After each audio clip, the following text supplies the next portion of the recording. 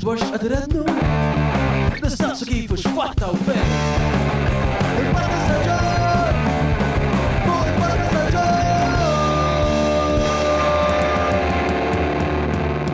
Mela, tlaqna.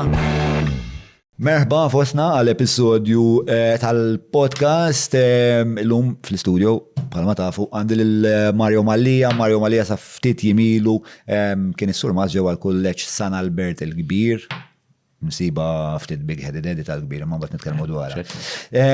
Samat ketchup mod pjuttost kontroversjali. Bnidem li ħafna mill-kollegi tiegħu li tkellimt ma' numru minnhom ma tantx iħobbuk, Le, problemi kbar għandek. Le, iddeskrivewh bħala bnidem solidali, ġenerus, oġbitni, minnhom tkellimt ma' xagħtu għal insomma naf ma' minnu ma nsemmi. Għal ispiex tastra ħaġa l-vera kienet toġobni li kien li il-boss tiegħi kont immurandu fl-iktar momenti ta' djufija tiegħi. Għax ma konx nibża li b'xi mod se jikkastigani u b'xi mod se jipprova jieħu vantaġġ minna, anzi li ħajkun ta' struzzjoni. Imma insomma, mela, u deskrivew ukoll bħala progressiv, Mario ilu wkoll attiv fil-politika mit-tmenijiet meta kont parti mill-organizzazzjoni tan-numri li tħaddilna dwarha ma' Peppi u allura speċa tajjeb li nagħmlu refresher course fuqha. U llum inti membru u ġili kandidajt ruħew ukoll ma' l-ADPD. Mela, qabel ma nibdew nixtieq nirringrazzja daw kollha li appoġġjaw dan il-podcast permezz tal-patronaġġ tagħhom mingħajrhom xejn minn dan ma jkun possibbli naf li kull darba imma speċa din verità dejjema. Għal daqstant jekk tixtiequ tkunu parti minn dawn il-ġmiel ta' uċuħ li llum jikkostitwixxu l-udjenza tagħna, patreon.com/John Mallija għandna udjenza mdaqsa ħarir iktar mis-soltu, jkolli ngħid nasab qegħdin b'xi 20% aktar mis-soltu, patreon.com/John Mallija. Naf li għattilkom mhux se nerġa' ngħidha imma Julian tipponta pistola lej rasi, segwuna fuq il-Facebook, il-YouTube u fejn qegħdin iktar fuq l-Instagram. Ma nafx kemm taħdem di u hija xi ħaġa li ħandibattu iktar tard. Off camera, grazzi u koll Derek Meats, Stretta, grazzi il-Maple, nirringrazzja l-Garmin, il-Kutriko, il-PM Hobby, unfakkarkom għal skont ta' 5% fuq kull xorta ta' affarijiet minn injama l-barbecues għal terf sintetiku.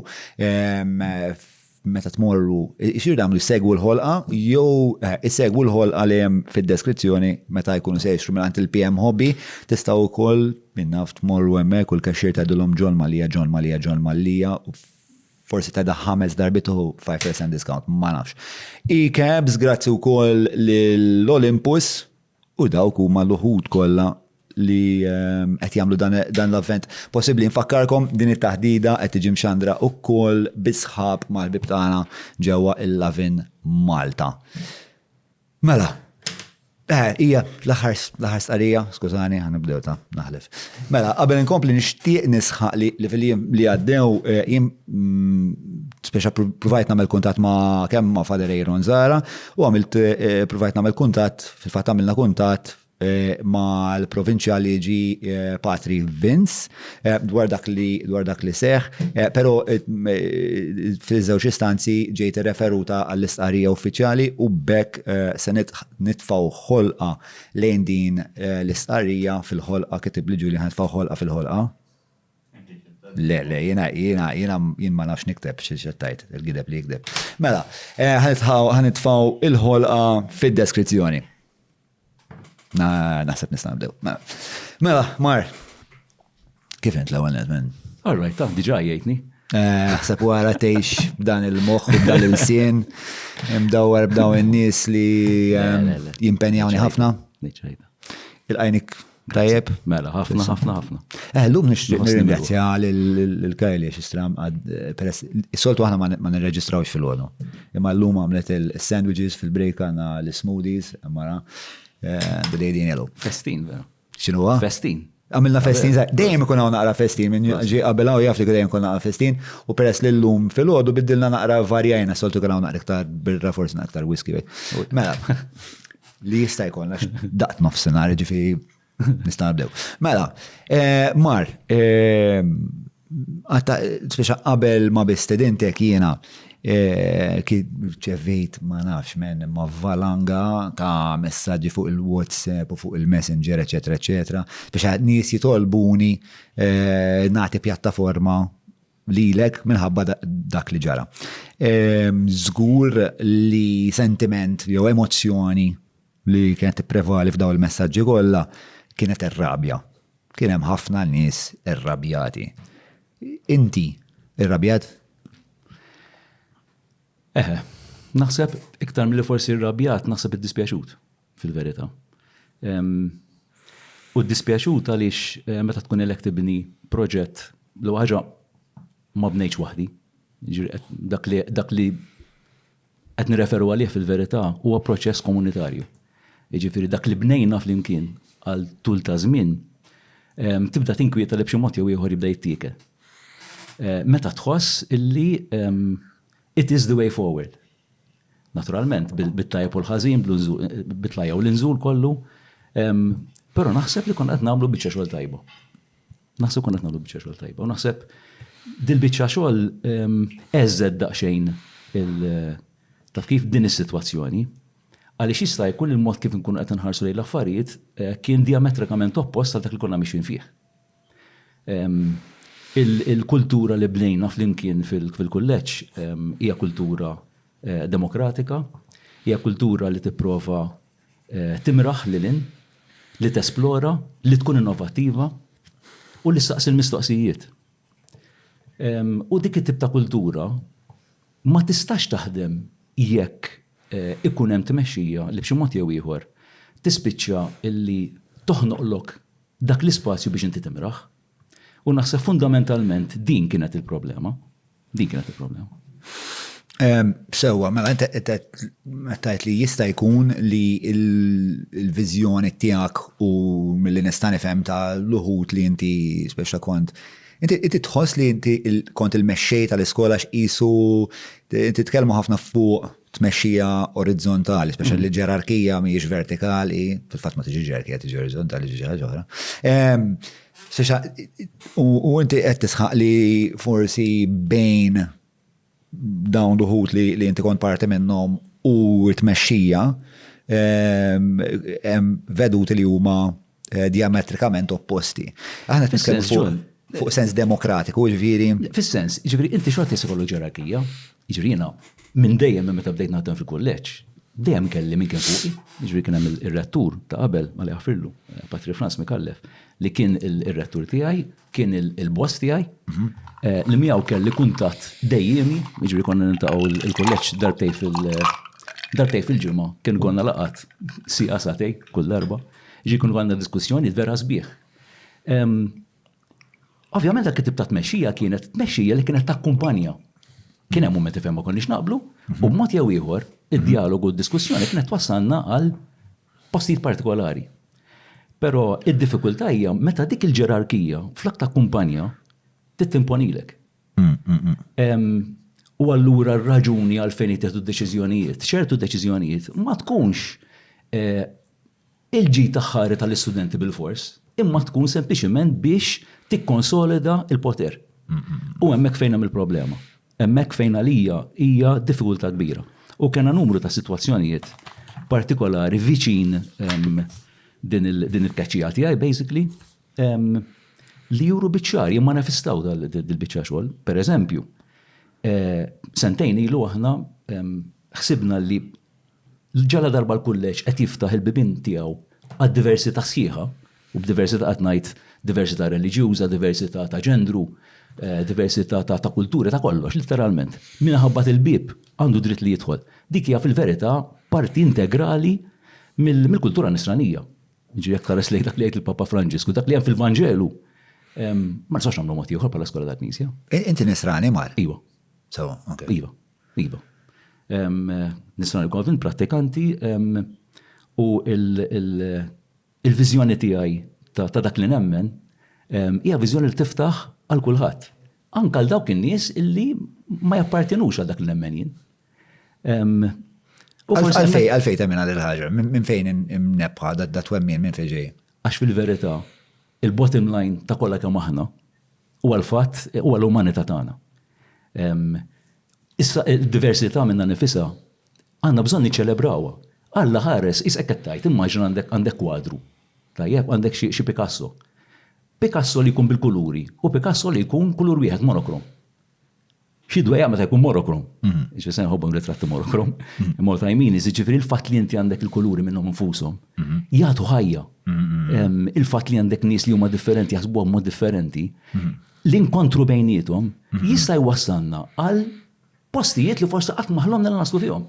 Jiġifieri d-diversità hija possibilità fil-verità. Naqblu 100% biex ta' naħseb li is-soċjetà tagħna hija anke meta ngħidu il-way of life Maltija. Way of life Maltija hija informata minn eluf ta' snin ta' nies deħlin u ħirġin. Anke lingwistikament. Jien naħseb li tbeża biex u forsi biex nibqa' fuq l-analoġija tiegħek tal-kuluri biex huwa minnu li hemm ċertu pitturi li meta żżid il-kuluri magħhom huma sbaħ. Però hemm ukoll istanzi fejn tiżid wisq kuluri jew il-kuluri ma jkunx hemm armonija bejniethom u f'daqqa waħda tilħoloq dissonanza u spiex dak li kellek pjanat inti tfotti. Biex naħseb dik hija l-biża' li. Vera Ġon, vera. Però nerġa' ngħid li dik meta nkunu f'diffikultà, meta jkun hemm kriżi, dik rridu nħarsu liha bħala opportunità. Jiġifieri ma jfissirx li.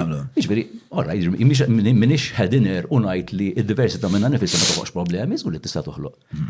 Iktar milli toħloq problemi, toħloq challenges. Għax meta jkollok challenge, iktar milli problema issa talaq il-bibien x'taqbad tajt. Hija daqsxejn klaustrofobika. Meta nitkellmu fuq challenge, tfisser li rridu nsibu messa ħabtu daqsxejn rasna flimkien u naraw kif nistgħu naħdmu flimkien u ngħixu flimkien. Dak huwa l-futur ta' dal-pajjiż, ġifieri at the end of the day, anka mill-lat demokratiku, mill-lat ta' ġustizzja soċjali. Irridu nħarsu li dik id-dimensjoni u nħoss li bħala edukazzjoni u bħala kulleġġ din hija integrali fil-missjoni tagħna. Jiġri missjoni li hija nisranija u missjoni li hija demokratika u missjoni li hija favur il-ġustizzja soċjali. Partikolarment li tħares lejn persuni li fis-soċjetà tagħna huma f'minoranza, huma f'diżvantaġġ. Li ħafna drabi daw jispiċċaw jindifnu taħt min jaħseb illi d-dinja hija kollha tiegħu jew tagħha. U inti ovvjament oppost għal dal-konsolidazzjoni tal-poter fej wieħed biex ta' jeskludi l-ħadd ieħor hija evidenti. Taħseb li hija fil-fatt dik ir-raġuni li meta ġara dak li seħħ il-ġimgħa l-oħra kien hemm daqstant nies li ħarġu jiddefenduk. Neġa' ngħid, jiġifieri il-komunità għax inti ddefendejthom tul iż-żminijiet. Għexna esperjenza, John. U dik l-esperjenza kienet esperjenza pożittiva. And I'm very grateful for that. Taf kif? U daw kien nies ħassew li tant kienet esperjenza pożittiva għalihom. Bitta bħal ħażin u d-diffikultajt li jkollna nerġa' ngħid. Illi missithom. Bħalma misset lili. Ġifieri jien għamilt 16 sena kap ta' skola s'issa, tajjeb fil-kulleġġ.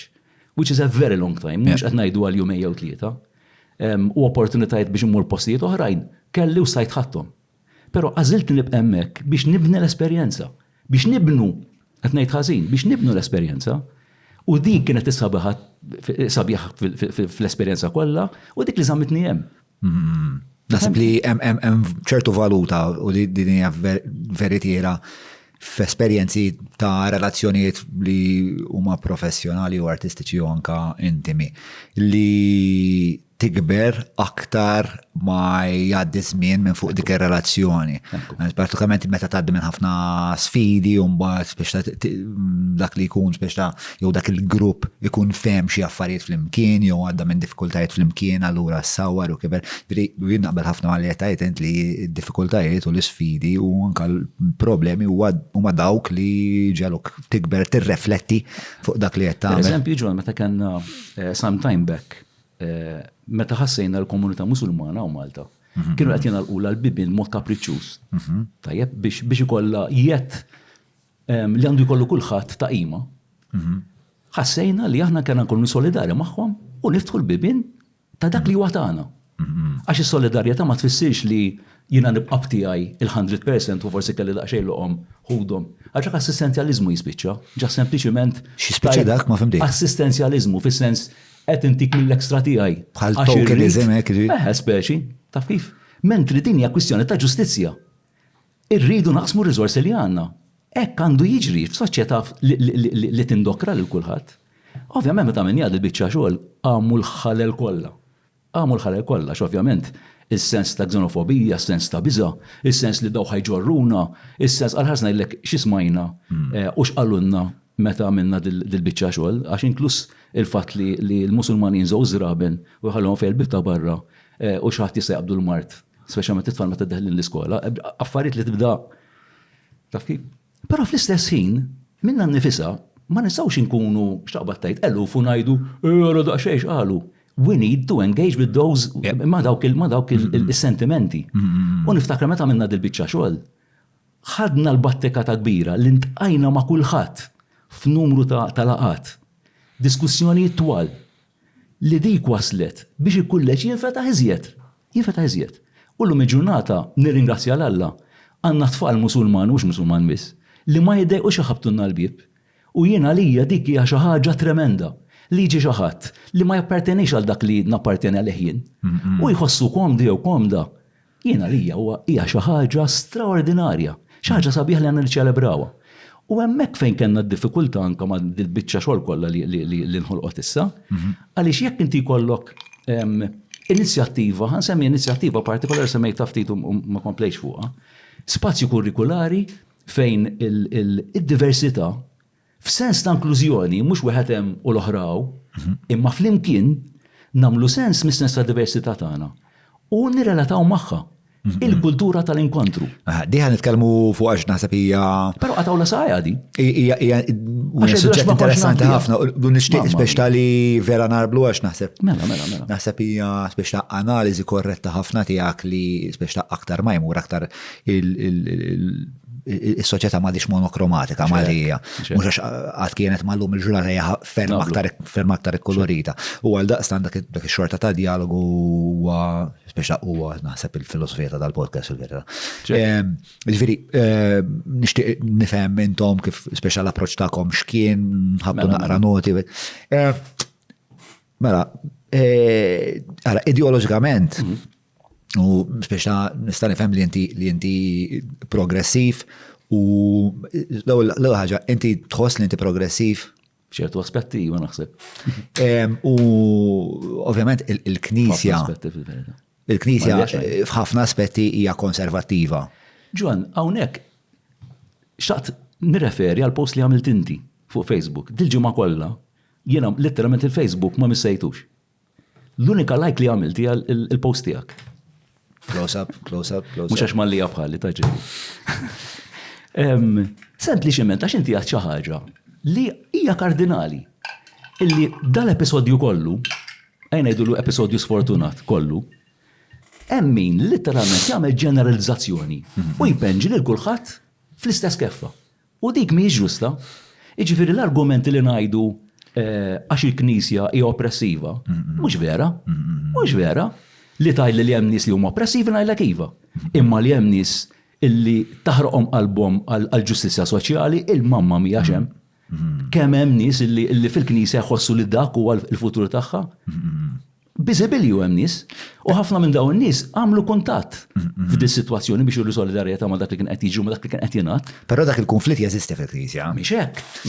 U inti qed fuq in-naħa ta' u jiena nħoss, jiena it-twemmin tiegħi huwa li l-aqwa organizzazzjonijiet għandhom sieq minnhom fil-konservattiviżmu fejn qed jippruvaw jippreservaw dak li tallimna tul iż-żminijiet, anke fuq organizzazzjoni żgħira bħal Medi u l-istess bħal-Knisja. U mbagħad bżonn se oħra li qed toħroġ hemm barra qed tixtar il-possibilitajiet x'inhuma qed twessa dejjem iktar ix-xefa. U allura ħoss li minkejja li dik hija xi ħaġa tista' tkun pjuttost eżawrenti għax inti qed toħloq konflitt u ġbid. Inti kif kont tgħix di? Ħanieqaf hemmhekk u mbagħad għandi xi mistoqsijiet oħrajn f'dan ir-rigward. Ġifieri nerġa' ngħid dak li għad qabel, jiġifieri it-tensjoni u l-kriżi minna nifisha tista' tkun opportunità.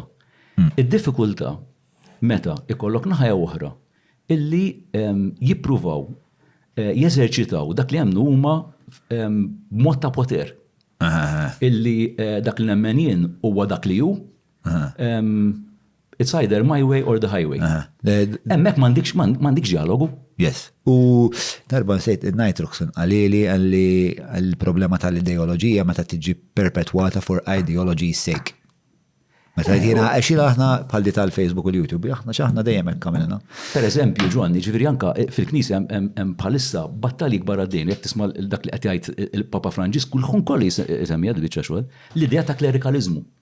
Li jiena x'jiena reliġjuż, għax l-irġiel għandhom il-poter mhux in-nisa fil-Knisja, u dik hija kritika l nagħmel il-Knisja li ħaddan anke jien. In-nisa qatt m'għandhomx il-vuċi li jxirqilhom fil-Knisja. Baqqas nibdew għadna, Papa Franġisku għamel passi kbar d-direzzjoni u qed isib ħafna gambetti biex jagħmel għal-biċċa xogħol. Taf kif? Nsejx ma tħanajt. Le, u nista' nifhem li forsi, ġifieri il-Knisja meta nisma' xi ħadd bħalek jitkellem hekk. U kelli pereżempju Father Martin Ċili hawnhekk kelli Mark Lawrence Ammit li huwa Nisrani Kattoliku.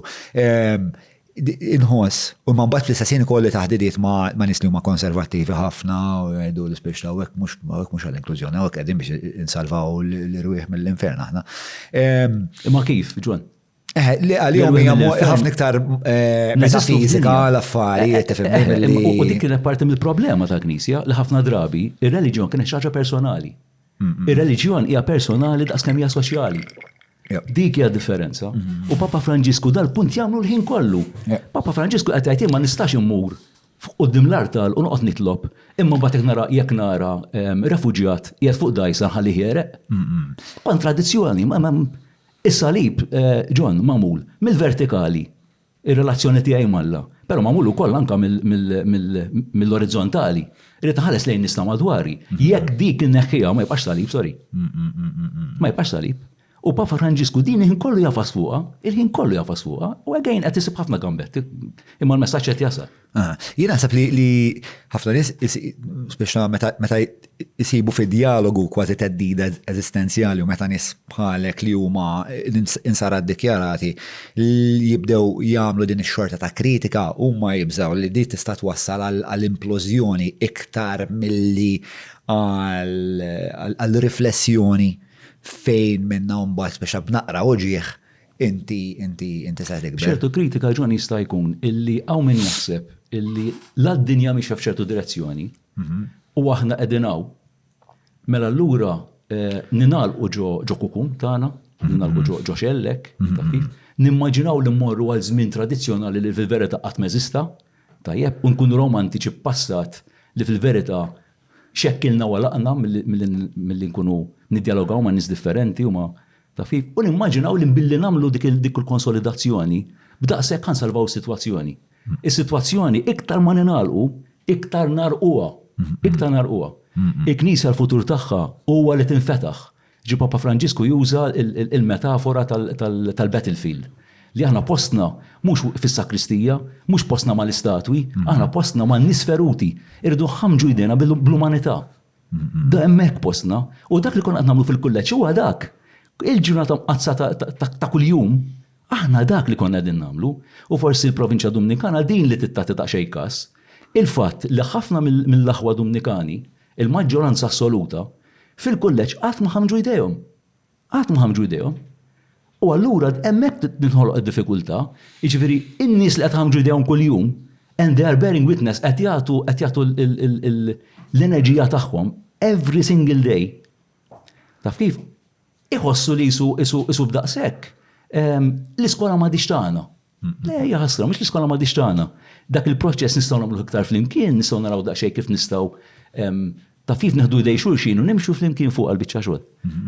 Fundamentalment dik hija problema u din naħseb il-Provinċja Dominikana tidħol daqsxejn iktar fiha. Tista' tkun opportunità li tagħmel dan it-tip ta' dialogu, dan it-tip ta' discerniment. Ġieli it-tama tiegħek xorta hija li minn dan id-disgwid jinbet u warrat żmien aħjar.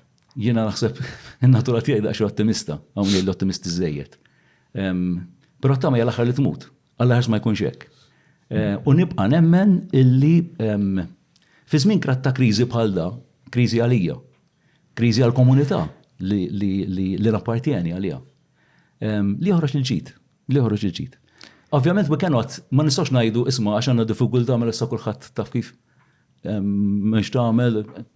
Jekk naqgħu f'dik it-tip ta' sitwazzjoni, naħseb nkun qed nagħmlu dis-servizz għal dak kollu li għamilna u nkunu qed nagħtu eżempju mill-iktar ikraħ li tfal tagħna li rdu ntuhom xhieda ta' dak li nagħmlu, illi they stand up for what they believe in, illi jkunu nies li huma attivi fis-soċjetà, nies li kapaċi jgħidu le, nies li kapaċi jirreżistu, nies li kapaċi jitrasformaw. Għax inkellek ma nittrasformawx nibqa' kollox kif inhu. U l-affarijiet li għaddejjem madwarna l-hate speech li nisimgħu, ir-razziżmu li wassal anke l-qtil ta' persuna, il-mod kif naħarsu lejn nies li huma żvantaġġati, dak it-tip ta' diskors jibqa'. Aħna rridu nrawmu soċjetà, rridu nrawmu tfal u dak huwa l-iskop tal-edukazzjoni illi kapaċi trasformaw. Neħħi trasformazzjoni mill-edukazzjoni u might as well immorru biħu l-ġelati. Bir-rispett kollu. Mela, Bir-rispett tal-minn biħu l-ġelati, by the way. Ija, qabbatni għabti tal-manjum. Huwa evidenti ħafna li raġuni għalfejn inti sirt edukatur u x'temmen fit-trasformazzjoni. Inti taf għalfejn il-Knisja teleġġi li kollha l-iskejjel tagħha, x'inhi r-raġuni primarja li l-Knisja tagħżel li toħloq l-iskejjel li tmantnihom? Mhix probabbilment. Hemm x'imkien xi Illum il-ġurnata, naħseb il-Knisja stess tirrikonoxxi l-ikbar parroċċa li għandha hija l-iskejjel. Għaliex permezz tal-iskejjel tista' twassal il-messaġġ evanġeliku, il-messaġġ ta' Kristu li tfal u familji tagħhom u dik hija opportunità unika. Hija opportunità unika. U rridu ninterpretaw b'mod differenti. Jiġri fil-passat. Bless you. Kafe jogħġbok. Le, l-maċarraqni għamlu aktar ilma. Naħseb sandwich għandi bżonn.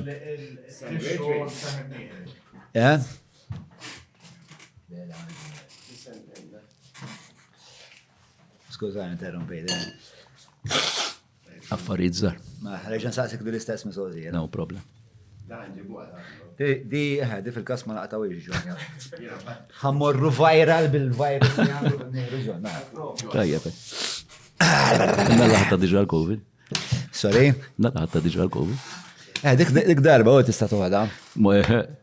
Le, aktar minn darba? Ma naħsibx. Le? Biex la, records.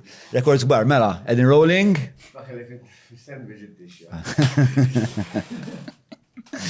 Għara toħreġ li bissik. Mela, tlaqna? Mela, huwa evidenti għalfejn inti ġejt li tkun edukatur temmen fit-trasformazzjoni, però jeżisti xi xorta ta' mission statement għalfejn il-Knisja qiegħda fl-edukazzjoni għalfejn tinvesti fl-iskejjel, għalfejn tmantnihom. Tixi twassal il-messaġġ ta' Kristu li tfal żgħażagħ u eventwalment il-familji. Illum naħseb il-Knisja stess tirrikonoxxi li l-aqwa parroċċa li għandha biex twassal dan il-messaġġ huma l-iskejjel. Issa ovvjament ikun importanti li dejjem nevolvu l-ħsieb fuq l-iskejjel ta' Knisja u ningrazzja għal dak l-evoluzzjoni saret. Ġu fil-passat l-iskejjel ta' Knisja kienu meqjusa bħala is-sens elitista. Jiġifieri li kważi dak kien qed isaħħab ħafna u jitfi mill-raġuni essenzjali għalfejn jeżistu l-iskejjel ta' Knisja. U dik ġiet intużata ħafna bil-mod bl-efforts ta' numru ta' nies. Dal-element klassista u elitista naqas ħafna u ħafna. Biss illum it-tfal biex jitlu fl-iskejjel ta' Knisja jitlu anke permezz ta' belit. Aħna stess bħala skola ta' Knisja imbuttajna biex ikun hemm għażla preferenzjali biex fl-iskejjel tal-Knisja jitlu persuni refuġjati jew kellha migrati u m'għandhomx għalfejn jitlu għal belit. Ġifieri jkun hemm postijiet partikolari li huma riservati speċifikament għal immigranti. Tgħidli għalfejn. Għax l-immigranti minnhom infushom għalkemm għandhom dritt li jitlu bil-belit, però fl-istess ħin għandhom id-diffikultà li m'għandhomx l-istess aċċess bħal m'għandhom il-Maltin, għax il-Maltin jafhom fejn għandhom jgħaddu, x'għandhom jagħmlu, imma l-immigranti għandhom insularità triplek mhux 4 darbiet iżjed, jekk mhux iktar. Allura ovvjament irid ikollok il-possibilità li iktar u iktar toffrilhom l-ispazju. huma x'inhuma il-backgrounds tagħhom ma tagħmilniex differenza. B'xorti tajba, kont ngħid b'xorta ħażina, ma ngħid b'xorti tajba. This was taken up by half of the schools tal-iskejjel ta' Knisja. Jiena nħeġġeġ in-nofs l-ieħor tal-iskejjel ta' Knisja biex hekk iridu jimxu mal-Vanġelu din joħduha. Din joħduha. Għax il-messaġġ ta' Kristu ifisser ukoll illi jinfetaħ għal min huwa l-iktar dgħajjef. Jekk nitilfu dik il-għażla preferenzjali favur il-fqar, inkunu tlifna ħafna mill-messaġġ. X'inhi r-raġuni li din l-inizjattiva qiegħda hemm għall-immigranti biss, fis-sens li f'Malta u ħafna iktar nies li huma żvantaġġati u fqar u forsi minna huma tfal ta' nies li għandhom problemi ta' droga. To be fair, anka il-belet minna nifisa tagħmel ukoll enfasi fuq tfal partikolari li huma fi żvantaġġ. Speċi każijiet umanitarji, każijiet ta' tfal li għandhom disabilitajiet pereżempju, jew abilitajiet differenti nippreferi ngħidha hekk. Taf kif u din bniet tul iż-żmien. U l-punt tiegħi huwa illi mixin. Blefers ta' ħafna nies dawn l-affarijiet mixin. Għalhekk niddejjaq meta b'riżultat ta' dak li qed jiġri bħalissa fil-każ ma ngħidx tiegħi tagħna. Taf kif dak li kun jgħid ora l-Knisja, it's not true. Għax hemm ħafna affarijiet li mixin f'direzzjoni tajba ħafna. Le, inti parti bil-Knisja. Inti parti bil-Knisja, ġifieri inti parti bil-Knisja dawn nies li appoġġawk huma parti mill-Knisja. U l-Knisja mhijiex monolitika. Eżattu. Ġifieri. Għax ikun qed nagħmlu inġustizzja ma' min qed jiġieled fwidu u fwieda taf kif biex immexxu u nerġa' nagħmel enfasi ġimgħa fuq il-biċċa xogħol anka tan-nisa. Permetti l-kemm nagħmel xejn dal-punt. Niftakar naħseb jiżlu xi 5 snin meta l-Dominikan fil-fatt għal 800 sena mit-twelid ta' San Dominku. Kont attendejt għal kongress mondjali tal-Dominikan li kien sar fi Spanja li kien tkellem speċifikament fuq il-ġustizzja soċjali. Li hemmhekk mhux qampina daqli, il-qamp l-kbira ta' San Ġwan daq. U kont impressjonat bin-numru ta' nisa. Nisa radikali imma li mhux għonhom ħarġu, ħajjithom on the line, litteralment. Li dawn in-nisa nisbieħ, imma li jħossu illi l-vuċi tagħhom għadha dajfa. U tant kienet ċara l-biċċa xogħol li huma nies brillanti, nies li niftakar soru ta' 80 sena, il-Kolumbjak minn Sejr Żball, di l-ewwel ħaġa li għamlet, l-unika ħaġa li ġabet magħha setta ritratti ta' nies li nqatlu mid-drug cartels u poġġiethom fuq x'ismu. L-unika ħaġa li ġabet magħha. U din mara bdet sentence fuq rasa u ma tagħtix każ u tibqa' għaddejja. Taf kif jiena li dak huma ta' aspirazzjoni. U n-nisa fil-Knisja għad għandhom bżonn ħafna iktar spazju mixjien bil-mod. Imma dal-punt nixtieq nenfasizzah. U kienet ir-raġuni wkoll tajli torbot. Għana St. Albert kien a boys school. Però xtaqna li s-sitwazzjoni tagħna tkun co-ed. Issa co-ed mhux sempliċement biex għamilna borma minestra tfajna il-ħaxix. Ġol borma ħallejni jom u ngħidu għax issanna l-inklużjoni. That is not it. Inti tipprovdi l-ispazju. Tipprovdi il-possibilità illi taħseb fuq dak li hemm barra, l-istereotipi u l-preġudizzi li hemm barra u taħdem fuqhom, mhux iġibhom ġol iskola. B'tali mod illi sens ta' rispett lejn in-nisa fid-diversità kollha tagħhom inżiduha. Biex ma nibqgħux f'mentalità maskilista ta' kif li jisu il-boys jagħmlu ħaġa, il-girls jagħmlu ħaġa oħra, m'hemmx il-possibilità ta' nkontru. Din hija parti mill-kultura ta' nkontru li konna qed nippruvaw noħolqu. Kont se ngħid fil-fatt mingħajr inkontru m'għandekx ċans ta' dialogu, u mingħajr ċans ta' dialogu m'għandekx ċans ta' żvilupp. Qed ħafna affarijiet importanti u forsi ħammur naqra lura biex kemm jista' jkun ma nitilfu xejn mill-konverzazzjoni. Inti qed li il-membri tal-Ordni Dominikana ma tantx kienu ħafna qalbiċċa kbira tagħhom ma tantx kienu jħammġu idejhom. Le, fil-kulleġġ. Għax ovvijament jagħmlu affarijiet oħra. Orret, mela, dik rid niċċara għan. U tu, xtaraħ l-irwol tal-Ordni fil-kulleġġ u ħanemes magħha xtaraħ l-irwol tar-rettur fil-kulleġġ?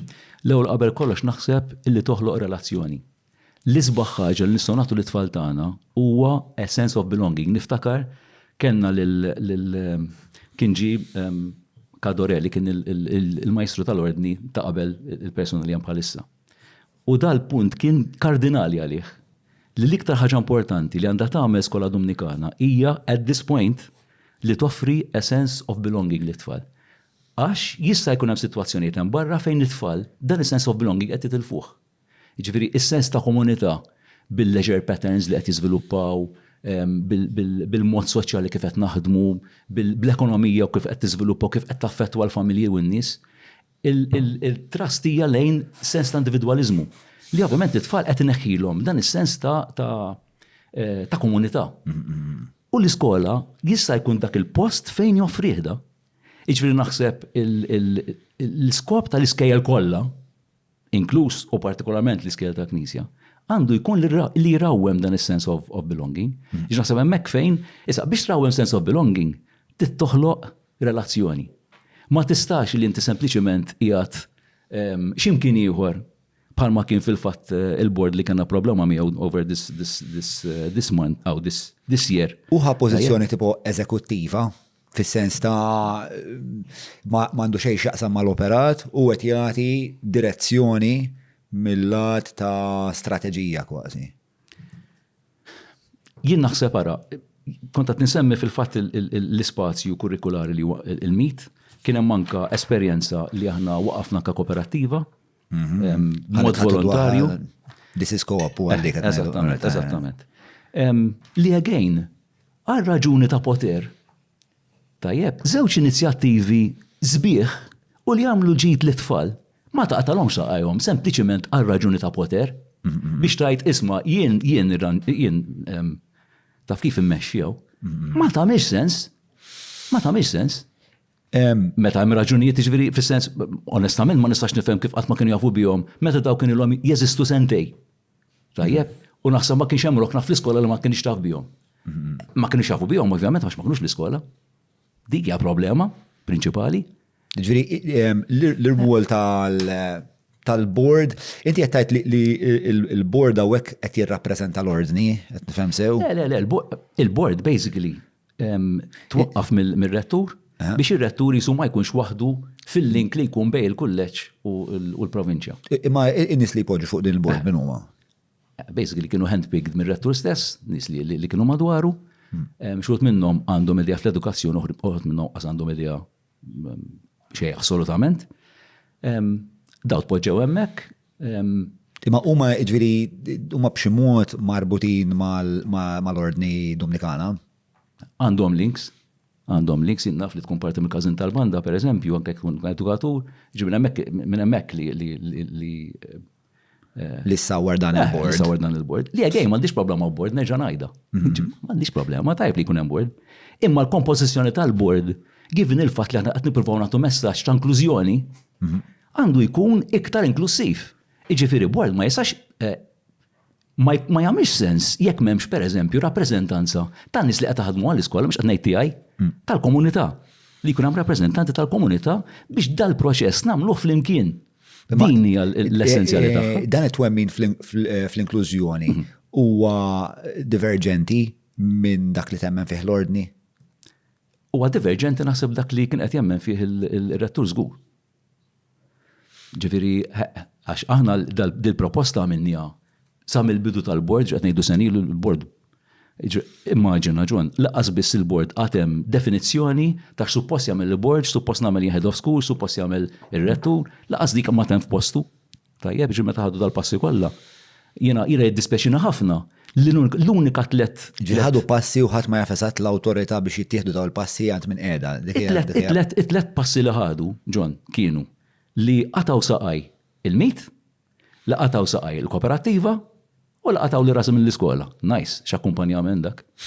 Meta l-iskop li kollok dit l-istruttura huwa li toffri direzzjoni flimkien, tajjeb, u akkumpanjament. Ma tantx offri akkumpanjament jekk inti dejjem Però intom ġieli tlabtu minnaħa naf li intom għandkom is-senior leadership team. Sewa. Ekku. Minna ta' Senior Leadership Team, l-SLT ta' referu għalihom. Ekku. Kien hemm talba biex ikun hemm nies parteċipi fil-board mill-SLT.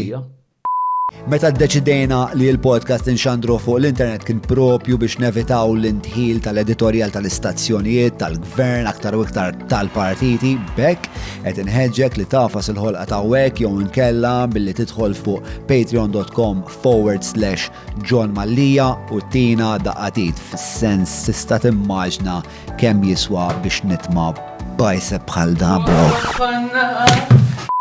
Idħol ġewwa patreon.com/John Mallija u tina daqqatit. I can stay here forever. I'm really good at this one.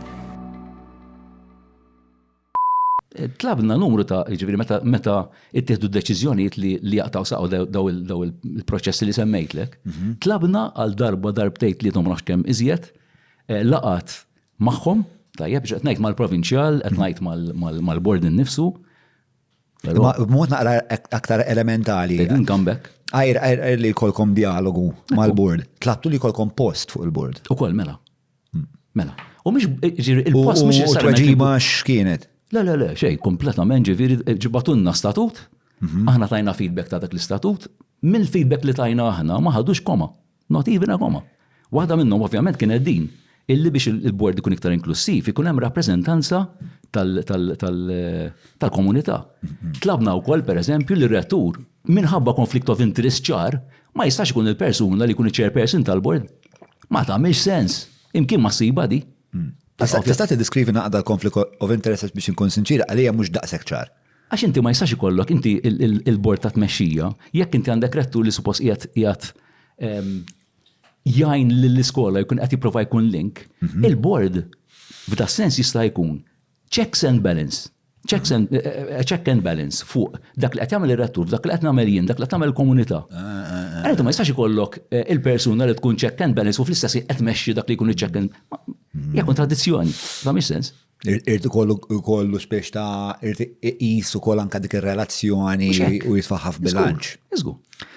Però ovvjament il-diffikultà ġon li għax għamilna dal-punti tajjeb b'mod ċar u mod skiet dik kien subordinazzjoni. Mela, biex speċa namlu sommarju ta' dil-parti, l-rwol tal-ordni fil-kuntest tal-iskola, inti xtaraħ li huwa, meta tajt iħamġu lejhom, jiġifieri huma jkunu b'xi mod preżenti b'mod frekwenti ġewwa l-iskola li jiltaqgħu mal-istudenti b'mod formali jew informali, kif tara b'mod prattiku? Ġon ikun skens akkumpanjament, jiena nifhem li kull Dumnikan għandu 1000 ħaġa xi jagħmel. Nifhimha. U allura jiġifieri irid ikun hemm ċertu sens anke ta' trust. Palma kellna qabel għax kellna di sitwazzjoni li aħna għax lajċi ma jfissirx wera children of lesser God ġieħ id-dinja. Nies li kapaċi li jekk aħna għandna twemmin tagħna maħniex inqas minn ħadd ieħor li huwa reliġjuż. Tajjeb. Jiġifieri jekk qed nippruvaw naħdmu lejn xi ħaġa komuni flimkien, tinni daqsxejn il-ħabel tinni l-ispazju jaħassak fuq. Għax meta kien hemm dak il-ħabel u dak l-ispazju imraħna, ftaħna, ħlomna. Jekk neħħi l-element ta' ħolm jaqa' kollox. U sabiħa hija di l-kontradizzjoni illi id-Dumnikani huma magħrufa għas-sens ta' demokrazija tagħhom. Fil-mod kif huma maġunin niġvenka bħala kostituzzjoni tagħhom. Id-demokrazija as against anka ordnijiet oħrajn. Għandhom ċertu sens qawwi ta' demokrazija.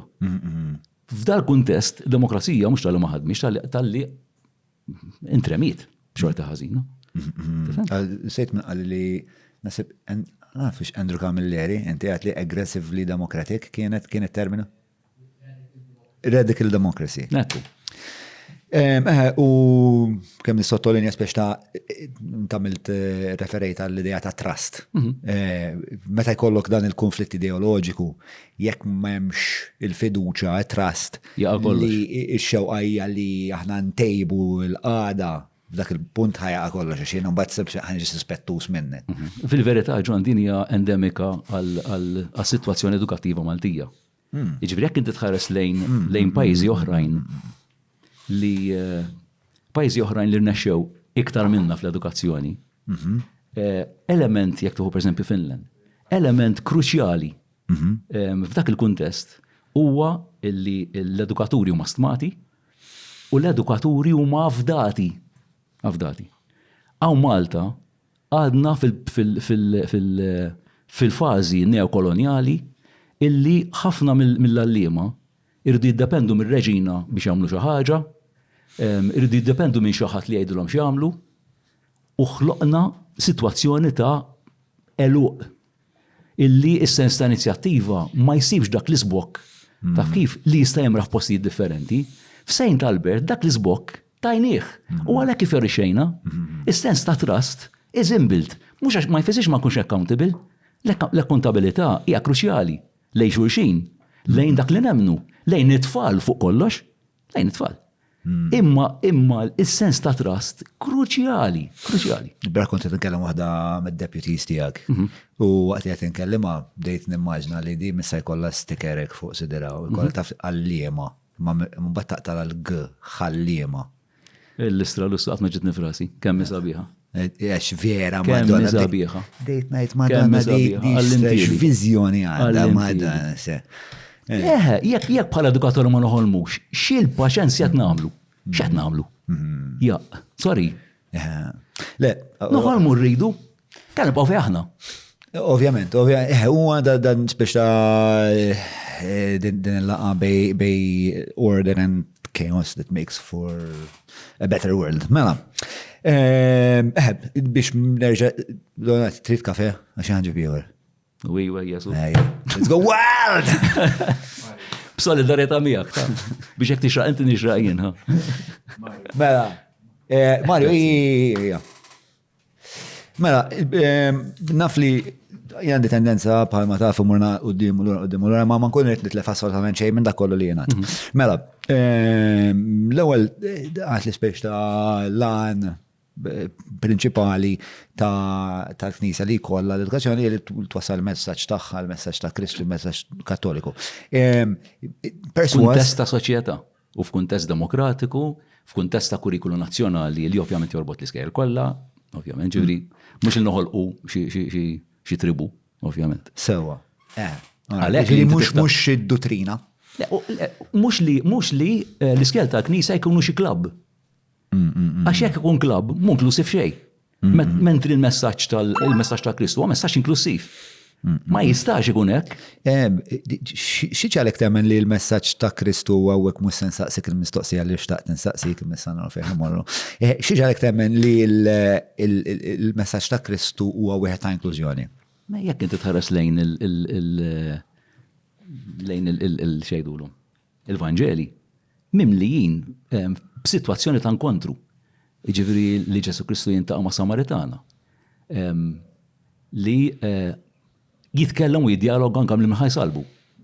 At the end of the day. Taf kif? Mimlijin b'dat tip ta' konverzazzjonijiet. Mimli. Taf kif? Ġifieri jekk jien ngħid illi joġobni l-messaġġ ta' Kristu ma nistax nagħmel mod ieħor. Ma nistax nagħmel mod ieħor, irid ninfetaħ għal kulħadd. Kelli naqra ta' il-Papa jitkellem fuq fratelli tutti, vera sabiħa, ġifieri għandha titlu partikolari xejdula, insomma, ma il-pubblikazzjoni minna nifisha. Sewa. Fratelli tutti x'inhi ġifieri hija stqarrija famuża tal-Papa. Eżatt, ngħidula treatise pjuttost twila. Sewa. Li l-iskop tagħha huwa jekk hemm xi ħaġa li tissemma ħafna hija din il-kultura tal-inkontru. Inkontru ma' kulħadd. Il-Papa tkellem ma' persuna li huwa atew. Il-Papa tkellem ma' nies li huma gays, li huma whatever they may be. U għal mod ċar, m'hemmx x'nixna niġġudika minnhom dan, jien ħa niġġudika. ċert, di interessanti. ċert li speċa fi żmien li inti għamilt sur mast, naħseb ġejt f'dilemi. Fis-sens li, per eżempju, taħt Ratzinger, il-Knisja kienet ħafna iktar konservattiva milli llum il-ġurnata u bib miftuħ emma ġej il-kafe niskużaw wara. Mela. First things first, I think. Yes. Mela. Grazzi immens. Thank you, Kylie. Mela. Sewa, fi żmien Ratzinger il-Knisja kienet ħafna iktar konservattiva milli llum. X'kont tagħmel b'dawk id-dilemi, pereżempju innaf fuq l-omosessualità. Perswas li inti naħseb ma temminx li l-omosessualità hija dnub. Żgur li le. Imma meta it-twemmin tiegħek u twemmin tal-Knisja kienu konfliġġenti, inti bħala surmas fi-skola tal-Knisja li xogħla huwa twassal il-messaġġ tal-Knisja. Speċa kif kont innegozja speċa din Nitkellem. Ġi kull opportunità li kelli biex nwassal dal-messaġġ jekk qed nitkellmu fuq LGBTIQ u l-Knisja mxiet ħafna fuq LGBTIQ, ġifieri hemm ħafna sens ta' aċċettazzjoni, ġifieri jiena very proud bil-fatt li hemm numru sostanzjali mill-istaff li jidentifikaw ruħhom b'dak il-mod u għandna numru ta' tfal li jidentifikaw ruħhom b'dak il-mod ukoll u I am very proud bil-fatt il-numru ta' tfal li kienu qed iħossu l-hom fushom f'dik it-tip ta' identità ħassew li they could engage ma' nies illi tawhom il-possibilità illi they come out. And they are proud of themselves. They are proud of themselves. Iktar milli sempliċement they are closeted, iħossuhom li huma inferiori għal kulħadd, li qed jagħmlu xi tnub mejja ta' huma omosessuali, ta' kif. Jien gburi, u ngħidha biċċi minn quddiem, illi l-komunità tagħna tat l-ispazju li daw it-tfal jimirħu, jikbru, isiru nies kuntenti bihom infushom. U dak li qed nippruvaw nagħmlu f'kull kuntest biex naqgħod ma kemm l-edukazzjoni tidħol ukoll anke f'dal aspett. Aħna pereżempju m'għandniex għasna x'qabad ngħid jekk hux għandniex jew kenniex. Għandniex. Ma' pal-pożizzjoni tiegħi fejn qiegħda. Min aħna ngħid m'għandniex. Pereżempju l-idea ta' prize days aħna li tlaqnija. For the very simple reason li aħna ma nixtiequx li tfal intelquhom jison żumel ta' tiġrija. Għax dak il-sentiment jorbot ma' kuntest ekonomiku fejn il-konsum dejjem jimbotta lilna u l-tfal biex nkunu xi ħaġa li maħniex. Jiġifieri mela l-ekonomija dejjem tpenġinna mudell assolut. Mela il-figura tiegħek kif tkun, mela jiena kemm irid ikolli flus, mela jiena kemm x'dak li ngħid, dak li huwa trendy, dak li taf kif, mela dawn huma mudelli li mhumiex mill-persuna, imma huma minn organizzazzjonijiet. Who stand to gain? Jagħmlu flus minnhom daw. Il-problema illi meta jkollok tfal illi jippruvaw imorru kontra n-natura tagħhom biex ikunu parti minn dak li qed jipprovdilhom ħaddieħor, qed nispiċċjaw li nagħmlu ikonna ġenerazzjoni ta' nies mhux kuntenti bihom infushom. U allura anke b'xi ħaġa bħal Mija Prize Day, dik aħna eliminajnija u minflok niċċelebraw il-pożittiv ta' kull tifel u tifla kif inhu. Mela, biex tagħtu dak il-messaġġ. Hawnhekk naspaw naqra divergenzi bej il-twemmin tiegħi u twemmin tiegħek fis-sens li jiena l-kompetittività naf li jista' jkollha dimensjonijiet li jkunu problematiċi, però mbagħad insiba li f'ċertu stanzi hija utli għax dejjem speċta li pereżempju jiena nipprova ntejjeb li nnifsi fil-mediċina biex forsi xi darba nerbaħ premju Nobel. John, underline, intejjeb li nnifsi. Mela li jinkompeti minn innifsi miegħi nnifsi biex insir aħjar milli jien. Imma mhux viżavi ħadd ieħor, imma jekk jiena qiegħed f'dak li qed nagħmel bħalissa, jiena ħantejb lil innifsi biex nitla' tal-ġoħra f'dak li tajjeb li nagħmel. U f'dak li m'iniex daqshekk tajjeb li nagħmel, ħanara kif ħanagħmel biex intejjeb dak ukoll. Imma mhux għax ħadd ieħor qed jikkompeti miegħi, għax jien rid nikkompeti miegħi nnifsi. Dik hija differenza. U dik hija xi ħaġa li speċjalment meta nistaqsuni nagħti parir biex ta' dejjem ikun trasta lilek innifsek ma' minn inti kont il-bieraħ għax minn ħadd ieħor huwa biex ta' somma ta' eżistenza l-aħħar differenti minnek, forsi kien żvantaġġat iktar minn jew vantaġġat, eċetera, eċetera. Minkejja dan jiena di natura bdejna kompetittiv. Ġifieri tipo għall-basketball kont immut, ġifieri. Ejwa, ġifieri l-element nafx għattajt, ġifieri l-element kompetittiv minnu nifsu jtik dik l-adrenalina, l-xprun, imma jekk isir violent and all. U jekk il-messaġġ edukattiv jagħti messaġġ għal favur dik it-tip ta' mentalità kważi b'mod esklusiv, hemmhekk ħankorru. Għalhekk imbagħad ħanna pereżempju li norganizzaw lilna nfusna f'kooperattiva, għaliex kooperattiva mhux ma vintanix kumpanija. Għax kooperattiva tfisser li each member has a vote. U mhux għax jien għandi 20 share għandi iktar voti minn persuna li għandu xer wieħed. Kulħadd għandu l-istess vot, sens demokratiku. U dak il-mod kif organizzajna l-nifisna fuq dik il-kooperativa jagħti messaġġ anke wkoll l-istudenti kif jisorganizzaw lil nfushom. Li nkunu flimkien, Ġwan, li naħdmu flimkien, li kunem is-sens ta' nkontru flimkien f'dak li qed nippruvaw nagħmlu, ħaj wasalna f'postijiet inkredibbli. As against li jiena nkun jien, li jiena rrid nirfes fuq ħadd ieħor biex insir aħjar jien, dik hija ħela ta' riżorsi. Dik hija ħela ta' riżorsi. Semmejtlek ħafna affarijiet, imma kollu jorbtu mal-istess filosofija. Li hija? Jiġifieri il-fatt li mela semmejtlek l-LGBTIQ. U allura l-bżonn il-tfal ikunu kuntenti bihom infushom. Semmejtlek il-biċċa xogħol tal-prize days li m'għandniex. Again biex insaħħu is-sens ta' fiduċja fihom infushom. Semmejtlek il-biċċa xogħol l-aħħar waħda tal-kooperattiva. Jiġifieri inti taħseb li m'għandux ikun hemm kif tajt isu inċentiv estrinsiku għat-titjib tiegħek innifsek? Fis-sens li society should not reward you for improving? Ara, mamma mi torbot li mal-faġa, u sewwa tagħmel. Sewwa ta' ġdija holistika. Ġi anke hemmhekk meta niġu pereżempju fuq behavior management. Taf kif li lejdu d-disciplina insomma. Jiġifieri jekk aħna dejjem norbtu l-idea ta' disciplina ma' xi ħaġa li hija estrinsika, mela pereżempju jekk inti tagħmel xi ħaġa tajba ħanżidlek il-points. Jekk inti ħadd tagħmel xi ħaġa ħażina, ħanikastigak. Għana deċidejna l-idea tal-kastik ma titħolx fid-dizzjonarju tagħna. Nitkellmu fuq konsegwenza.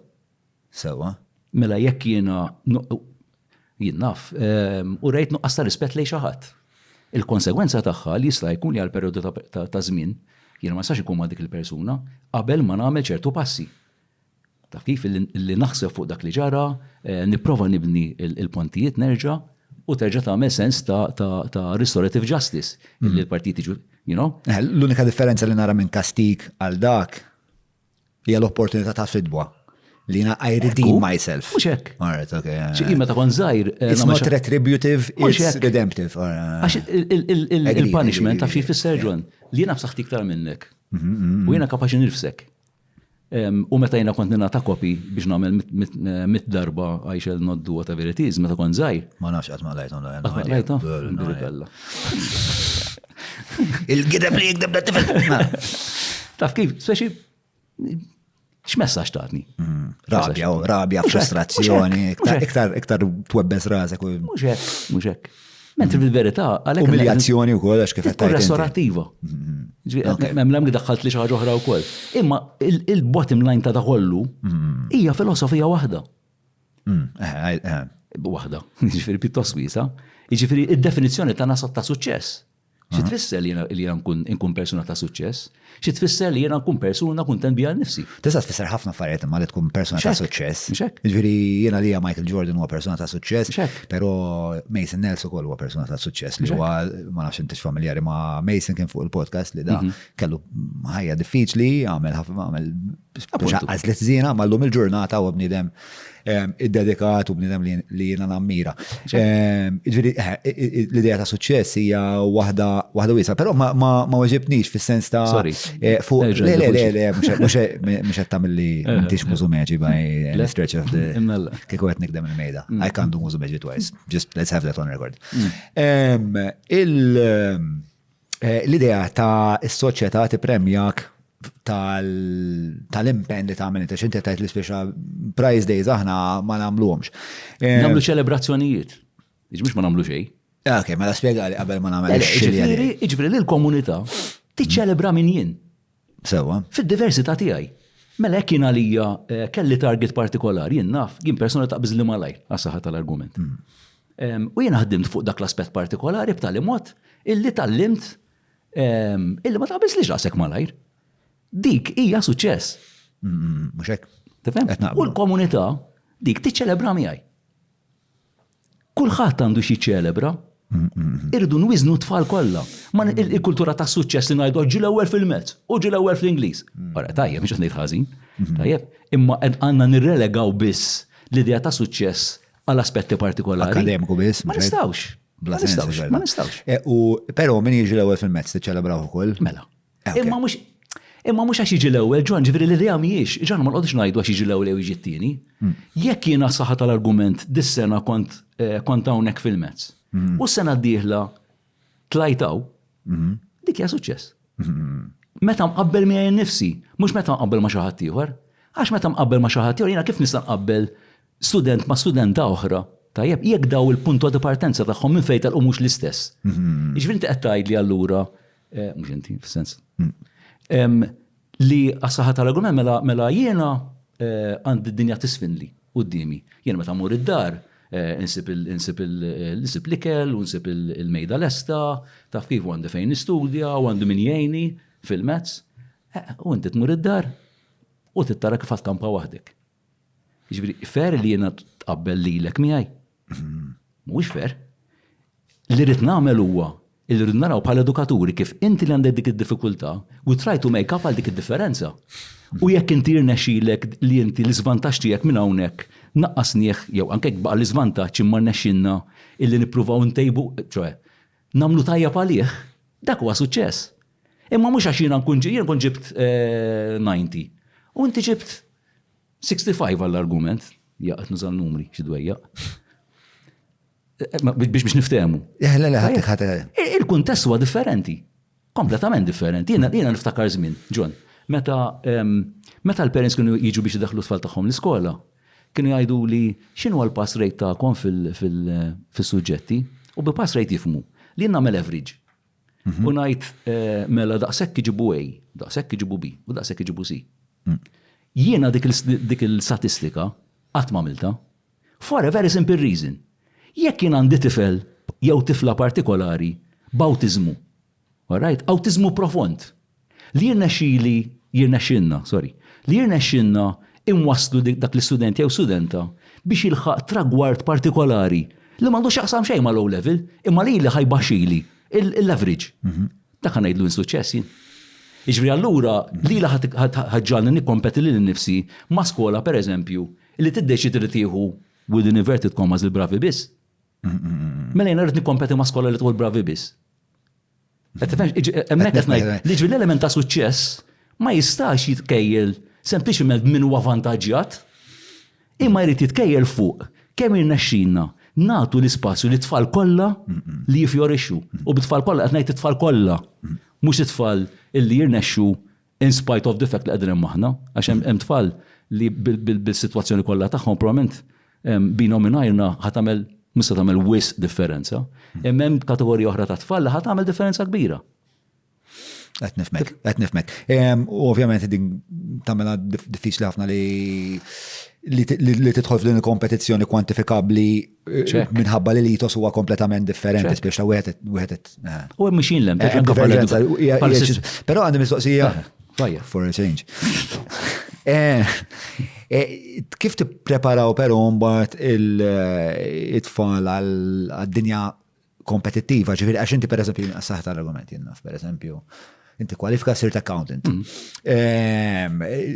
Jinnaf, ġobbijiet għall-accountants m'hemmx ammont infinit, inti qiegħed f'suq fejn ħadd ikkompeti u forsi hemm kumpaniji li jaffordjaw tukpaga u riżorsi aħjar minn oħrajn, u speċjalment tixtieq dak il-ġob, ġifieri inti fl-aħħar mill-aħħar xorta toħroġ hemm barra fid-dinja u ħadd ikkompeti, jiġifieri din il-klassifikazzjoni tal-ewwel it-tieni u t-tielet, id-dinja speċa tgħaddik minnha ħafna drabi tul ħajtek, isiru preparamenti minn tal-iskola għal din ir-realtà wkoll. Nerġa' norbot għal dak kont qed ngħid qabel, John. Li inti trawwem studenti, tfal, li kapaċi jkunu kuntenti bihom infushom, is a very, very important first step. Very important first step. U nies illi kapaċi jġeddu. Nis li kapaċi jġeddu. Mux li bqaw, mux qed ngħidu, taf kif jiena kont ambija nifsi, qiegħed u nibqgħu. Mhix dak li qed ngħidu. Ma hekk mhux sew.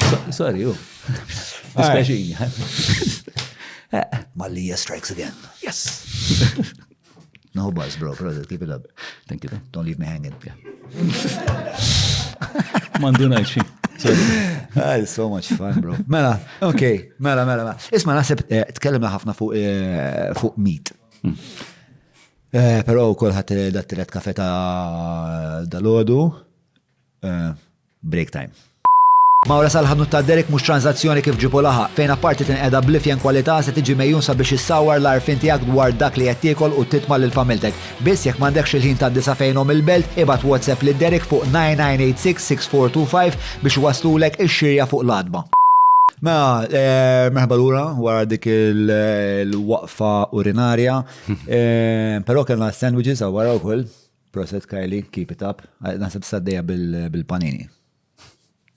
Progress kbir qed isir. Mela, grazzi lill-sponsors ta' dan il-podcast. Dan huma Derek Meats, Stretta, Maple S, sekonda, x'l-ewwel semmejt l-ġidejn. Il-Maple għandu ġilat tal-ħelwa tat-Tork. Awċ. Li jiena ma nafx għalfejn m'għandniex 4 containers u b'containers mhux containers fil-friża ta' hekk.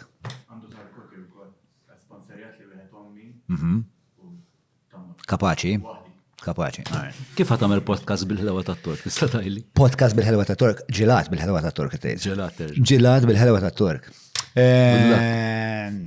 Kriminalment delizzjuż. Mela fejn konna Maple, grazzi l-Garmin, il-Kutriko, grazzi wkoll il-PM Hobby, tilsewx John Malija, 5% discount, e-cabs u Olympus. Mela, qabel ma waqafna biex xtaqt li naqbdu ftit fuq il-programm Meet. Ovvjament ħadidna dwaru, it's a program about encounter, intom fimtu li s-soċjetà in ġenerali u anka dik tal-iskola tagħkom aktar qed tiddiversifikaruha u kien hemm bżonn li speċta jsir dialogu, aktar dialogu. Hemm xi affarijiet iktar li tixtieq iżid dwar dan il-programm qabel ma naqbdu speċa nistudjaw ftit. L-iskop huwa l-inkontru. Ġifiri, il-diffikultà naħseb kellna fil-sistema edukattiva tagħna li basically qed għandek ir-religion offrut, huwa tajjeb mhix problema. Imma l-problema hija, pereżempju, jekk inti tuħu l-iskel tal-istat, għandek ir-religion u għandek l-ethics. Mela għandek tfal li jmorru lek religion u tfal li jmorru lek fl-ethics. Fl-iskel tal-Knisja għandek tfal li jmorru lek religion u tfal li jmorru lek God knows where. Jekk qed nitkellmu fuq inklużjoni, minna nnifisha l-inklużjoni tfisser li għandek bżonn li nies nitaqgħu ma' xulxin, li ħabtu rashom ma' xulxin. Jekk hemm bżonn ikollhom daqsxejn clashes ukoll ma' xulxin, ma jimpurtax. Dik hija l-inklużjoni at the end of the day, minn hemm tibda, jekk ma jkunx hemm l-inkontru, jekk mhux se nintaqgħu, kif ħanikunu xulxin. U l-idea tal-Meet kienet proprju dik. Illi noffru spazju kurikulari li kien homegrown, ġifieri xi ħaġa li ħlomna bija aħna, taf kif, ħadmet tajjeb ħafna. U l-idea hi illi ikun hemm dal-ispazju, partikolarment bdejna fil-year 7 u l-year 8, ġiet ngħidu l-form 1 u l-form 2 bdejna minn hemmhekk.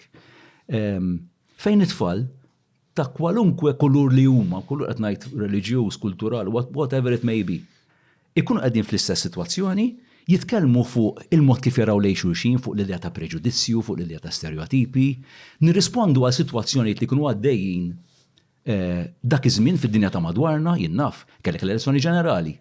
U l-mod kif ħarsu n-nies lejn xulxin għax in-nazzjonalist u l-laburist, u l-istereotipi kollha magħhom, għax irdu nidħlu fis-sistema edukattiva, irridu nitkellmu fuq il-politika, mhux naħarbu qed naħarbu x-xitan, għax il-politika mhijiex kera u mhijiex maħmuġa, hija nobbli.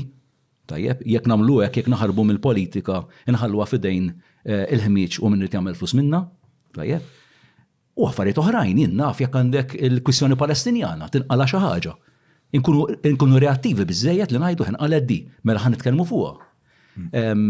Jien naf jinqalgħu sitwazzjonijiet kellek nitkellmu fuq il-femmiċidju.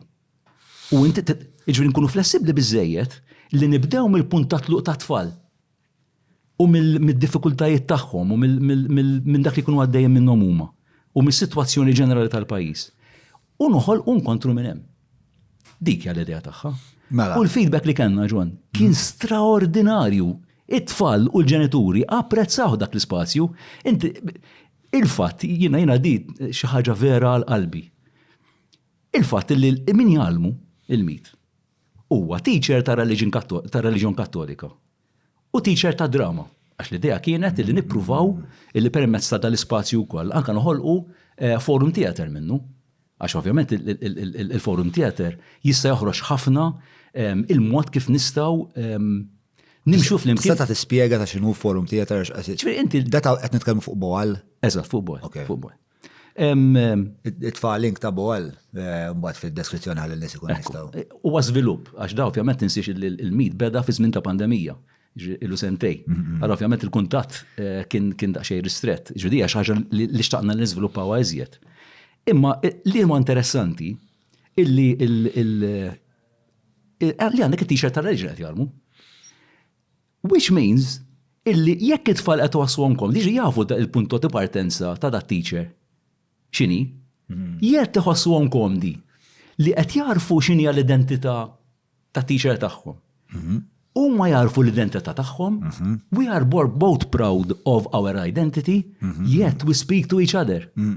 B'tali mod li kien hemm tfal, John, kien hemm tfal, illi mbagħad fil-lezzjoni ta' religion, xorta ddeċidew li jitlu mhux biex nikkonvertuhom ta' dika Alla ħares. We're not here to convert each other, we're here to speak to each other. Wow, that's a lot to process and many avenues. Fuq di tal-konverzjoni, pero miex parti mill-lan tal-Knisja wkoll li jkun hemm evangelization. Evangelization miex konvert, fis-sens. Għana maħnix fi żmien l-Inkwiżizzjoni. Taf kif li biex ngħidlek li inti li sir kattoliku jew isir pratikanti jew whatever, taf kif naqsmek fit-tnej? Le, minix qed ngħid. Le. Li hemm xi ħaġa abbużiva fiha. Qed inkun grotesk.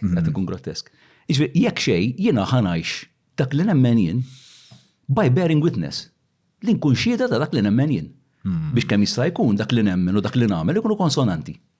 Taf kif? Issa, l-iskop mhuwiex illi jiena Musulman, Hindu jew whatever it is, nipprova nikkonvinċi ħiżir bħali. Dik hija għażla personali tal-persuna. Imma m'għandix tkun għażla li aħna nitkellmu flimkien, li aħna nifhmu li xulxin, x'jista' inkun għamilt vjaġġ jien, ikun għamil vjaġġ il-persuna l-oħra u naxlu simkien ieħor. Flimkien. Yes, understood. Mela da huwa proġett ta' identità personali, però f'kuntest komunitarju. Ekku. Ġas biex nagħmilha ċara, skużani. Biex nagħmilha ċara. Terġa' xi meta jiena miġnun ta' mbagħad jiena. Sorry. Daqshekk kafe għal dar-raġel. Yes, please. Niflaħ għalik ta' il-mara hemmhekk taqbeż għalik żgur. Kompli.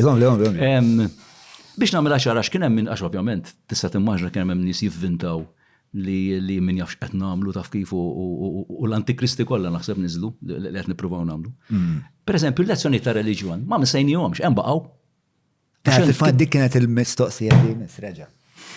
Ġifieri għax jiena fil-bidu meta nqala dal-kjas kollu, ħsibt li l-mit kienet xi ħaġa li se tpartu ma' reliġjon. Le. Imma le mhijiex. Le. Ġas sempliċement. Għax inti importanti wkoll illi jekk jien għandi il-punto di partenza tiegħi, jiena nkun informat, nkun naf xi jsawwar lili. Is-sens identità tiegħi importanti li żviluppaħ. Nista' nkun Musulman, nista' nkun Kristjan, nista' nkun whatever it may be. Importanti li nkun informat tajjeb dak li nħossien u li nesplora u li tifhem. Biex tkun kontrasens li jiena naqqas mill-bżonn li jiena nkun informat u naqqas it-trawwi f'dak li jappartjani lili. Lili. Imma b'daqshekk ma jfissirx li jiena ninagħlaq, anzi ninfetħ iżjed. U dak huwa l-iskop tal-mit. So, u meta tfassal il-programmi. Il-bord iddeċida li jaqta'. Għax dik hija problema. Huwa fil-fatt wieħed mill-problemi, mill-diffikultajiet. Mill-qofol tad-diskwiti tagħkom. U niddiskuti ħafna drabi tkun riżultat ta' idejat li dak li mista jiġri. U dak ħadna minnhom tal-lessons tar-reliġjon pereżempju. Għax tibda tisma' minn hemm u minn hawn, tibda tgħid u tibda taqbad. Ġisas ġurnata qazzat għallum. Middera kien hemm persuna li oġġezzjonata li, kien persuna esterna l-iskola. Sewa. Għadni ma nafx xin oġġezzjoni. M'għandix idea. M'għandix idea. Tafi, mela tajjeb, ġifieri qed nipprova niddefendi dak li qed nagħmel, imma ma nafx fux qed niġi akkużat. U mhux biss tiddefendi, ġifieri aħna nagħmlu ħafna sondaġġi ma' semmija tagħna, speċi jgħidulna speċi l-affarijiet li jgħidulna bi kritika. Aħna lina u mawt li immensament, speċi lina ntejjeb nista'. Mela, ok. Rrid nsaqsik, il-mit meta ġie infassal, kien hemm f'xi punt il-board involut f'dan it-tfassil? Ħanejlek qatt kien hemm il-board dak iż-żmien. Xiex? Ma kienx hemm il-board, ma kienx jeżisti. Ok. Sentej ilu. Da basically ħsieb Ġiri tfassal f'kuntest fej il-board ma kienx jeżisti. La, ma kienx jeżisti. U again, John, irridu nifhmu. Meti għat li kerem board li Le. Il-board hija xaġa ġdida. Lax inti għat li mhux l-ewwel darba li kont qed taħdem taħt xi ħadd, tipo dejjem ħdimt taħt xi ħadd. Kien retturi mhux retturu board. Il-board hija innovazzjoni. Board sena kull milu. Ok. Ġas biex kollok idea, John, l-istaff sar jaf bl-eżistenza tal-board fit-30 ta' Ġunju li għadda. Ta' Ġunju li għadda. Issa, ġi xarilu. Ok. Iġviri, mtamx għan titkellmu fuq xi ħaġa. Iġviri, this is works in progress, dak il-punt. Ok. You know? All right. U l-istadjen li kon għedin namlu għal dal-board kien, nipruvaw naħmuħ b'tali mod li tkun xi ħaġa li tkun owned. U nimxu minn hemm.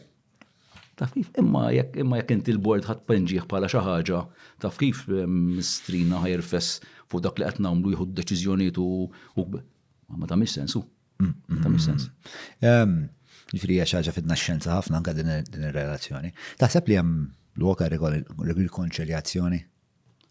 Jien dejjem nibqa' nittama, jiena minn ħati tiegħi għatta pubblikament id-biċċa xogħol m'għandi l-ebda problema li niddiskuti ma' kulħadd. Mhix problema. Palma minna ġifieri qabel ma qala dal-kjas kollu.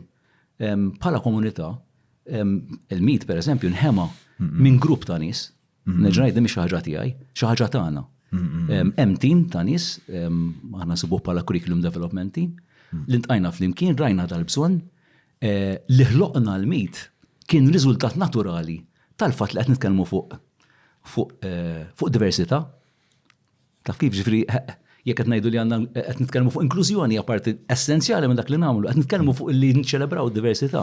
This is a natural consequence. Ġifieri xi ħaġa xi ġifri, u mexxejna fuq ir-rikonċiljazzjoni. Iva. Għax forsi hawnhekk jista' tipo forsi joħroġ frott li mbagħad dawn l-affarijiet kollha qed nitkellmu dwarhom jerġgħu jsiru ġismu. Għax literali rajt sejtna minn kienet, il-memorja mhux dejjem servini. Imma ħafna liema urew sfiduċja fir-rettur u fil-board u li jixtiequ jitkellmu biss mal-ordni. Spex ta' jekk hemm dik l-isfiduċja. Taħsibx li dik l-isfiduċja hija mnebħa wkoll minn dik ir-rabja li tkellimna dwarha fil-bidu u forsi jekk impoġġu ma' mejda u niftakru li aħna lkoll bnedmin bin-nuqqasijiet tagħna u li hemm l-woka u li kulħadd għandu l-potenzjal kif qed ngħidu. Taħseb li dik l-isfiduċja tista' tixxejjen b'ħafna dialogu. Taħseb li hemm dak il-potenzjal? Nemmen li jkun hemm. Però fl-istess ħin il-passi li ttieħdu wara li jiena ġejt imkeċċi. Ma tantx taw x'aqbad tajt stampa sabiħa tal-mod kif tista' tiddiskuti mal-bord u anke mar-rettur preżenti. Però temmen li mill-rettur preżenti huwa bniedem kapaċi ta' żbalji anke kbar. Tas kemm kapaċi żbalji jiena wkoll at the end of the day. Kien mistoqsija vera vakwa fil-verità, Ġwan, id-diskussjoni tista' ssir ma' kulħadd. Però fl-istess ħin inti ma tistax tieħu ċertu pożizzjonijiet li b'mod jew ieħor kull darba qed jalqulek il-bib. Taf kif? Jiġifieri jekk irridu niddiskutu niddialogaw, il-bib irid jibqa' miftuħ. Jekk inti tiddeċiedi li min-naħa tiegħek mela għandna l-bib fin-nofs. Tajjeb jekk inti min-naħa tiegħek tiddeċiedi li s-sakru. Ma mhux hekk. Dik hija problema. Jiġifieri jiena qed ngħid għatta pubblikament li jiena m'għandi l-ebda problema niddialogaw u niddiskuti, m'għandi l-ebda problema.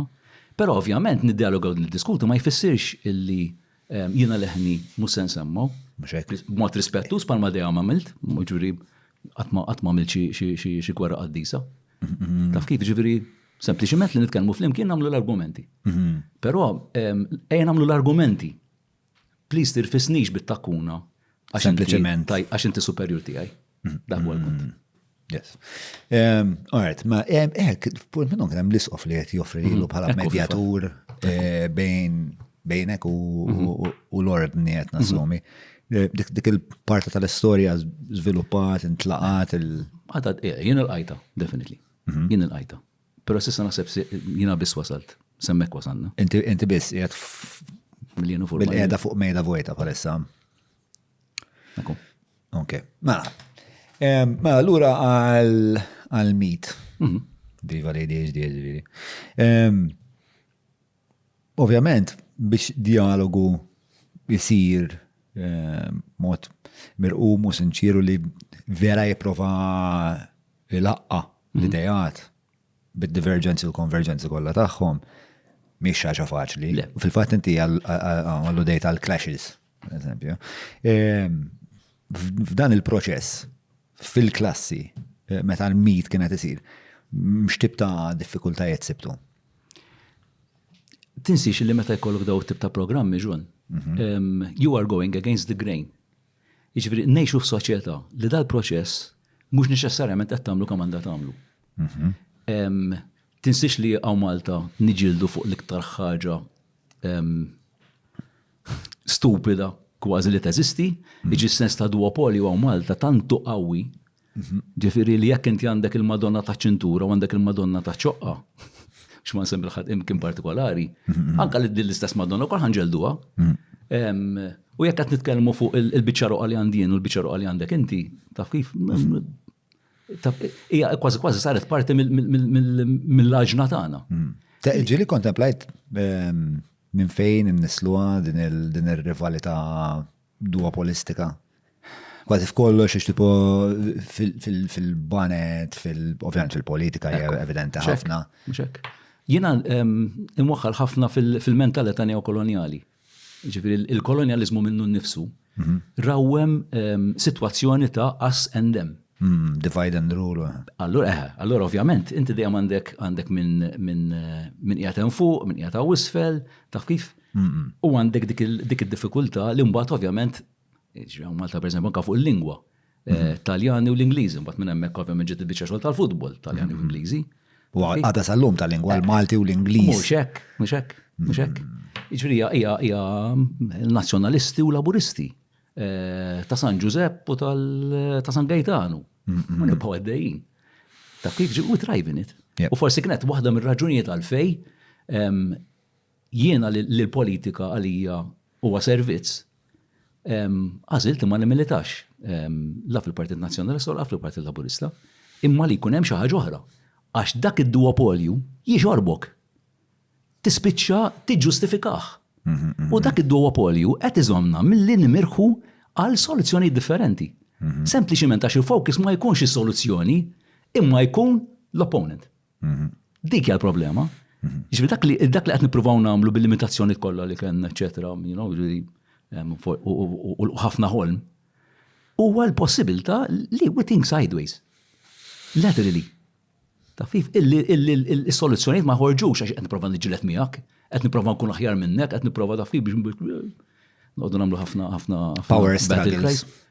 Imma li qed nitkellmu fuq issues, mhux qed nitkellmu fuq wieħed u ieħor.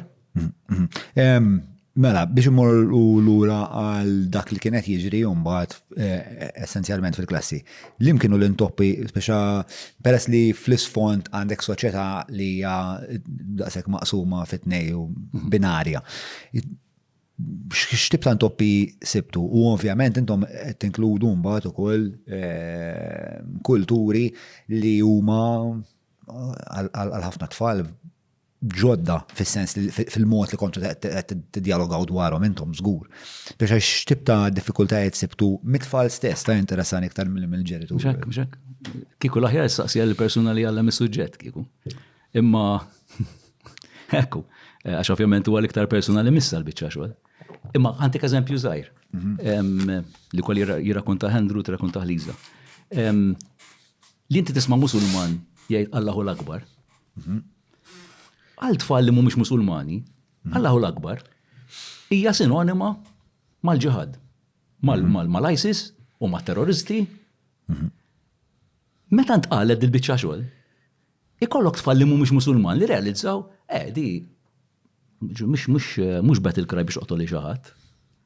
Diġà sempliċement hija taf kif hija talba at the end of the day. Ġas biex dik eżempju żgħir. Ma dak mhux intop, dak huwa. Intop fis-sens meta beda kien intop. Ok, ġi l-ewwel darba li nstemat il-frażi Allahu Akbar speċa. Jien niftakar 5 snin ilu ġon, jew forsi daqsxejn iktar.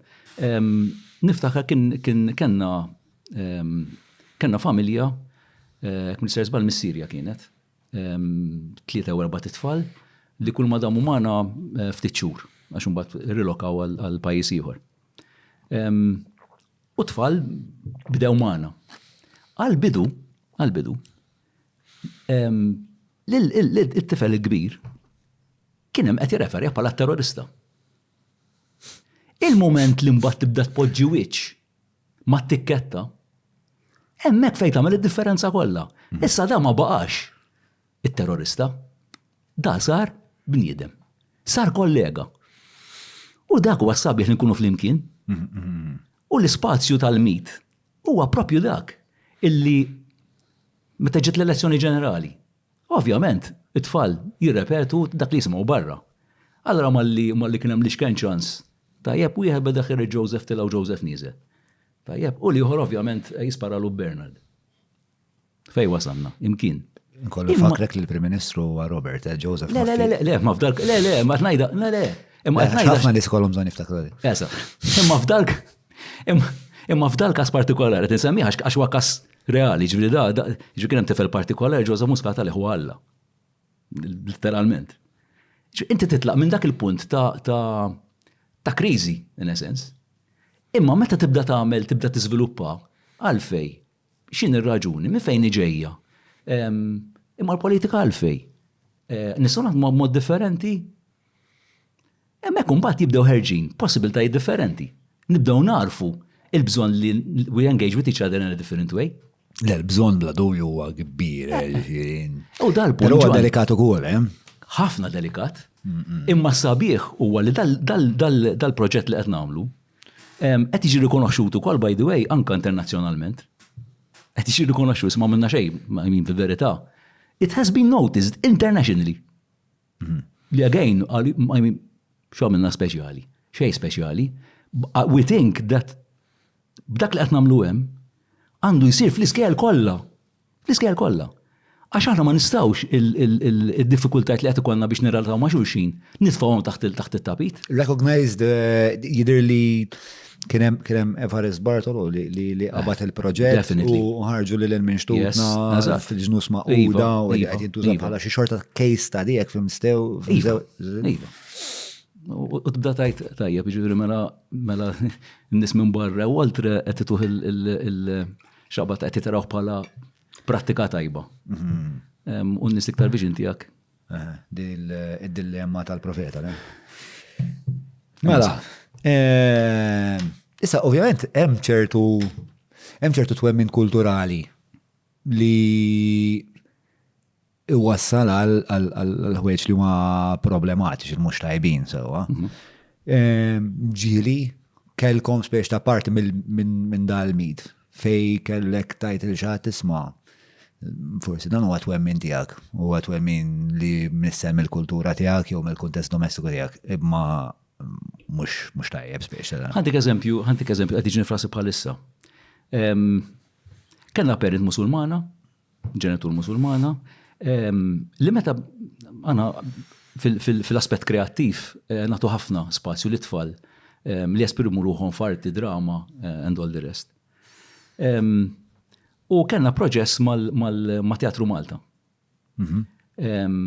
Fej basically tfal ikunu jistgħu jaħdmu ma' direttur jew direttriċi u joħolqu teatru flimkien. Jiġu mhux kollhom play partikolari taf kif, imma joħolqu biċċa teatru flimkien. It-tfal ma' ta' direttur jew direttriċi. Dil-parent partikolari li hija Musulmana devota ħafna li tallimna fil-verità. Tallimkom x'tallimkom? Tallim fis-sens ta' appartenenza. Taf kif? Di sabet diffikultà. U għaltinna jiena speċi qed nisib diffikultà lit-tifel. Jieħu sem fil-biċċa xogħol speċi artistika. U inti tajt imma aħna speċi taf kif huwa parti minn dak li noffru. Jiġifieri ma nistax nitturufna tifel jew tifla minn esperjenza artistika taf kif sempliċiment għax xi ħadd jgħid speċi jiena ma nemminx fiha l-biċċa xogħol. Kważi iddatajt mela hemm element fundamentalista. Għalfej kienet xettika tasal għaliha. Issa saqsejt li kien qabel ma tlient. Żid pattieri. Meta u hemmhekk jidħol l-inkontru, hemmhekk jidħol l-inkontru. Ippruvajna nifhmu. Iġi mifraħ ma tajt iġġudikajna tra fundamentalista dil-mara. Għax biex xaqat il-bes l-bisi. Il-ħidġa. Taf kif? Iġi faċli li tajt fundamentalista. Meta bdejna nitkellmu ta' x'kienet ir-raġuni tagħha. Għax hi ma tixtieqx li t-tifel tagħha jidħol f'mentalità illi qisu qed jipprova x'aqbad tajt. Jiftaħar bih innifsu tidħol fuq l-idea ta' narċisizmu, protagonizmu. Eżatt. Ma li serraħni la rasa illi ma kienx il-każ u li l-iskop huwa illi tipprovdi il-possibilità li t-tifel jesprimi ruħu u allura dik ħadd tagħmlu differenza bil-mod kif iħossu bih innifsu u kif jesprimi ruħu ma' ħadd ieħor. Aċċettata. U inti taħseb li din ix-xewqa li t-tifel tagħha ma jkunx vittma tal-vanità tiegħu innifsu imnisla mill-kultura tagħha? Jew hija sempliċement forsi il-dispożizzjoni tagħha li hija. Indunajna li fil-verità dak li qed taħseb għalih qed naħsbu ħafna wkoll. Għax il-sens artistiku, sens kreattiv, mhux qed nagħmluh biex nagħmlu nies narċissisti. Imma nies li kapaċi mirħu, kapaċi joħolmu, kapaċi jiddialogaw. Fil-verità, sibna illi konna on the same wavelength. Però imma provajna nifmu. 100%. Però mbagħad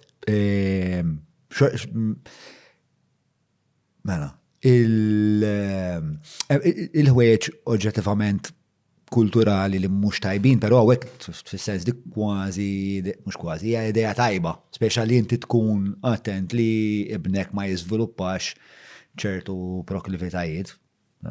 Però mbagħad hemm twemmin kulturali li jien żgur ma rridux jipprevali. Sewwa. Dan ġiel tajtu miegħu? Ħanajdlek, iva. Qed nitħaddet ovvjament Iva. Għandek idea fuq. Immissa, John, x'l-aħjar? Li ma nintaqgħux miegħu? Anke jekk qiegħed hemm? Jew li nintaqgħu miegħu u naraw kif ħaniddiljaw miegħu? Mhux hekk. Dak huwa l-punt. Issa, soluzzjonijiet dejjem għandna le. Le, jiġifieri jekk tgħidli soluzzjoni jista' jkun hemm fuq jien naf jekk għandek kulturi partikolari l-nisa jarawhom inqas mill-irġiel ħansemmi xi ħaġa. Tajjeb. Diffikultà. Kif ħansolvuha? Ma sax dik risposta hekk. Imma jekk xejn, ħabtu daqsxejn rasna flimkien. U naraw daqsxejn x'issa nagħmlu minnha l-biċċa xogħol. Però f'dak il-punt meta nitfina taħt it-tabbi li ma teżisti. Żgur, ġifieri dik żgur u kien speċjal dak kien wieħed mill-ewwel intoppi li kellu dan il-podcast pereżempju meta student il-Matthew Grech. Sewwa. Li tkellem fuq gay conversion. Lina ovvjament, mhux ovvjament ma naqbilx miegħu.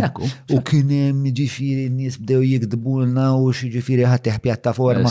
Imma ovvjament biex ta' fil-qofol ta' kollox hemm id-dialogu mingħajr id-dialogu ma naslu mkien u anke meta dawn l-affarijiet issattarhom lil mis-soċjetà jibdew jakkumulaw ċertu peace u ċertu momentum li inti jekk ma tindirizzax daqqa waħda daw jaħsduk. Hemmhekk jidħol fundamentalizmu, John. Eżatt. Il-fundamentalizmu jidħol meta in-nies li huma li jixtiequ li jiġu rikonoxxuti tad-differenzi tagħhom jispiċċaw jintafgħu underground. U dik ma nixtiequhiex. Ma nistgħux naffordjawha. Naqbel. Għalhekk l-inkontru. Fil-fatt il-mara tagħmel proġett fuq radicalization and education. It would be interesting for you guys to have a chat wara. X'messaġġ għandek għal min għadu ma sarx patrun? Just join, man. Apparti benefiċċji bħal isma' ġejjettali għandek mistoqsija x'tixtieq tgħidlu. Ittik opportunità li tħossok iktar involut fil-proċess. Li tarhom qabel benefiċċju komdu wkoll. Il-€5 tiegħi, il-€10 tiegħi, whatever, li forsi ma tagħmilx differenza, mod selfish tiddaħħalni f'komunità li ħannu xi ħaġa minnha. Imma fl-aħħar mill-aħħar nikkontribwixxi biex tinbidel parti importanti mill-kultura wkoll. Jiena nemmen li għandkom tingħaqdu ma' dil komunitax wieħed mill-ftit pjattaformi f'Malta li qed joħroġ ċertu sens minnha. Hekk biss qed joħorġu ċertu affarijiet hawn Malta u qed isibu nies bil-bajt illi vera qed jitkellmu u jisprimu dak illi ħafna nies iridu jesprimu wkoll. Huwa l-uniku lok li jagħti spazju għal ħsieb miftuħ u naħseb hemm bżonn niktar li nedukaw in-nies jibdew jaħsbu aktar mod kritiku u mhux kif jgħidilna ħadd ieħor.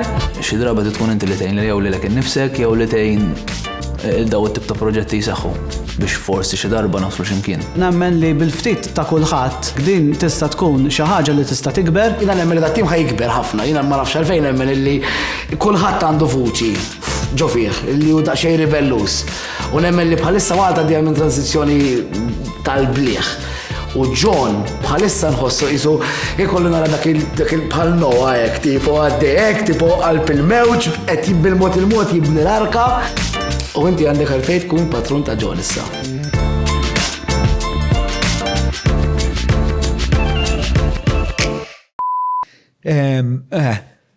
Imma f'dak il-punt, allura meta niltaqgħu pereżempju ma' xi ħadd li l-kultura tagħhom tqis li l-marajja inferjuri għar-raġel.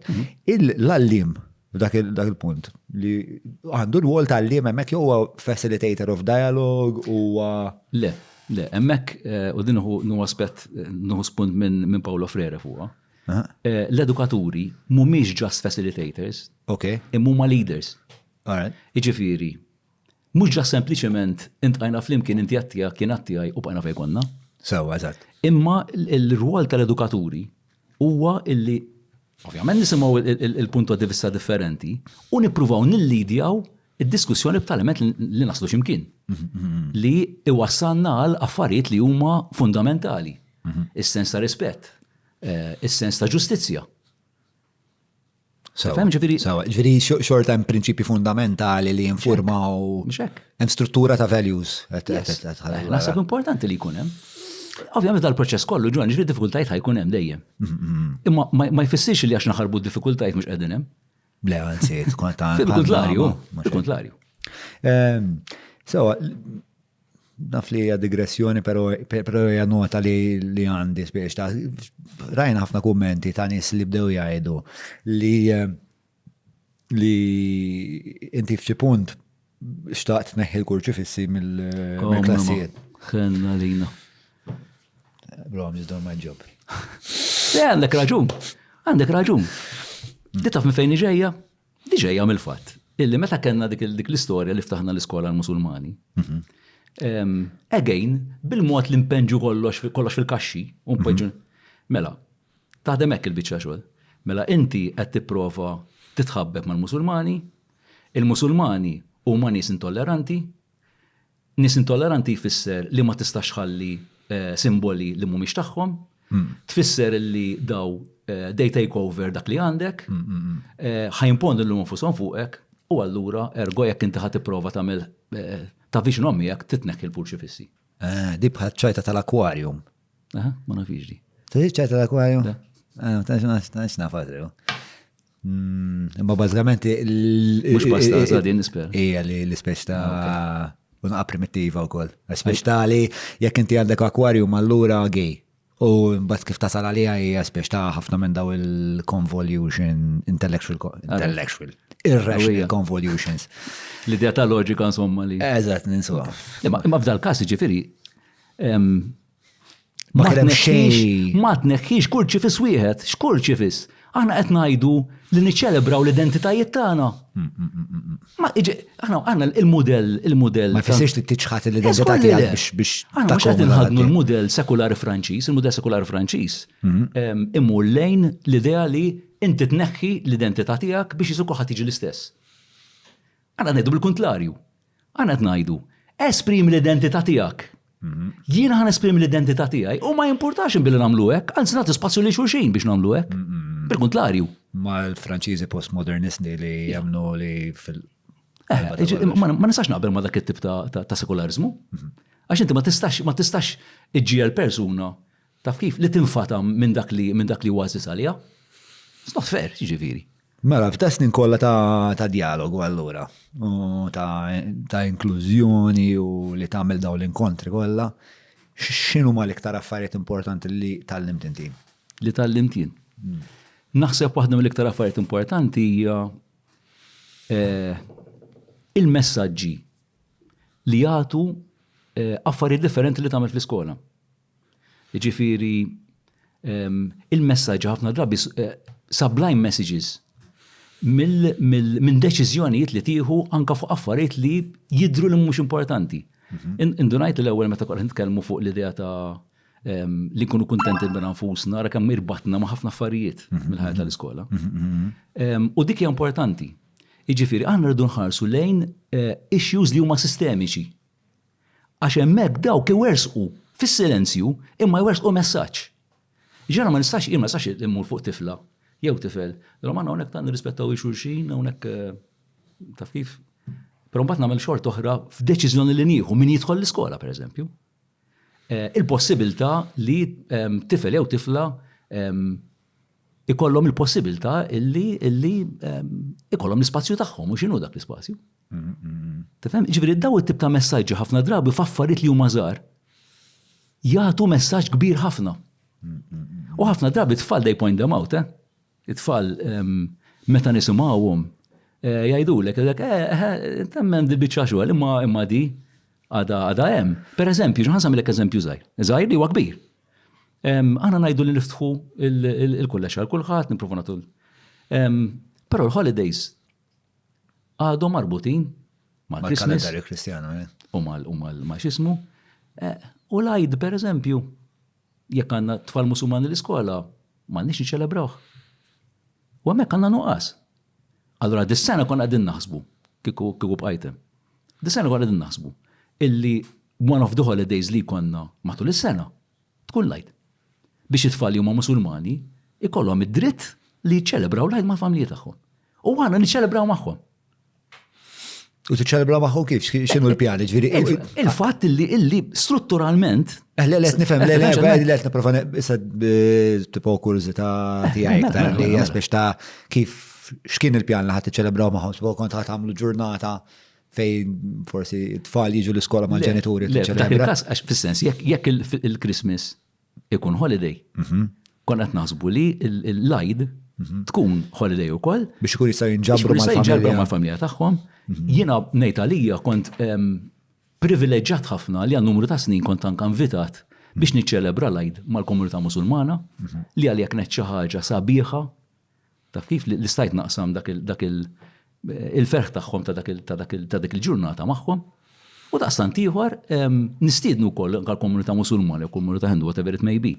Li niċċelebraw il-kalendarju anke Kristjan, why not? Tifhem ċas biex nagħmlek xi ħaġa żgħira. Xi ħaġa oħra, pereżempju, d-diffikultà li jkollhom it-tfal nsiet naqbad mal-Musulmani, ma ġas it-tfal pereżempju li jsallu. Il-ġur Musulmani għandhom ħinijiet partikolari matul il-ġurnata taf kif biex jgħidu t-talb tagħhom. Sewwa. Kien hemm żmien fejn il-pandemija ħarbtitna. Imma l-tfal partikolarment kuljum konna qed nifrolhom spazju qisu x'imkien lejn xi sigħa ta' war nofsinhar fejn daw jagħmlu 5 minuti u jkollhom il-possibilità li jsallu f'postijiet differenti għandna l-iskola d-diffikultà tagħna hija l-spazju għandna problema kbira. Imma again, skola mhux l-ispazju jagħmilha. Skola jagħmilha komunità. Whatever. Taf jiġri niprovdulhom dak l-ispazju, jagħmlu dak 5 minuti. Jiġri ara x'messaġġ inkun qegħdin nagħtu li tfal kollha li dawn għandhom il-possibilità li jsallu dak 5 minuti. Biex insemmi aspetti partikolari. Ġifieri li qed ngħid li l-aktar affarijiet li tal-im dwarhom huwa iżda qed tgħid id-dettal fl-aġir tiegħek. Li hu kważi taf tkun nara eżawrenti, ma wkoll għax inti l-ħin kollu trid tiskrutinizza kif qed iġġib ruħek fid-dinja. Ir-riflessjoni hija l-bażi tal-edukazzjoni u jekk hemm xi ħaġa għandna bżonn nirranġaw, speċjalment fl-agreement, collective agreement li jmiss, hija anke di li rridu nagħtu ħafna iktar spazju lill-edukaturi li kollhom il-possibilità li jirriflettu flimkien. Aħna bħala kulleġġ dejjem konna daqsxejn qarbin anke minn dal-aspett. Provajna nsibu daqsxejn elbow space biex naraw li kull ġimgħa mingħajr il-preżenza ta' tfal mhux għax idejqu tfal, ġas sempliċement biex kun nistgħu niffukaw daqsxejn iktar. Kull ġimgħa ikun l-possibilità li jkun l-istaff li kollu l-iskola waqt li tfal qegħdin id-dar biex nirriflettu fuq aspetti li għandna bżonn nirriflettu fuqhom. Kull ġimgħa. Da parti ovvjament il-laqat li konna matul il-timetable tas-soltu. Imma dik ittina l-possibilità li għandna nirrispondu għaċ-ċirkostanzi mhux fi staff meeting li kolli f'Diċembru jekk qiegħed Ottubru. Imma nirrispondu għalihom as we go along. Riflessjoni kruċjali. Riflessjoni kruċjali f'kollox u kullimkien. Ir-riflessjoni hija kruċjali fil-ħajja tal-individu, il-riflessjoni kruċjali fil-ħajja intraprenditorjali, fil-intrapriża, ovvjament fl-edukazzjoni. U peress li aħna ngħixu f'soċjetà li hija maġla ħafna li inkoll tibbombardjak bl-informazzjoni u għandek l-opportunità anti biex tiġi distrat letteralment il-ħin kollu. Nisa li tkellimni inti toħroġ naqal mobile nara minn tani rajt. Sabiħ, ġuħan, ġifiri, da jorbot ħafna mal-element ta' spiritualità. ħafna jorbot mal-element ta' ġifiri, l-spiritualità minna nifisa u koll hija parti minn riflessjoni. Jiena oxejt, nara li l qabel ma bdejt il-program, ma jimpurtax najda, ma tiddejax nimmaġna. Oxejt, onestament, li inti ħadd 10 minutes, li kienet konta eżempju għalija. Li inti ħadd 10 minutes tħaltaw ġew, għalaq daqxej għajnejk, u għamil daqxejn riflessjoni, ħalli daqxej spazju. Li huwa l-bażi ta' spiritualità li tista' twaslek ukoll eventwalment ta' reliġjożità jista' jkun li twaslek jista' jkun li le, ma jimpurtax, imma l-ispazju spirituali huwa bżonn aħħari għal kulħadd. U dak jiġi wkoll mis-sens ta' riflessjoni, jiġi mill-fatt li jiena kapaċi li nieqaf, kapaċi li dan huma kollha affarijiet l-importanti li nagħmluhom aħna per edukaturi. Jekk ma nagħmluhomx aħna kif ħanwasluhom it-tfal? Billi nikbhom fuq ktieb u ngħidlu tal-lima. Jew ngħidilha tal-lima. Din il-fatt li tippreġa r-riflessjoni minn fejn ġejja. Naħseb hija ġejja mill-fatt li jekk inti trid tkun kreattiv, jekk inti trid tara fejn mhix għaddajsa, għax inti il-problema tkun li inti jista' jkollok magna literalment tkun irfinajta u tleq sabiħa u mixin u vera mixin tajjeb, fej sejrin. U nispiċċaw nindunaw li qed induru fiċ-ċrieki. Bil-magna tajba u bil-magna perfezzjonata b'kollox fiċ-ċriek qed induru. Ikun importanti li fil-waqt li l-magna tkun ovvjament well oil ta' tista' timxi tajjeb, imma fl-istessin irridu naw fejn mixin, issa kif ħadd tkun taf fejn mixi? Mhux billi tirrifletti. Billi tieqaf. Issa f'kuntest skolastiku dik hija diffiċli ħafna. Jiena nqabbilha ħafna ma' karozza tal-Formula 1. Immaġna driver tal-Formula 1 għaddejn bi 300 km fis-sija. U waqt li għaddej bi 300 km fis-sija, irrid jirrifletti x'għandu bżonn jagħmel fejn irid imur, mhuwiex faċli. Ġifieri u għal min jaħseb li tidħol fl-edukazzjoni għax hekk piece of cake. Dħalt u għamilt lezzjoni taf kif u tħanna ħriġna l-barra u bnejna holidays. Qas jaf x'il-paċenzja qed jgħid. Skont l-approċċ li tidħol bih, naħseb li dik hija biex mindset. Mhix hekk. Li tipprevali. Mhux hekk. Le ma jekk tkun determinat li tagħmlu sew xogħol edukattiv. Li apparti mill-frustrazzjoni tiegħi bħala ċittadin Malti, ġifieri li ma ħoss li inqisuhom biżejjed jien l-edukaturi, ma nħoss li il-mod u forsi li tmur lura għall-premjar estrinsiku, jiena nħoss li għandna intuhom ħafna iktar valur, kemm minn nata finanzjarju, kemm minn spazju biex jirriflettu, kemm minn għodda biex jirriflettu, ġifieri. John, dik tiġi wkoll mill-fatt illi anka decision makers ma jagħtu spazju biżejjed l-edukaturi, għadhom ma jafdawhomx biżejjed l-edukaturi. Nimmaġinaw li l-edukaturi għatta kretini li ġa sempliċement nagħmlu dak li jgħidulhom, dak li ngħidulhom. Għalhekk l-ispazju, ejja nagħtu l-ispazju l-edukaturi, għax jekk nagħtu l-ispazju, palma l-esperjenza tal-kullex li kont immexxi jiena. Dik hija l-esperjenza li kellna, esperjenza pożittiva. Għati l-ħabel, għati l-ispazju. Għati spazju ta' riflessjoni, għen il-kelma ħabtu rasna ma' xulxin. ħaġa ħajor, emmek tiżdiet l-istima. Ma nafx il-podcast ma' Carmel Borch, rajtu? Rajtu. Kellemna għanna t-letzijat sħax fuq daw l-affarijiet. U kienu 4 sijat sħax. Kellna problemi fuq il-Facebook. Ejja, tassew. Dak tant kien kbir li l-Facebook ma bedi xaħallina ntellaw. U kellna naqtawlu xi 3 minuti. Ġveri, u anka tkellemna dwara ma' Peppi, eħda fil-qofol u iktar frustranti għax meta nitħaddet ukoll fuq affarijiet li mhumiex tal-edukazzjoni, meta nibdew nasru u tibda tqaxxar għall-basla, fil-qalba sib ħafna drabi 9 darbit minn 10 l-edukazzjoni. Ekku.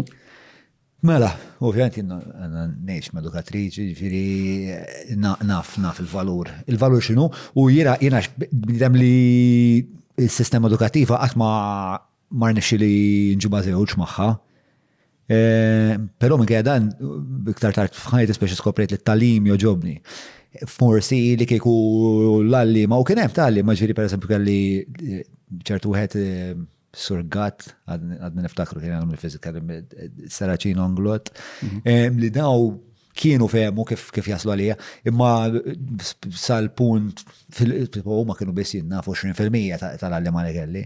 I was too far gone. Forsi kieku nataw naqriktar odot u naqriktar ħin biex jirreflettu.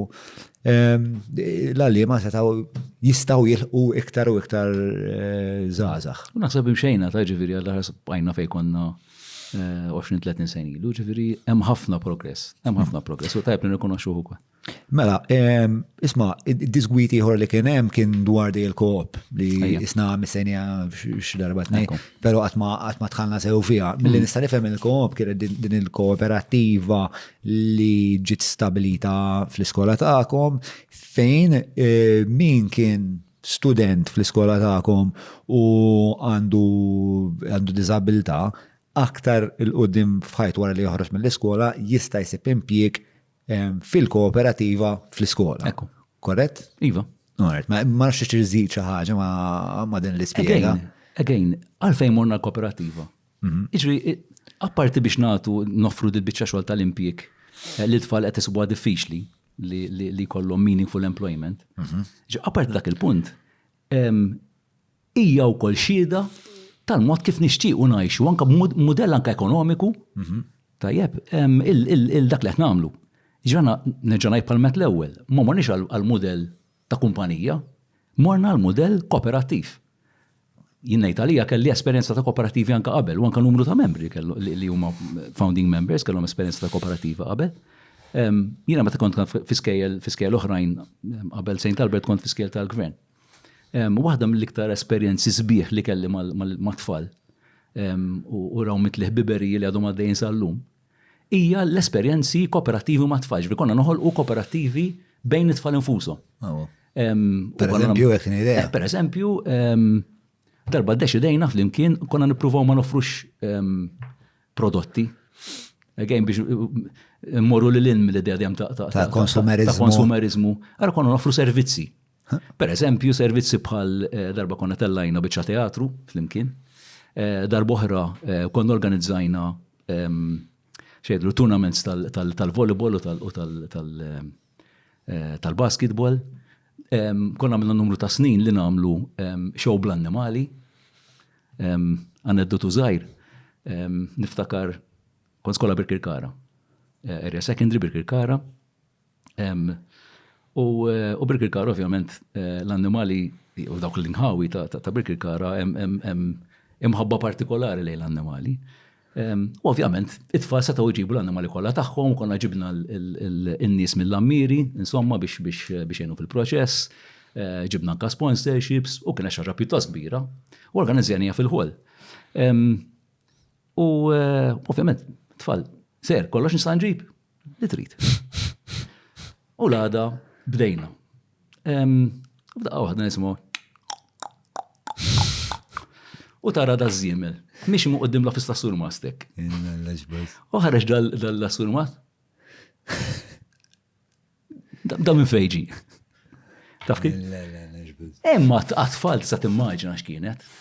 U again, ġifieri mela l-skills li jkunu ħadu tfal, l-skills ta' organizzazzjoni, l-skills li jaħdmu flimkien, il-fatt li rnexxielhom jagħmlu xi ħaġa flimkien. Tista' titkellem fuq matematika, titkellem fuq accounts, biżibilju, l-esperjenzi tematiċi minn dil-biċċa xogħol hija enormi. U l-messaġġ li joħroġ minnha hija li we are not, ġifieri is-saħħa tagħna mhix kemm għandna perkaċċi, is-saħħa tagħna hija l-ideat. Is-saħħa tagħna hija ugwali in essence, jiġifieri l-vot tiegħek huwa daqs il-vot tiegħi. Mela kan niddeċidu nagħmlu xi ħaġa flimkien, irid nisimek lilek, mhux għax jien għandi iktar voti minnek mela ħadd għaddi tiegħi. Jiġifieri il-mudell kooperattiv dak is-sabiħ tiegħu u dak li ppruvajna nagħmlu St. Albert permezz tal-kooperattiva wkoll. Jiġifieri u dak kien importanti, dak kien messaġġ edukattiv kruċjali.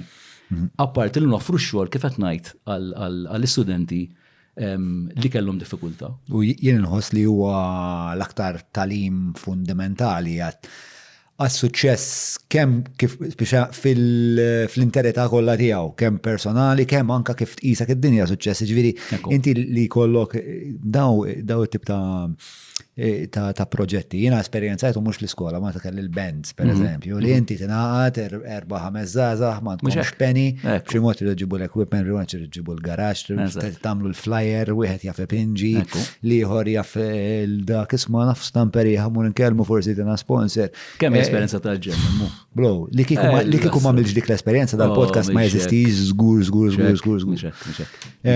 U fil-fatt anka trawhem ġveri għal-bands fija raw mu sens kbir ta' komunità. Għal-kem naħseb dik ġiet ukoll mill-mod kif trabbejt u kien hemm isu feedback loop bejn it-tnejn u llum il-ġurnata speċ ta' sens ta' komunità huwa l-qalba ta' dak li huwa l-podcast. Però huwa wkoll ġveri anka il-mod kif immexxih il-podcast u niddereġi fis-sens ta' organizzazzjoni. Ija li per eżempju, jinnaf, per eżempju, Julian, l-stories fidejk, meċi jomint, jien ħantik parir, sewa, pero l-iktar ħagġa, waħda mill-iktar affarijiet li nħobb ngħid, probabli l-iktar ħagġa nħobb ngħid hija, alright, mela, iddeċidejna ħamlu di, alright, di ħajmexxija Mikil, di ħajmexxija Matthew. U speċa malajr ħafna ndbaħt li meta inti tagħti dak il-jiet ta' tmexxija u tqasmu, inti isek għandek ħafna emmissarji li qed imorru f'ħafna avventuri differenti u mbagħad jiġu lura inta x'tallim u mbagħad tipo xi ħaġa li għamlet bidla kbira ħafna f'dan il-podcast kien parir li tani Matthew Bedzina tal-Ikebs li darba fil-ġimgħa mbagħad niltaqgħu għat-team meeting. Qabel konna ngħidu team meeting għalfejn daqshekk importanti mhux kulħadd naf x'inhu jagħmel. Imma l-fatt li jumbat niltaqgħu kollha naqsmu l-esperjenzi tagħna, it-talim li jibda joħroġ huwa xi ħaġa inkredibbli. Ġifieri daw il-proġetti li qed tajt int huma ġifieri bil-qofol ħafna iktar minn għalija minn x'in il-Pythagoras u x'in Tista' toħroġhom xorta waħda. Dik is-sabiħ, ġifieri inti minn project-based learning tista' toħroġ il-Pythagoras se toħroġ il-paċenzja trid minnhom fil-verità. Imma toħroġ bil-kontlarju. Inti mhux qed titgħallem il-Pythagoras for Pythagoras sake biss, imma qed titgħallimha f'kuntest. F'kuntest jista' jkun relevanti wkoll. Jiġifieri il-kooperattiva, again, din mhix ġast sempliċement għadna flimkien hekk taf kif għamilna xi ħaġa. Ngħidu li tkun xi ħaġa li jkollha business sense pereżempju.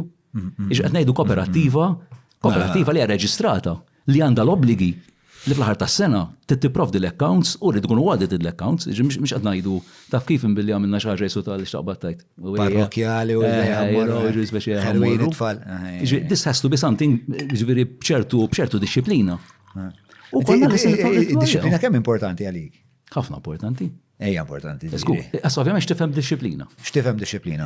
Tifhem disċiplina ġifieri li jkun hemm rieda, li jkun hemm l-għanijiet li huma ċari, li dawk l-għanijiet biex tilħaqhom tittaħdem għalihom u tittaħdem għalihom ta' vera. U dik waħda mill-affarijiet li naraw wkoll fil-komunità tagħna bħala għax hemm ownership, in-nies they go mhux the extra mile the extra 10 miles. The extra 10 miles. U għax hekk għandna u nemmnu fih irridu naslu għalih, anke hekk ħambatu, imma rridu naslu għal dik hija disciplina. U li dak li ħanamluh bis-sens, ħanamluh b'mod effettiv, what's more. Mhux se nagħmluh taf kif ġiri ġol ħajt. Ħanamluh b'mod strateġiku, ħanamluh b'mod li huwa li jagħmel sens. Palma tinsemmu l-kooperativa li jkun li jkollha business sense pereżempju. Taf kif ma nagħmluha flimkien, nagħmluha with a purpose. Dawn l-affarijiet kollha. Mela, l-aħħar mistoqsija fuq din il-parti, x'bad nixtieq naqbad naqa' biografija tiegħu. Peress li m'għadniex ma importax whatever. Meta tirrifletti fuq is-sitwazzjoni tiegħek bħalissa u tara kif ir-relazzjoni tiegħek mal-board, mar-rettur tnawret. X'taħseb li stajt tagħmel aħjar int biex din ir-relazzjoni ma tiddeġenerax sa dan il-punt? Forsi jista' jkun John li forsi stajt nikkomunika iżjed.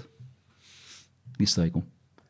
Għax bil-ġen tal-ġurnata tal-iskola, u ma ngħid ġurnata ngħid 7 days a week. Ma għallu li ġiri, sejt, Andrew għalli ġiri kienu jmorru, per eżempju, jispiċaw l-skola, jmorru joħorġu l-belt, u ma ġejn l-ura minn xerba birra tajbin u jisibu daw l-tamar jodom iġaw.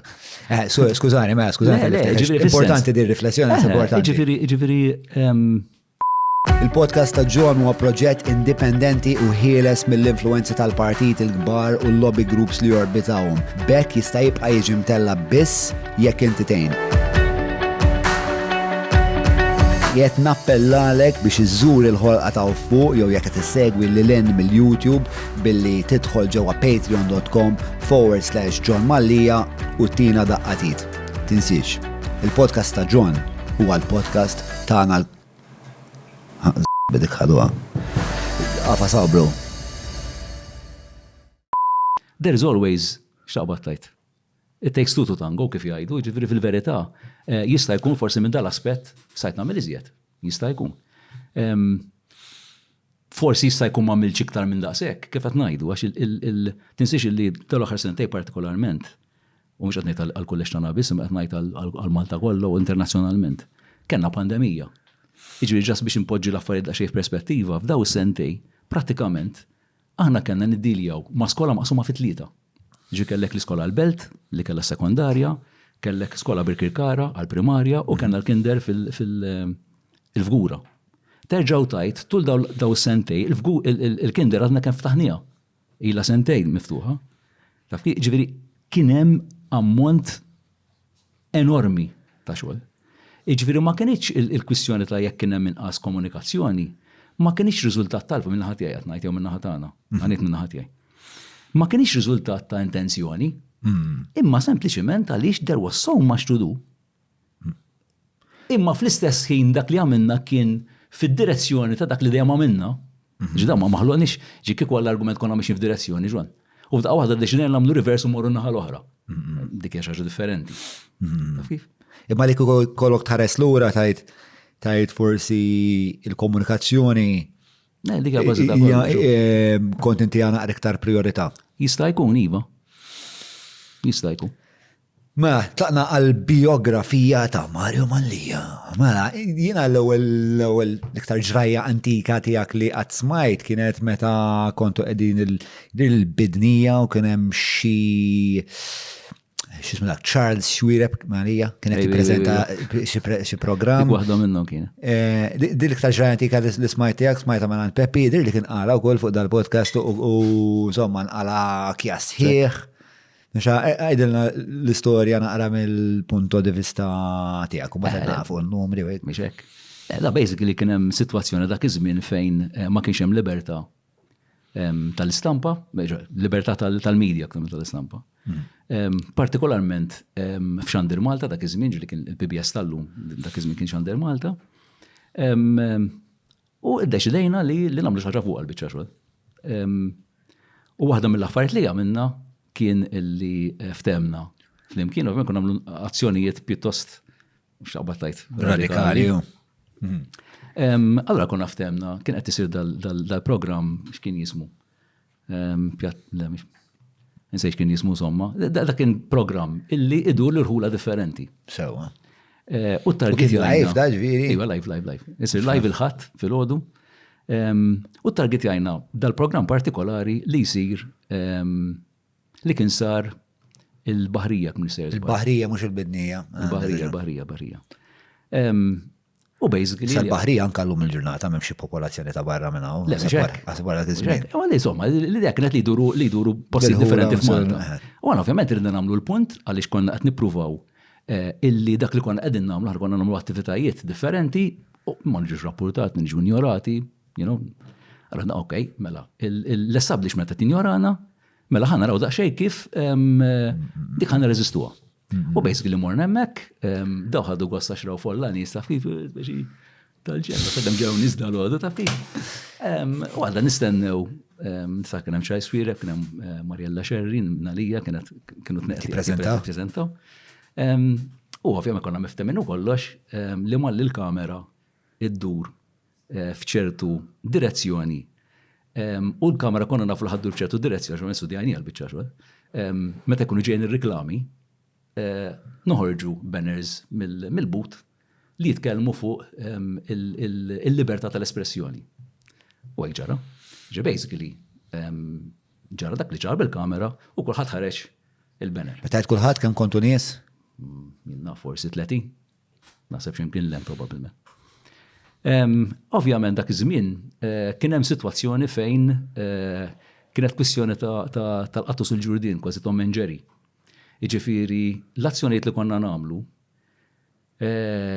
kien ikun hemm min qed jipprova jara x'se nagħmlu biex jipprova jeqret il-reżistenza li konna qed nippruvaw nibnu. U jidher illi kien hemm min induna li ħanamlu xi ħaġa simili u basically qed jistennewna. U meta minna dil-biċċa xogħol kien hemm grupp ta' teppisti, ma nistax nużalhom kelma oħra, li da ovvjament ma ħamlux li aħna qed nagħmlu protesta għax għal-jom il-gvern walla l-imbierek li ġew għalina. Ġew għalina b'kollox, ġifieri inkluż bil-ġebel, inkluż bid-daqqiet, kien hemm persuna wkoll kienet ittajret minn karozza. Ittajret minn karozza volontarjament, ġifieri kien hemm xatt li saqfu. Yes. Wow. Ġara, każ bħal dak x'kien jiġri? Kien hemm tinsix li kien hemm element ħafna ta' biża'. Ma kienx dejjem faċli inti trapporta l-pulizija għax ma tkunx taf eżattament se jiġri. Għax taf is-pulizija li jien ngħid għalija kien faċilita aktar milli. Eżatt. Ġiġru wara jara raġel. Il-babben itih is-saħħa. U qed naraġi għalija tadda. Naraġi għalija u qed nħares lura biex nara fejn wasal. U qed nħares lura spiċċajt tkaħħalt ma' van. Inti u tiġri. Jiena u niġri. M'għandnax ikren van qudiemi. Ovvjament ma li sabni l-waqaf qudiem il-van bid-daqqa li ħadd imbagħad ta' nidaqqa ta' pon. Taf kif? Ġifieri tħatta mal-van, bum. Ħatta mal-van, imbagħad ta' nidaqqa ta' pon. Breketu tak straight u. Jibsa l-ħajja. Daqsxejn, tifhem, dik tfisser dejjem titħares il-qudiem. Mhux dejjem fir-rear mirror. Ġulja titella xi immaġni ta' x'inhu ma l-awġu? Uża l-majk waħda. Imma minn fejn ġibtuha meta għad? Dawn ma screen grabs minn dokumentari kont fuq is-satira. Sewa. Peppi kont. U Peppi kan daw rifletti tan-numri li. Jiena qiegħed wara. U hemm ukoll naħseb inċident li semmejt fir-riflett ta' Hemm Mario. Jekk tara nara. Jekk qed tara dak il-emu. Mdorri fil-medja, inti rajdu hemm bravu ġi u għamel. Mur bil-cursor on the left. Da xeħra, daku. Da xeħta, dak. Dak int? Ejwa. Sekonda, xie ma tanċ nara. Issa, ħan prova niftakar x'kienet di imma. Ħieles u bla xogħol. Okej, naħseb minn ix-ċert. Għaliex waħda mill-attivitajiet li mill-protesti li konna minna kienet solidarjetà ma' grupp ta' ħaddiema dak iż-żmien ġo fabrika kienet il-Maldiam kienu jaqtaw il-diamanti li daw kienu spiċċaw lockdown. Sewa. U ovvjament tispiċċaw lockdown fisser tispiċċaw bla paga, mod abbużiv kienet dak iż-żmien. Allora li konna minna bejżi konna organizzajna nafusna, niġbru l-flus bib il-belt solidarjetà ma' daw il-ħaddiema biex nkunu son nipprovdulhom xi forma ta' paga. Wow, okay. U jidsafejna fin nasab li kienet protesta jekk qed nara sew.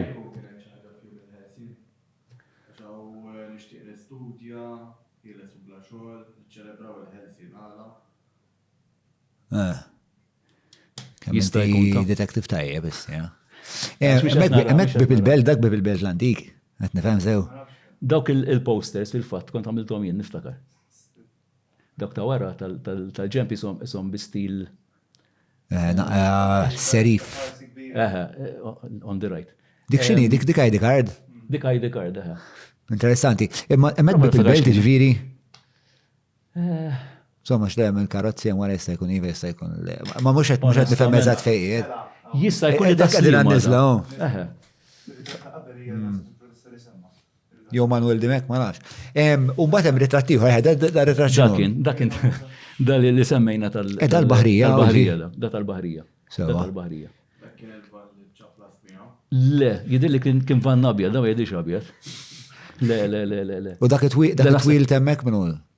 It-twil huwa Charles Swireb. Ma qiegħed fuq xi pjattaforma. Fuq pjattaforma, żgur kien floli. Mhux tmiem. Għax ovvjament aħna għandna nistudjawha.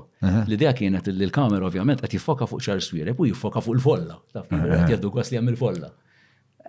U l-moment. U l-moment li ħadna, u dik fistret ovvjament li aħna jekk l-establishment ma tanix l-ispazju biex nisemaw leħenna, dak l-ispazju ħadna aħna. Id-dritt ta' rezistenza huwa kruċjali. Dak rridu nagħmluh li tfal b'mod akut. M'għandniex ikonna nies li jaċċettaw inġustizzja, m'għandniex ikonna nies li jaċċettaw li n-nies jirfsuhom bit-takkuna, għandhom jitkellmu.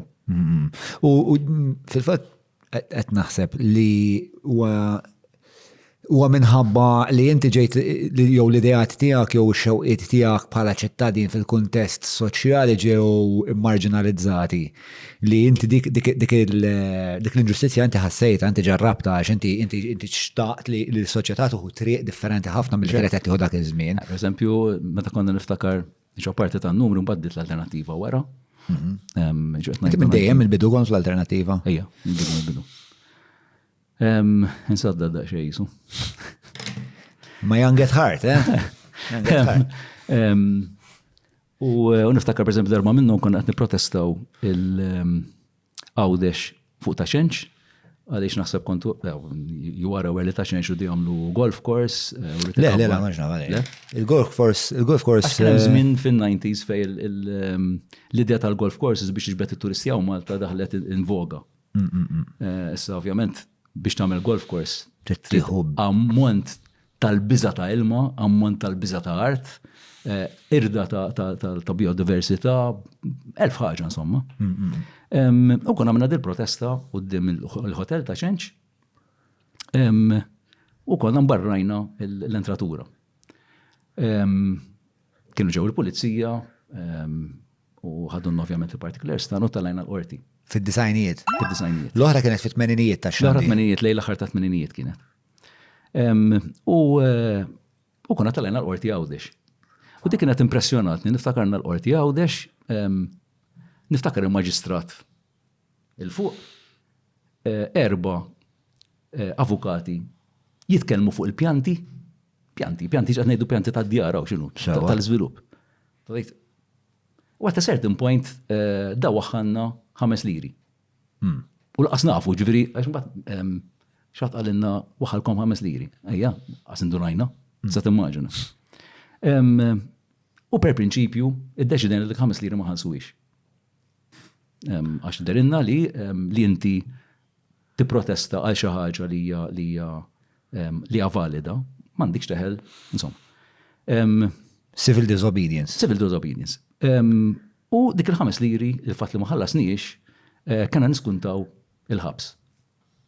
U niftakar kont għan iż-żewweġ, xi xaraj qabel ma kont għan iż-żewweġ, u niftakar kien is-sibt, u l-mara tiegħi, ovvjament kienet il-fajla tiegħi dak iż-żmien kienet qed tistennini biex immorru nagħmlu tnidijiet. Aw tnidijiet jiġifieri il-kurja u jagħmel tinkiteb insomma u biex jiġi pubblikata biex jekk xi ħadd ikun jaf li jekk qed nagħmel xi ħaġa. U fil-ħodu ċempil milla sa li important kelmek, mela u battu mortu. U ma li mortem għafilni. U ma tanix il-possibilta l-qasnu za' telefon. U l bil-kamera tiegħi tistenna fil-dar, suppost kan nisbaw kamera mbagħad wara mill-midda li konna xtrajna, so m'hemmx nitfaċċa. Di ċempel ħija u tajdlu dak għandna raġab dielu ġara. Nagħmlu tnidijiet u ma derx speċi. U mbagħad minn hemmhekk insomma spiċċajna il-kordin u jieħdu lek ir-ritratti, jieħdu lek il-fingerprints u l-parafrenalja kollha. U mbagħad spiċċajna ċip. Spiċċajt iċċib għax kien hemm numru ta' nies kollha fi ġurnat differenti. Ma daħlukomx l-istess? Le, mhux l-istess ġurnata, no. Kemm kien hemm minnkom li ġejtu mhux arrestati, ma impriġunati? Impriġunati naħseb xi 7. Sewa. Dikinhar ara kemm xi kultant xaqbattajt esperjenza tista' tagħmel esperjenzi oħrajn. Dikinhar meta kont fil-ċib ġejt f'inkontru ma' persuna li kien immigrant. Li kien immigrant mit-Tunezija, kien bat li ritratti jew wara li kien inħeles mit-Tunezija stess, għadu għandi min jafsar minnu llum. U niftakar li jiena x'Malti kont ingħatajt burger biċ-chips. Dar raġel għax kien immigrant, kien ilu xarem u kuljum kien jingħata sandwich tal-bajt. Kull jum. Dak kien li kell. Li ta' tista' timmaġna mal-li li il-burger u ċips kienu ħajqawlu għajnejhom wara nuċċali. Taf kif? U bdejna dialogu flimkien li għalija kien xi ħaġa straordinarja l-ewwel darba li ntqajt u missejt ma' miżerja ta' min qed jipprova jsib ħajja aħjar. Għal xiex kien qiegħed il-ħabs dar-raġel? Għax ovvjament kien hawn Malta legalment. Mhux kien immigrantu pereżempju Le, għax kien ġie hawn Malta mod illegali. Fintu u speċjalment. Delinquenza tiegħu kienet l-immigrazzjoni. L-immigrazzjoni, full stop. Tista' immaġina għadna ħarsu li dak il-mod illum għasu wara fin-90s. U dik kienet esperjenza hekk awakening ħafna minn dal-aspett.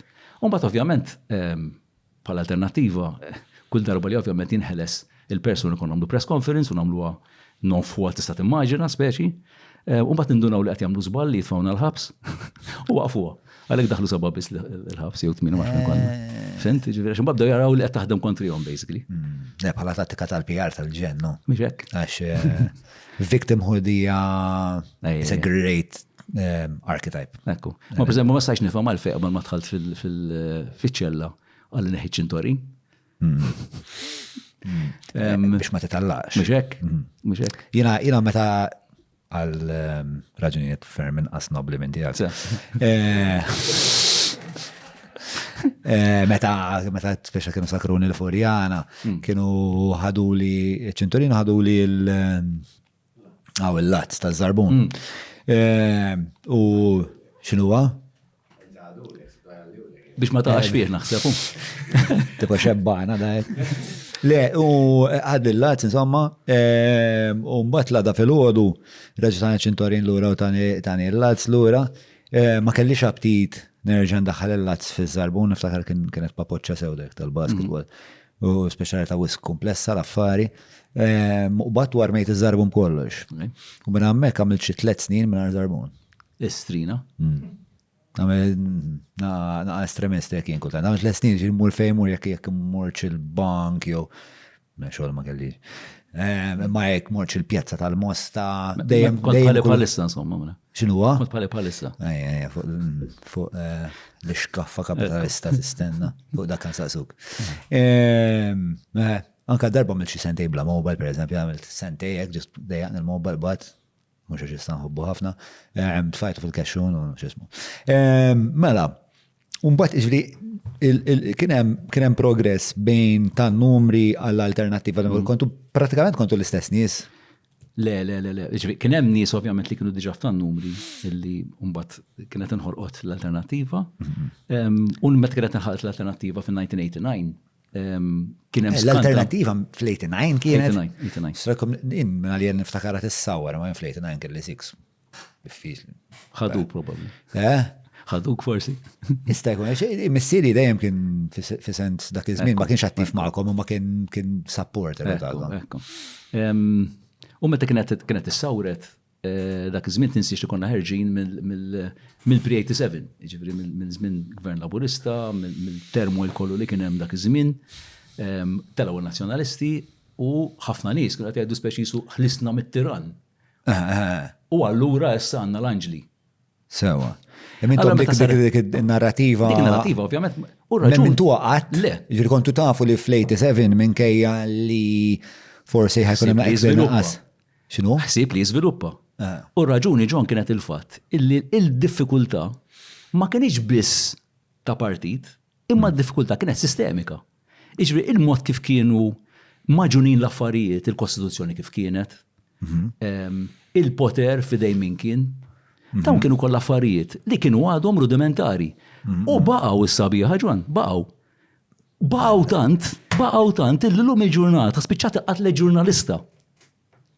Alright, ġifiri, semmek wasanna, X'inhu ma daw il-problemi elementali? Checks and balances. Li inti il-memx differenza bej l-eżekuttiv, per eżempju, u l-ġudikatura, fis-sens. Kif kienet tinħatar il-ġudikatura, kif jinħatar il-Kummissarju tal-Pulizija, kif jinħatar l-Attorney General, u oħrajn. Ġiek il-poter kien kollu fidejn il-Prim Ministru. Apart il-fatt, id-diskors li konna qed nagħmlu l-ewwel, illi inti anka l-Parlament innifsu kien hijacked. Littera, il-Parlament it was not about the ideas, imma it was about naħa tal-Kamra kontra naħa l-oħra. Il-fatt li l-backbenchers, per eżempju, dik imbagħad kienet iktar riċenti, għax imbagħad ovvjament partit wara liħor dejl milked it to their advantage. Li inti l-backbenchers biex tagħtilhom ħalqhom, mbagħad tibda tihom il-perkaċċi, tibda tihom il-pożizzjonijiet, taf kif? Mela suppost dak li kostituzzjonalment għandhom jagħmlu biex iżommu l-eżekuttiv in check, kif suppost jagħmlu kostituzzjonalment, kif huwa d-dover tagħhom, ta' jispiċċaw jagħlqu ħalhom. Speċi għandu paga kważi iktar mill-Ministru. You know? Bil-konsegwenza, li jekk inti ma kellix ġew checks and balances, l-affarijiet bdew jikrollaw. U dat diskors konna ngħiduh minn 1989. Ovvjament, darba lafat u kif għalenna darba u għom subboniċi għalenna darba teqtates. Taf kif, konna nġu trattati darba teqtates. Speċi, ma jimilu xwet jgħidu. Għax is-saħħa, arroganza kbira. Għax ovvjament is-saħħa tal-idejat, dik hija problema. Is-saħħa tal-idejat, equals kemm għandek numru. Mhux is-saħħa tal-idea fiha nnifisha. U dik dejjem irresistejnija. Dik irresistejnija. Ġaj dili dis-somma. Jiġri, l-saħħa tal-idejat equals is-saħħa fin-numru. Mela jiena l-idea tiegħi huma b'saħħithom huma tajbin għaxin fil-maġġoranza, in-numru. Jekk inti għandek 4 min nies li ħarġu b'idea tajba, meta konna nitkellmu fuq l-idea ta' riċiklar dak iż-żmien. Jien niftakar ċaru tont ħirex bil-belt u nisma' meeting, onestament qas niftakar ta' min u min kien, qas niftakar. Jiddieħa bil-fatt li aħna kont nissuġġerixxu fuq ir-recycling, issa ħajibdew riċiklaw it-toilet paper u tisma' biżibilju nies. Naħseb fejn il-fosos kienu. Kulħadd jgħid jitħaq. Nispera li mhux in-nazzjonalisti għax dak ir-recycling politiku li l-hom jagħmlu dawn l-aħħar 30 sena l-viviri u. Ma nafx, onestament ma nafx min kien. Ma ġbiex nispjegalek taf kif ġibri li d-dinamika. Però hemm spiex ta' hemm ċertu issues idiosinkratiċi f'da li attenti li speċa wieħed irid ħares li fid-demokrazija numri speċa jiddettaw u għandhom jiddettaw x'hekk jekk imbagħad niddeċi speċa. Ma stanna daqsxejn vera għandek raġun. Imma d-diffikultà hija li jekk inti għandek sistema li tkun ibbażata fin-numri u ma tagħtix il-possibilità li l-idejat li huma iżgħar fin-numru qed ngħid. Li jkollhom il-possibilità li semmu leħinhom hemmhekk dittatorjat jispiċċa. U aħna l-problema li hawn Malta għandna dittatorjat ta' partit wieħed. U dik hija problematika kbira ħafna. Għax demokrazija taħdem fuq livell ta' idea differenti. Mela, ħansaqsik naqra terġa' tirrifletti naqra oħra. Fil-fatt hawnhekk ktibta u tfajta f'kaxxa l-idea li kemm importanti li tkun effettiv. Issa l-alternattiva demokratika malek mill-89 il-kom imsawrin. 30 sena. 30 sena. Le, fuq 30 sena. X'inhu? Xaġa kif jiġi? 33 sena. Forsi dis-sena tagħkom għax 33 lak number. Ejja. Ta' tip ta' ċajt qudiem l-insara ma' suppost nagħmlu. Mela, jef. Ok, mela. All right, so qed ngħidu li tkun effettiv hija importanti. Għalfejn sissa l-alternattiva demokratika u naħseb nkunu korretti jekk ngħid kienu ineffettivi, però kienu ineffettivi fli jikkontestaw l-elezzjoni b'suċċess. Ekku. Sax, ġibri jina per esempio kont elett fil-Kunsill Lokali ta' Birkirkara. Elezzjoni ġenerali pal-nafu spiex ta' ħafna it-taqtija politika mdaqsa hemmhekk qiegħda. Għalfejn għadkom ma kellkomx dan is-suċċess. Għax għandek diż livell enormi hu l-ewwel qabel kollox. Ġifieri ħares l-elezzjoni ġenerali li għaddiet. Infaqna xi 7,000 euro f'kampanja elettorali. 7,000? Immaġna 7,000 as against ma nafx kemm il-miljun. Li ġew iddikjarati. Li ġew iddikjarati, naturalment dik qalu l-OSC mhux se ngħidha jien. X'qalu l-OSC? L-OSC basically qed jgħidu li hemm ħafna funding għall-elezzjoni li ma jidhirx. Li ma jiġix iddikjarat. Għax ovvjament għaddim il-loopholes. Mhux hekk. Ġifieri it is a very ġifieri u hawnhekk fejn tidħol is-sens ta' fairness. Jiġifieri li tajlux ma rnexxilkomx, intom l-idea tagħkom huma Taf kif? Imma inti jekk tara l-odds weighing against dak li qed tipprova tagħmel, qasem paragun. Biss. F'termini ta' armi jew ta' risorsi. Biss. Jiġifieri fl-elezzjoni ġenerali u anke qabel, ħunnettu l-1. Ma ġenix mistednin darba. Ma nissemmewx darba fl-aħbarijiet. Non-entity. Fuq il-nettu l-1, Fuq il-nettu l-1. Biex ovvijament għandi issues bar ma' nettu l-1. Imma jien naħseb li huma jiena nemmen li nettu l-1 għandhom kull dritt ma jsemmukom. Dik hija speċjal intrapriża tal-partit. Ma naqbilx miegħek. Jagħmlu huma. Ma naqbilx miegħek. Ħanelek għalfejn ma naqbilx miegħek.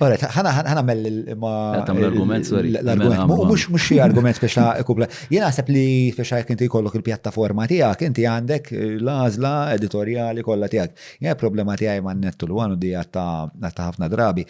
Huwa il-mod opak u jiena nemmen kriminali li huma użurpaw ammont kbir ta' resorsi biex ikollhom il-pjattaforma li għandhom. Mek inti tkun qiegħed fl-intrapriża tal-medja bħalma qiegħed jien, imma jiena nista' għandna għal 17 sena ma ddikjarax kemm daħħalt flus, plus li jiena qiegħed fl-isfera politika, allura jiena mhux qed inbieħlek ir-reklam, bro. Jiena qed inbieħlek ir-reklam u qed inbieħlek isma' dak it-tender u mbagħad nirranġaw se tfali 50,000 hawnhekk naqa' reklami ħandawru naqa' rota.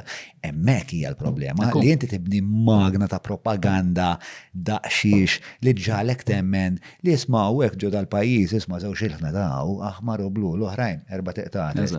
Meta inti tista' tagħmel dik il-ħaġa b'mod illegali, mela mbagħad issa hekk nibda nistaqsi dwar l-affarijiet kollha li tagħmel, hemmhekk qiegħda għalija l-qofol tal-problema x'li jiena jkolli pereżempju għandi dan il-podcast. Jekk jiena niddeċiedi nafu issues ta' immigrazzjoni ma rridx nitkellem. Fine, all well and good, dik huwa id-dritt tiegħi li nitkellem fuq ċertu affarijiet mhux fuq oħrajn lil Matthew Grek nġibu, lil Mario nġibu, u forsi ħadd ieħor ma rridx nġibu għax mhux parti mill-editorial. Fine. Imma mhux imbagħad jiena il-pjattaforma tiegħi issir ġala tidher bħalija l-ikbar ħaġa għalfej għax jien għandi setat politiċi li qed jimpalaw l-irriri jew li qed jagħmluha ħafna iktar faċli jien nindaqqas. Insomma kif qed John, li kollok aġenda hija normali. Semmili ġurnalist li m'għandux aġenda. Ma tistax tkun neutrali. Inti dejjem titlaq minn punt tluq, mhix problema. Imma li titlaq minn punt tluq ma jfis di jorbot ħafna ma dak li qed nagħmlu nipprova nagħmlu fil-kulleġġ, eċetera. Inti ma tistax għax għandek punt tluq ħadd ieħor ma jeżistix. Bil-kuntrarju, inti għandek punt tluq. Għamlu ċar dak il-puntatlu għax l-onesta intellettuali jekk titlob. Imma fl-istess ħin tkun miftuħa l-ħaddieħor. U b'xorta ħażina, il-mod kif taħdem l-awtorità tax-Xandira u Malta, tirraġuna b'dan il-mod. Tajlek mela il-1 propaganda laburista. In-net propaganda nazzjonalista, 1 equals 1 cancelled. U kumplament sar minnu. Kumplament sar minnu. Tifhem? U ma dawn l-affarijiet, għalhekk qed ngħid il-problema hija sistemika, daw ma affarijiet li ilhom għaddejjin minn il-ħaġar. Imma hemm bżonn li jitbidlu. Issa, ovvjament, ara kemm inna fuq għad il-biċċa xogħol, ara kemm inna fuqha, bil-mod il-mod l-affarijiet jibdew jinbidlu, bil-mod il-mod, jieħdu żmien, ġenerazzjonijiet. Kieku dak id-diskors qatt ma bdejnieh. Kieku probabli għażda l-podcast magħna fil-verità. Probabbli. Naħseb li l-aħħar elezzjoni hija xhieda tal-affarijiet li qed jinbidlu. L-ħsieb li qed jinbidlu ma naqbilx miegħi. Il-fatt li kellna l-iktar voter turnout baxxa mis-66 hija evidenza ta' fenomenu ta' xi xorta. Il-fatt li l-ammont ta' nies li ma vvutawx għal żewġ partiti kbar irdupjat fl-oqsma kollha hija evidenza ta' xi ħaġa oħra. Però Ġuli tella li wkoll dak li kont qed tisħaq dwaru int tal-OSCE fejn qed jgħidu Electoral Commission lacks political will resources to regulate campaign financing. Hemm xi paragrafu l-speċa forsi jistajtina naqra idea tar-rapport, speċa forsi Tajna magħhom fil-fatt tkellimna fuq għadi. Tkellimtu magħhom. Mela. L-OSCE x'inhu l-irwol tagħha? Election observers. Okay. U minn fejn jiġu? OSCE minn pajjiżi differenti. Ma l-organizzazzjoni għandha xi mother tipo hemm xi mother organization. Organization for the Security and Cooperation. In Europe, okay.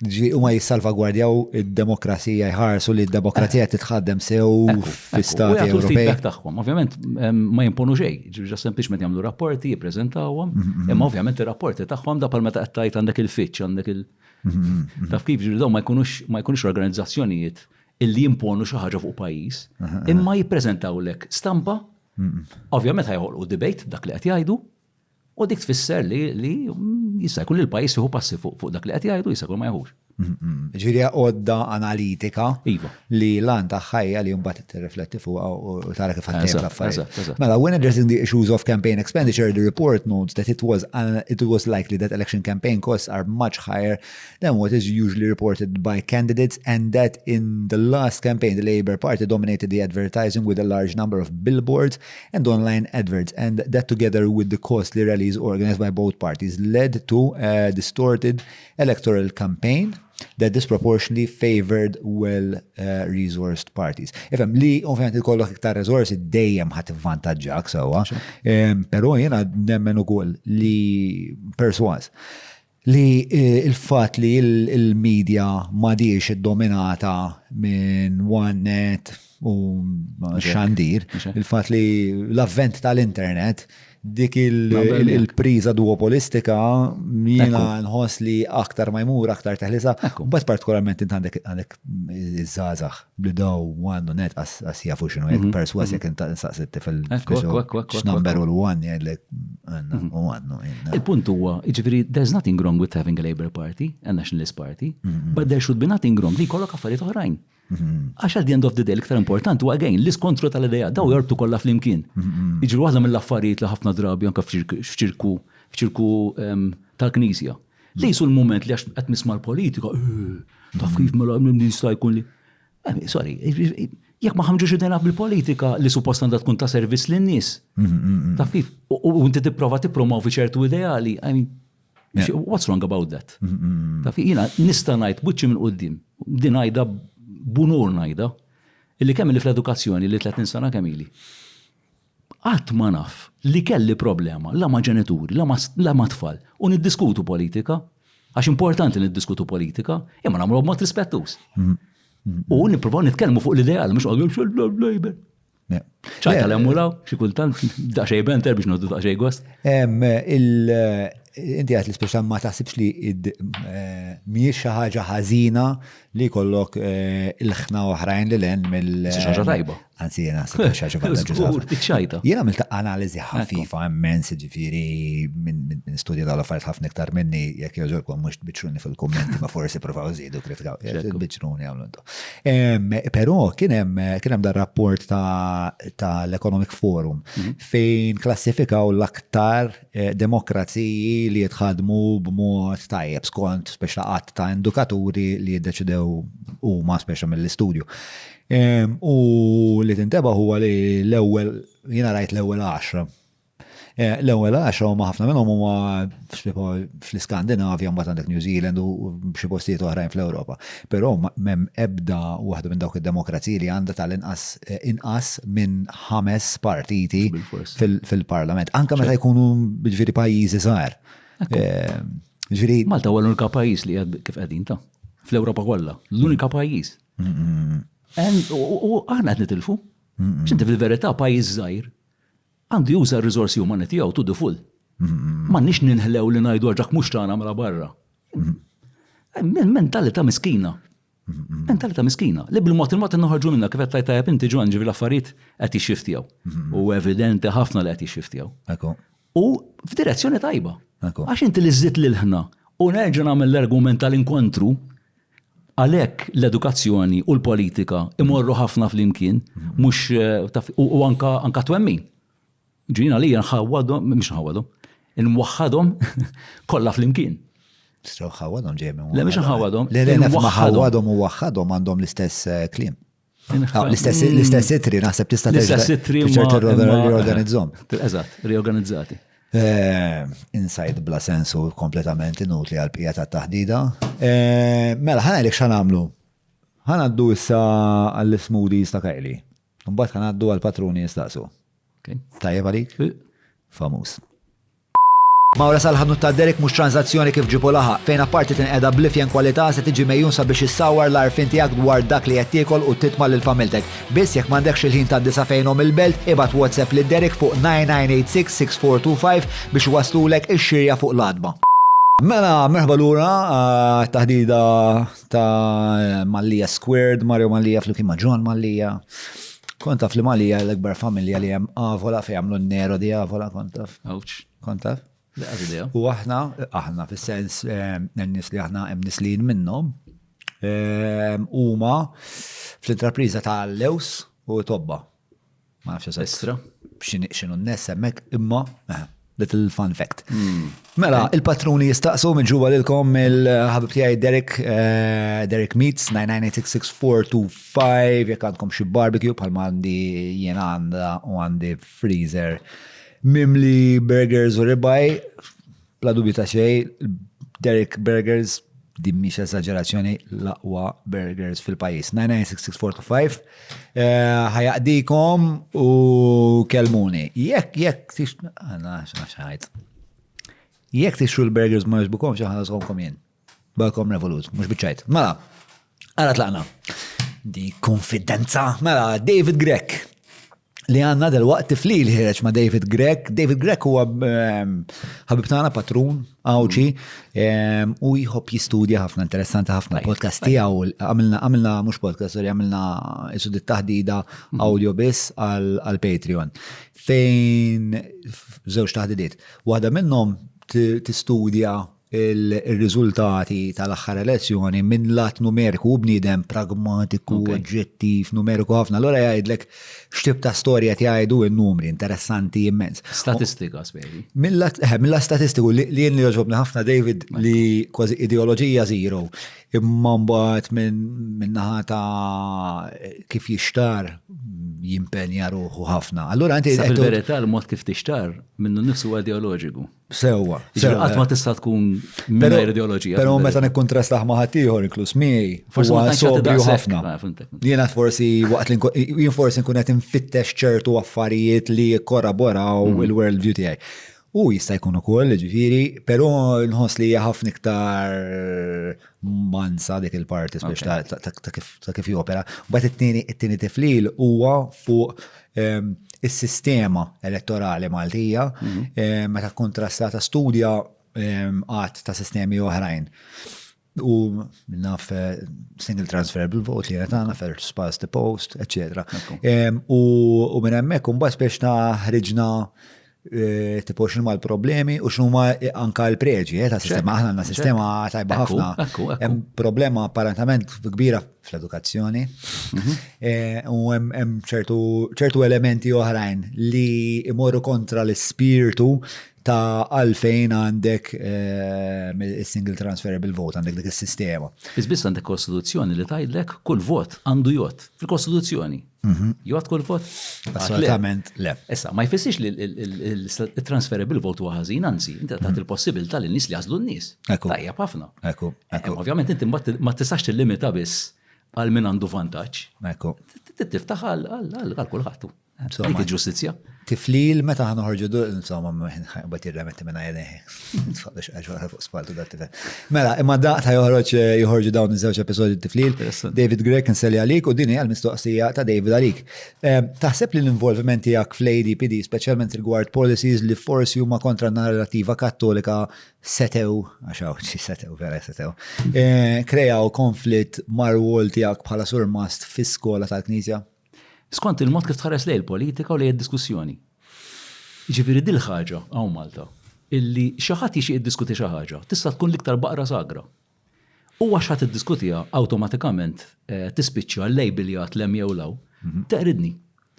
Ma niflaħix, inkluż minn ċertu nies anke fil-Knisja. F'pajjiż demokratiku, kulħadd għandu dritt jiddiskuti li l-paċenzja jrid. Jiena ħankun il-persuna li ħanalaq xi ħadd għax ma naqbilx miegħu. F'ċieħ id-dinja. Jiġifieri, allura d-diskussjoni li nitkellmu kollha fuq l-idea ta' inklużjoni, fuq il-fatt li nisimgħu xulxin, fuq id-dialogu, fuq l-inkontru. Fejn hu, sorry. Sa fejn jaqbel li biss. Jew sa fejn qabel ma dak li qed ngħid jien biss. Id-dinja mhux magħmula minni biss jew minna biss, imma hija magħmula minn nies oħrajn ukoll. Importanti li nisimgħu. Le, u evidenti dak li temmen dwaru. Imma żgur. Eżatt. Imma l-problema hi illi il-fatt li minn hemmhekk ġejja wkoll jiġri naturalment nismaħħa. U anka mill-lat ta' Dominikan stess jgħidu ili ħafna drabi li għandhom skumdita li jiena attiv fil-politika u fl-istess kap ta' skola. Nibqa' nisħaq l ħaġa jiena meta dħalt naħdem bħala dħalt fl-iskola St. Albert kont diġà attiv. Jiġifieri when I was enrolled, dak kienu jafu bih. U ovvjament tkellimna fuqu għax nisa nefhem li jkun hemm skundita. Tkellimna fuqu dak iż-żmien u spjegajt il-fatt illi m'għandux ikun hemm konflitt bejn l-edukazzjoni, bejn dak li nemmen bħala Kattoliku u l-politika. Ġifieri dak iż-żmien nitkellmu mit-2003, ġimmaġina. Taf kif? U bqajt għaddej biha l-biċċa xogħol. Però taħseb li kien hemm skumdita eventwalment? Kien hemm skumdita, kien hemm skumdita. U again, imma again, jekk ikun hemm skumdita ma jfissirx ma nistgħux nirreżistu għadik l-skumdita. Għaliex għandu jkun hemm skumdita u persuna li tixtieq tkun attiva fil-ħajja soċjali, fil-ħajja politika ma tistax tkun. Ma tagħmilx sens. Ma tagħmilx sens. Jekk xejn postna huwa hemm, għandna bżonn ħamġu jdejna. Ovvjament l-umanità hija messi. Jiġifieri m'hemmx linja dritta ta' kif u policies tajjeb jew ħażin. Tirrifletti daqsxejn u tara x'l-aħjar. U billi jkun hemm jiena naqbel ma kollox fil-Knisja. Evidentament le. Le. Semmejtlek il-pożizzjoni fuq in-nisa, pereżempju, ma naqbilx mal-Knisja. Imma dik tfisser allura għax ma naqbilx mal-Knisja fuq dak l-aspett, allura imissom allura l-ADPD, imissom jgħidu li isma' xi Knisja ma tagħtix importanza in-nisa daqskemm mandattihom. M'intix postok magħna x'għandna nagħmlu fl-ugwalenza bejn is-sessi. Għandna nistgħu nagħmlu hekk ukoll, naslu x'imkien f'tagħmilx sensu. Tifhem ġifieri jekk xejn għandna noħolqu dialettika. Anka fil-Kristjaneżmu nnifsu fid-dinja Kattolika għandek strands differenti. Fuq diversi topics. Ġifieri jien niftakar Peter Sarration Inglot, pereżempju, ħassib tal-biża' li kellu divergenzi mal-Knisja fuq ċertu aspetti, imma x'fiha ħażin. Mhux hekk irridu nagħmlu. Li nħabtu daqsxejn l-idejat ma' xulxin biex noħorġu l-aħjar u nippruvaw nersqu viċin kemm jista' jkun għal dak li huwa sagru għalina. Mhux hekk irridu nagħmlu. Għandna noqtlu xulxin, għandna naqtaw ras xulxin għax xi ħadd jgħid li din hija l-linja. Tajjeb, u m'għandniex id-dritt insaqsu. Jekk għal l-imbierek bejn daw żewġ widnej tagħna daqsxejn grey matter fin-nofs, ma tawlix biex nużah, sorry. Jiena nista' nkun fidil f'termini ta' Knisja, però mbagħad m'iniex fidil li ma naħsibx, sorry. Tajjeb wis. Mela, il-mistoqsija li miss ġejja minn Miss Claudine. Thank you for all you have done. You are a true transformational leader who did what is right by the children and inspired educators to adopt the same attitude. Do you see a contradiction between the school board and the teachings of the current Pope? Yes.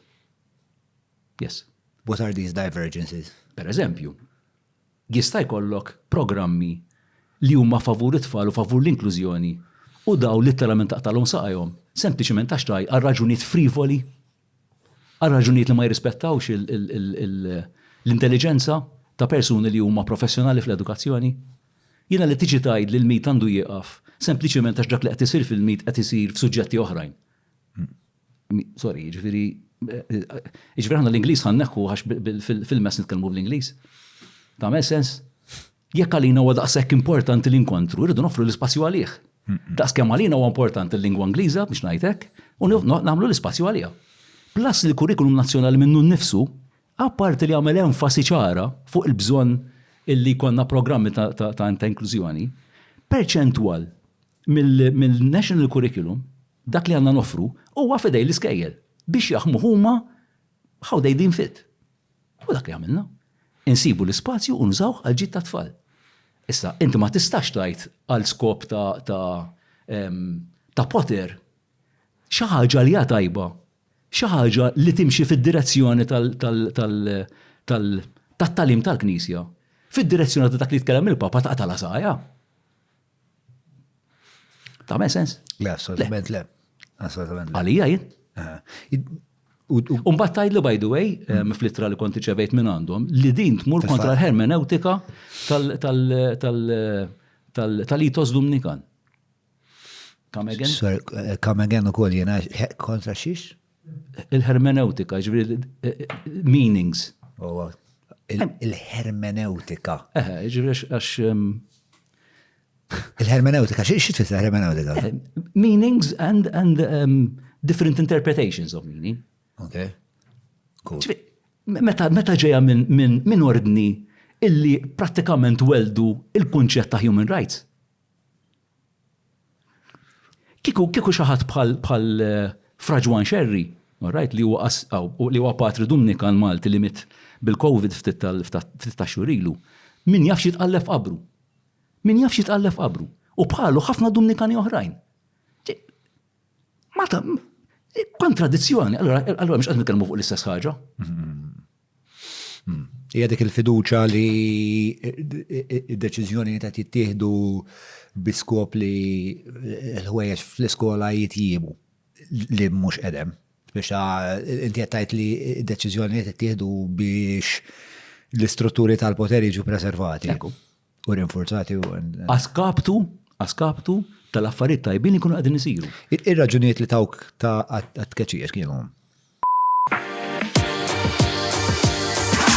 Għalfejn sirt patrun? Sirt patruna għax il-kurzita jilbitni. Kien hemm sens kbir ta' komunità tal-patruni u rrid li nkun parti minnha. Illum il-ġurnata kollox fast mill-fast food, fast fashion, ngħixu 15 seconds at a time fuq TikTok. B'fdaqa waħda podcast li inti tista' tara repeatedly. Imma hija satej, hija 3 sigħat, hemm id-debt. Qed jistaqsi mistoqsijiet li kulħadd trid li jiġu mistoqsija. Allura why not? Pero naħseb li iktar raġuni importanti li ġelitni nafas dik il-buttuna biex nissottoskrivi. Bħalma jenfasizza ħafna John u naqbel miegħu kompletament. Għandna nuqqas kbir taħseb kritiku. It-tip ta' taħdidiet li John ikollu ma' diversi nies huma ta' valur enormi għas-soċjetà Maltija u għalina. Il-fatt illi meta ssir diskussjoni issir fil-fond u mhux b'mod superfiċjali. U naħseb li dak jagħti lok ukoll ħafna għal ħsieb liberu. Jeduka lin-nies li għalkemm persuna ma taqbilx magħha xorta tista' tiddiskuti. Diskussjoni profonda, mid-lok ta' jekk xatt provi ħarb il-mistaqsija. Terġa' ddur, terġa' saqsih sakemm tieħu risposta. U naħseb li John l-istil uniku tiegħu qed immiss ma' ċertu nervi li ħadd ma kien qatt miss qabel. Aw bżonn li ħafna iktar nies jibdew jisimgħu u jappoġġjaw il-podcast. Finalment, titil flus biex tagħmel anything. Għal xi ħaġa li qed nieħu ħafna sigħat ta' knowledge minnu, ħafna sigħat ta' entertainment kultant ukoll. Jien personalment rajta worth it. Frankament imbagħad you have to put your money where your mouth is. U jekk jiena qed nieħu pjaċir u qed ningawdu qed nitgħallem, jekk irid tiżjed, mela dan mhux qed ngħidu eluf, qed ngħidu ftitu.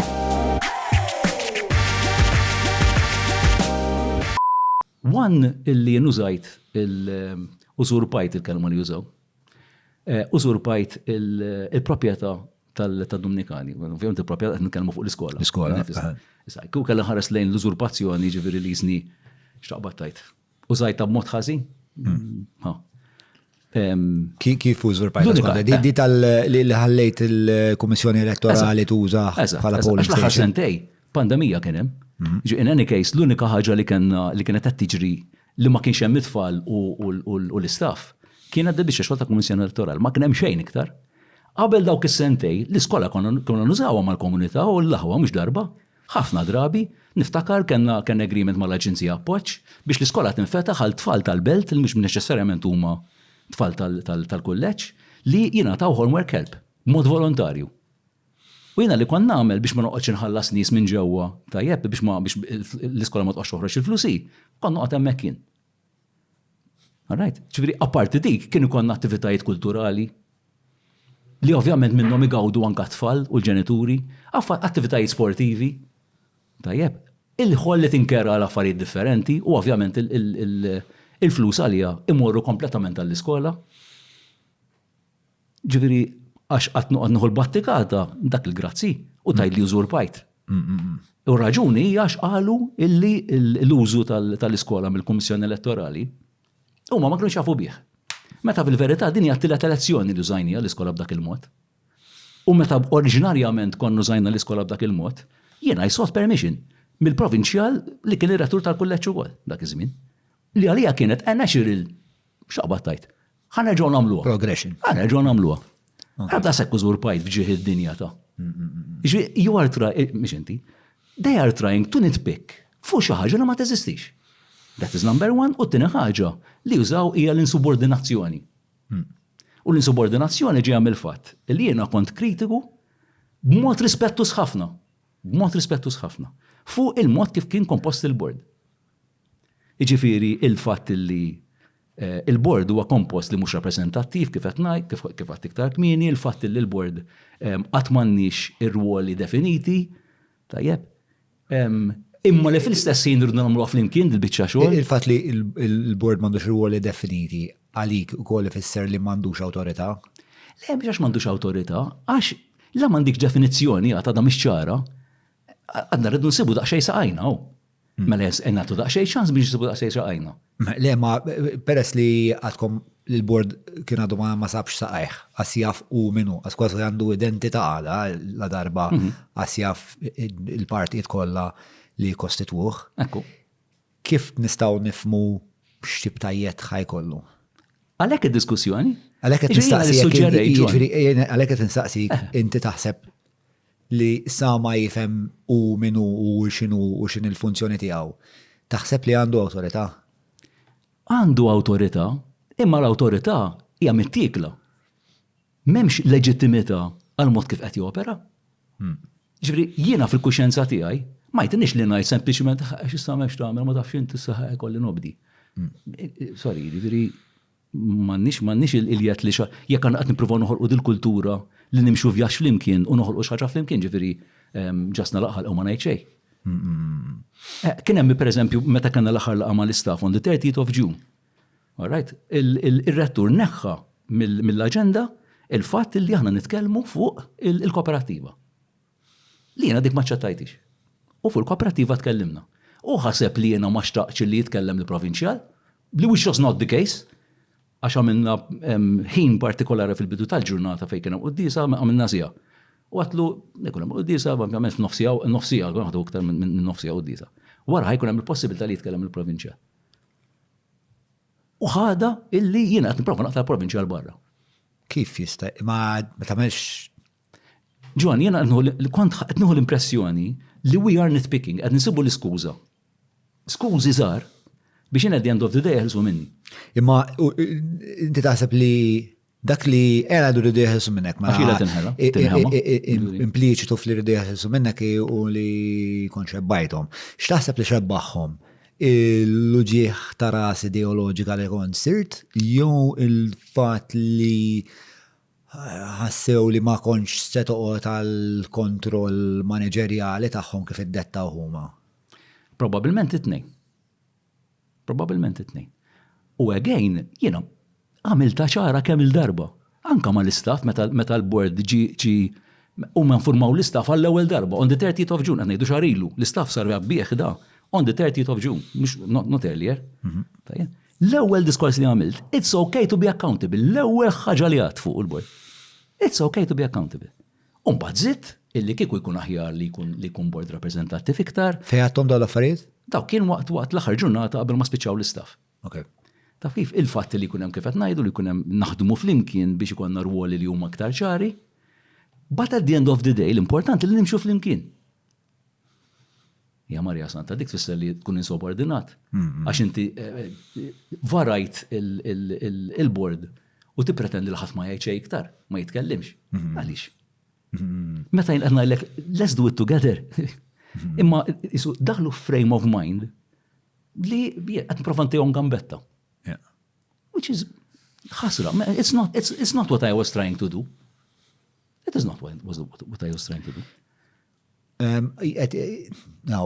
Inatu kol li ċertu ħweċ li konta tagħmel int kien se jkollhom anka impatt finanzjarju fuq il-kulleġġ. Oħra dik. Dik ġeja mill-biċċa xogħol tal-kooperattiva. Okay. Mela biex nispjega daqsxejn. L-ewwel ħaġa kooperattiva mhijiex tal-iskola per se. Kooperattiva hija tan-nies li jiffurmawha. biex basically kien hemm 10 founding members li huma membri tal-istaff li daw iddeċidew skont il-liġi li jiffurmaw dil-kooperativa l-iskopijiet li semmejna diġà biex ma nerġax nirrepeti. U di bdiet topera, l-ewwel ma minna, għax ovvjament parti minna wkoll, illi beda jsir fundraising. B'tali mod li nkunu nistgħu nixtru affarijiet li jkunu jistgħu jintużaw mbagħad fil-kantin. Għax l-idea kienet illi l-persuni b'diżabilità li xtaqna nħadmu nipprovdu servizz tul kantin, ġrok ma nġibu provider minn barra. Nipprovdu ħafna permess ta' daw il-żgħażagħ. Naturalment permess li jkollok coaches magħhom, għax huwa proċess pjuttost laborjuż, ġifieri. Apparti il-fatt li jinvolva ħafna nies li huma mod volontarju. Allora li bdejna nagħmlu basically bdew jagħmlu ħafna crafts, taf kif again fil-għaxija u bil-lej biex imbagħad nistgħu nbuħhom f'bażars differenti, taf kif you raise funds. Minn dawk il-funds irnexxinna nixtru an industrial fridge and an oven. U poġġenjaw fil-fatt fil-kantin biex ikun nistgħu jintużaw. Għal xi raġuni dik ġiet interpretata bħala li l-fatt li twaqfet kooperativa ħajkun hemm xi financial obligations minnaħa tal-iskola. X'financial obligations? Law ħaġa l-iskola ma ħarġet assolt wieħed. La, assolt wieħed ma ħarġet l-iskola li għadha biċċa xogħol. Nothing. Plus il-fatt li kull solt li ntefaq anke mill-kooperativa b'mod volontarju għax dawk huma kollha kif ma kienx hemm l-element volontarju. Kollox huwa accounted for. Jista' jkun hawn element diġi li tiġri li ma' ċertu nies u vera tifrustrani. Li il-board ma femitx eżatt il-kooperativa u biex tevita l-mistħija li tistaqsi minn flok biex tuħu stans li tmur kontra l-kooperativa, tipo fearing what they don't understand. Imma Ġon, jekk appuntu, naħseb, għaliex fil-verità, jekk hemm diffikultà dik li kienet il-kooperativa u għalfejni, u inti m'intix informat biżżejjed, mhux issaqsini trid. Tlabna għal diversi laqgħat, Ġon, għal diversi laqgħat mal-bord biex nispjegaw eżattament fejn qegħdin x'qed nagħmlu. Għax at the end of the day nixtiequ li nkunu akkumpanjati. Ħaġi xi ħaġa sabiħa. It's part of, it's an extension tal-itos tagħna. Ġifieri għaliex għax għandek diffikultà u m'intix qed tifhem taqta' la saqajja. Il-ħasra li intom tistgħu tkunu wassal xulxin checks and balances. Eżatt. Le, u anka Irish checks and balances, checks and balances importanti, imma iktar idejat, iktar enerġija fejja jgħid inti di komplisibbel. U dik hija problema. Dik hija l-ħasra. U għandek istra legat ta' 16 sena Madonna u dawn nies kollha li appoġġjaw l-ikbar dispjaċir. X'taħseb li se jiġri b'San Albert il-kbir għadna ma wasalx il-kbir. Il-kbir Ġon, ta' fej għax huwa persuna struit kien jinteressaħ kollox. Kien jinteressaħ kollox. Ma kellux ħaġa waħda sabiħa, l-umilta. Iġir l-kbir mhux uqala li fuq innifsu qed nassumi. Le. By the way, lejla se nara l-kbir għadu ġej. Ta' Freddy Portelli, rajt għanti l-kbir għadu ġej u? Biċċa żgħira madni. X'jiġri biċċa żgħira? Le, il-kbir għadu ġej. Rajtu? Ejju. Kif rajt biċċa żgħira? Imma mhux film ta' jowek. Le, naf. Ta' tajt għal-podcast, le, kbira duġej il-musical. Le, ma rajtux. Il-musical ta' Sean Bohaġer. Fintek. Le, ma rajtux. Immaġna, jek tixtri biljett ta' teatru, t-mura xar minuti, s-na nġil pija ġmandina. Tottala bicċa, ek, faket. Le, serni lejla, Mikil, inti ġej? Ġiljan? Jimmu sejjer. Ma, il-lu, da xie samu il-lu. U għallaqam tal-jaflu bondi, taħal fil-Patreon u ma jridx. Le, illu. Għaw xinu jġri għaw? Mela, xin il-pozizjoni tijak dwar l-axħar liġi dwar l-testjar ġenetiku fuq l-embrioni tal-IVF? Taħseb l-pozizjoni ADPD, santum diġa, dwar dan kellax taqsam ma tkeċċija tijak, taħseb li l-iskejjel tal-Knisja f'Malta jistaw għad jikkontribwixxu b'mod pozittiv lejn l-iżvilupp ta' tfal, speċjalment peress li l-Knisja tħeġġeġ il-raġunament dommatiku jistaqat madonna 17 mistoqsija ma biċċa erġena l-ora, waħda reverse. Taħseb li u l-nawek satej nofs, ġiri l-batri u koll. Mela, taħseb li l-pozizjoni tijak dwar li moħħa. X'inhi l-pozizjoni tijak dwar l-axħar liġi dwar li t-testjar ġenetiku fuq l-embryon tal-IVF u taħsibx li l-pozizjoni tal-AD dwar dan kellax taqsam ma tkeċċija tiegħek. Jekk kelli xtaqsam qatt ma semma willi, to be honest. Jiena meta kienet ħarġet il-possibilità. Kont qed fis-sens kelli daqsxejn isu sitwazzjoni ambivalenti minn banda minnhom tifhem il-fatt li jkollok ċirkostanzi fejn jekk embryon mhuwiex vijabbli assolutament. Inti tkun favur il-ħajja billi tagħti il-possibilità l-embryon li huwa vijabbli li isma' ngħid vijabbli qed ngħid. Għax hemm kundizzjonijiet illi l-embryon asħajt wielet. Mela allura hekk hemm il-possibilità li nagħti l-embryon ieħor li jista' jitwielet. Kun tagħmel sens. Fl-istess ħin kien qed ibeżżani ħafna il-fatt illi nitlu fl-ambitu ta' persuni b'diżabilità. Ġi fejn ħadd wassalna di. Tista' twassalna li għax jista' jkun hemm skumdita b'ċertu kundizzjonijiet allura nażlu embryon fuq ieħor dik beżżani ħafna. U allura l-kompromess ta' dak bejn iż-żewġ aspetti ikun illi irid ikun hemm awtorità li tkun fissa ħafna u tiddetermina x'huma l-kundizzjonijiet il bihom jista' jsir dan it-testing. Meta fid-diskors tad-diżabilità kien hemm stqarrija interessanti ħafna ta' Lara Kalleja minna jew kun jom mal-kittiba ta' dik li kitbet kissertu kull maw. Kullimkien, kissertu kullimkien. Fej jistqarret li speċta hija kontenta li hija ħajja u li għandha rigal tal-ħajja, però li kella nistgħu naqra waħda l-istqarriet tista' tal-aħħa waħda li meta naħdem fuq il-memorja naqa' problema. Mela żgur. Wow, that's a big statement, daw il-kittiba kollha għandna jdumu ġejjin biha. Mela, ma niflax nismar iktar fuq PGTs u ċuċati kollha li ħerġin minħal in-nies. Sorry, wasalna f'punt redikolu li issa anka bajda fertilizzata li qasbis qiegħda fil-ġuf qed nipproteġu, qed niġġennu jew nies bħali li għandhom kondizzjoni kronika u li għandi ċans intija lill-ulidi, issa nista' nikkonsidra jkolli it-tfal ħabba daw it-testijiet. Avvolja l-kondizzjoni tiegħi għadha mhux fil-lista. Li huma standard għal pajjiżi iċ-ċivilizzati għax le. Għax le, ma rridx tfal bil-kondizzjoni tiegħi. No, ma. Għax le, mhux għax le, it's not a question, it's like għax le. Għax le, jien ma rridx tfal bil-kondizzjoni tiegħi. Avvolja nħobni u naċċettani, fl-ebda univers qatt mu ħanajt li xtaqt ma ġejtx hekk. Ma rridx li t-tfal tiegħi jibdew il-ħajja li diġà diffiċli bi żvantaġġ daqshekk kbir, irrelevanti kemm irċevejt imħabba u rispett. Hija trauma li għad ninġor il-konsegwenzi tagħha sal-lum. Naħseb nistgħu nifqu hawnhekk għax ħadna spiex ta' Dan huma dilemmi kbaru.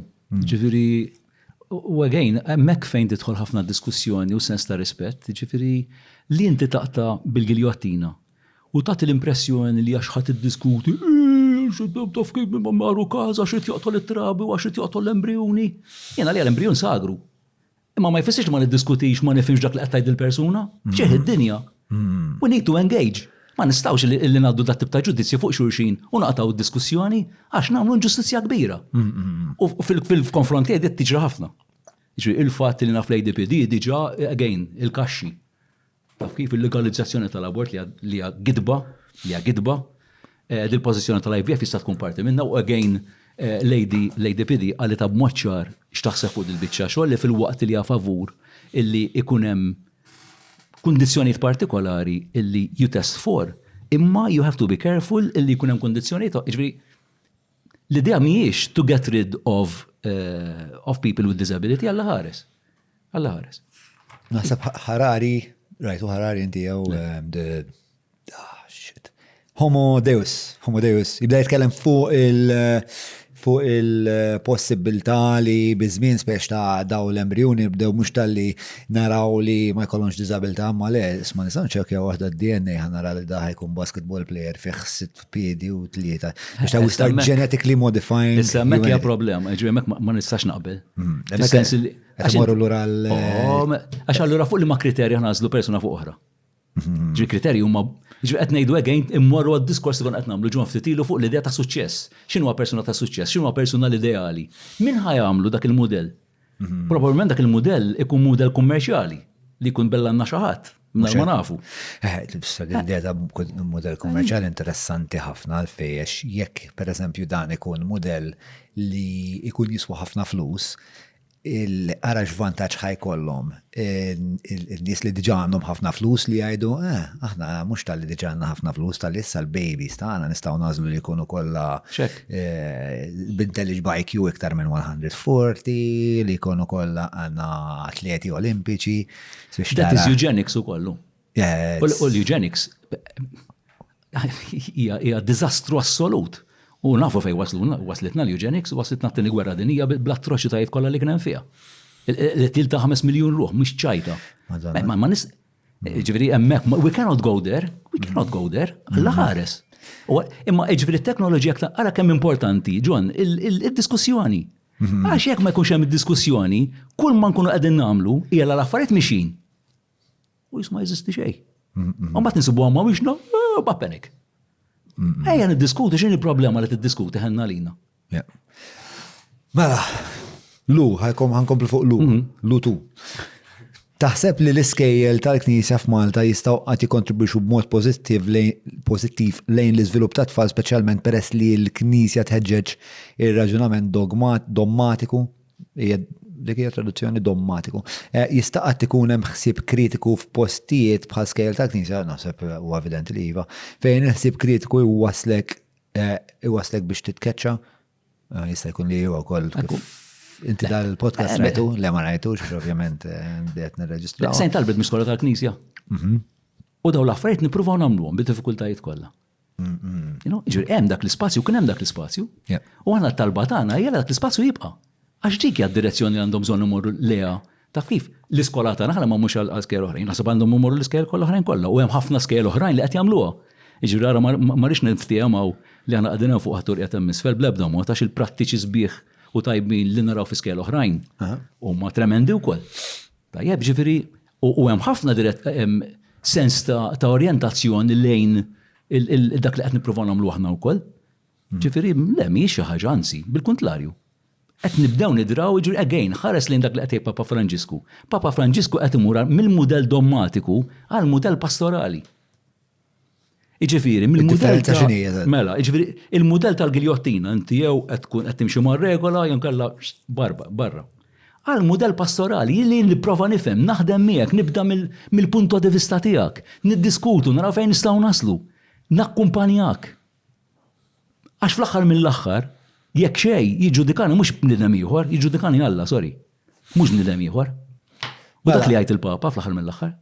Anon staqsa. Fil-bidu Mario tkellem dwar ma xaħat minn hawnhekk. Mela, Anonymous, fil-bidu Mario tkellem dwar kultura ta' demokrazija fejn kulħadd huwa ugwali. Jaħseb jekk dan jistax jirriżulta f'abbuż fejn ikun hemm min jaħdem u jkun hemm min jabbuża b'konsegwenza li jħalli lil ħadd ieħor min jaħdem għalih? Dak huwa dejjem riskju ma meta tidħol l-akkontabilità. Meta ngħidu ugwali ma jfissirx taf kif let it on its own steam u daqshekk.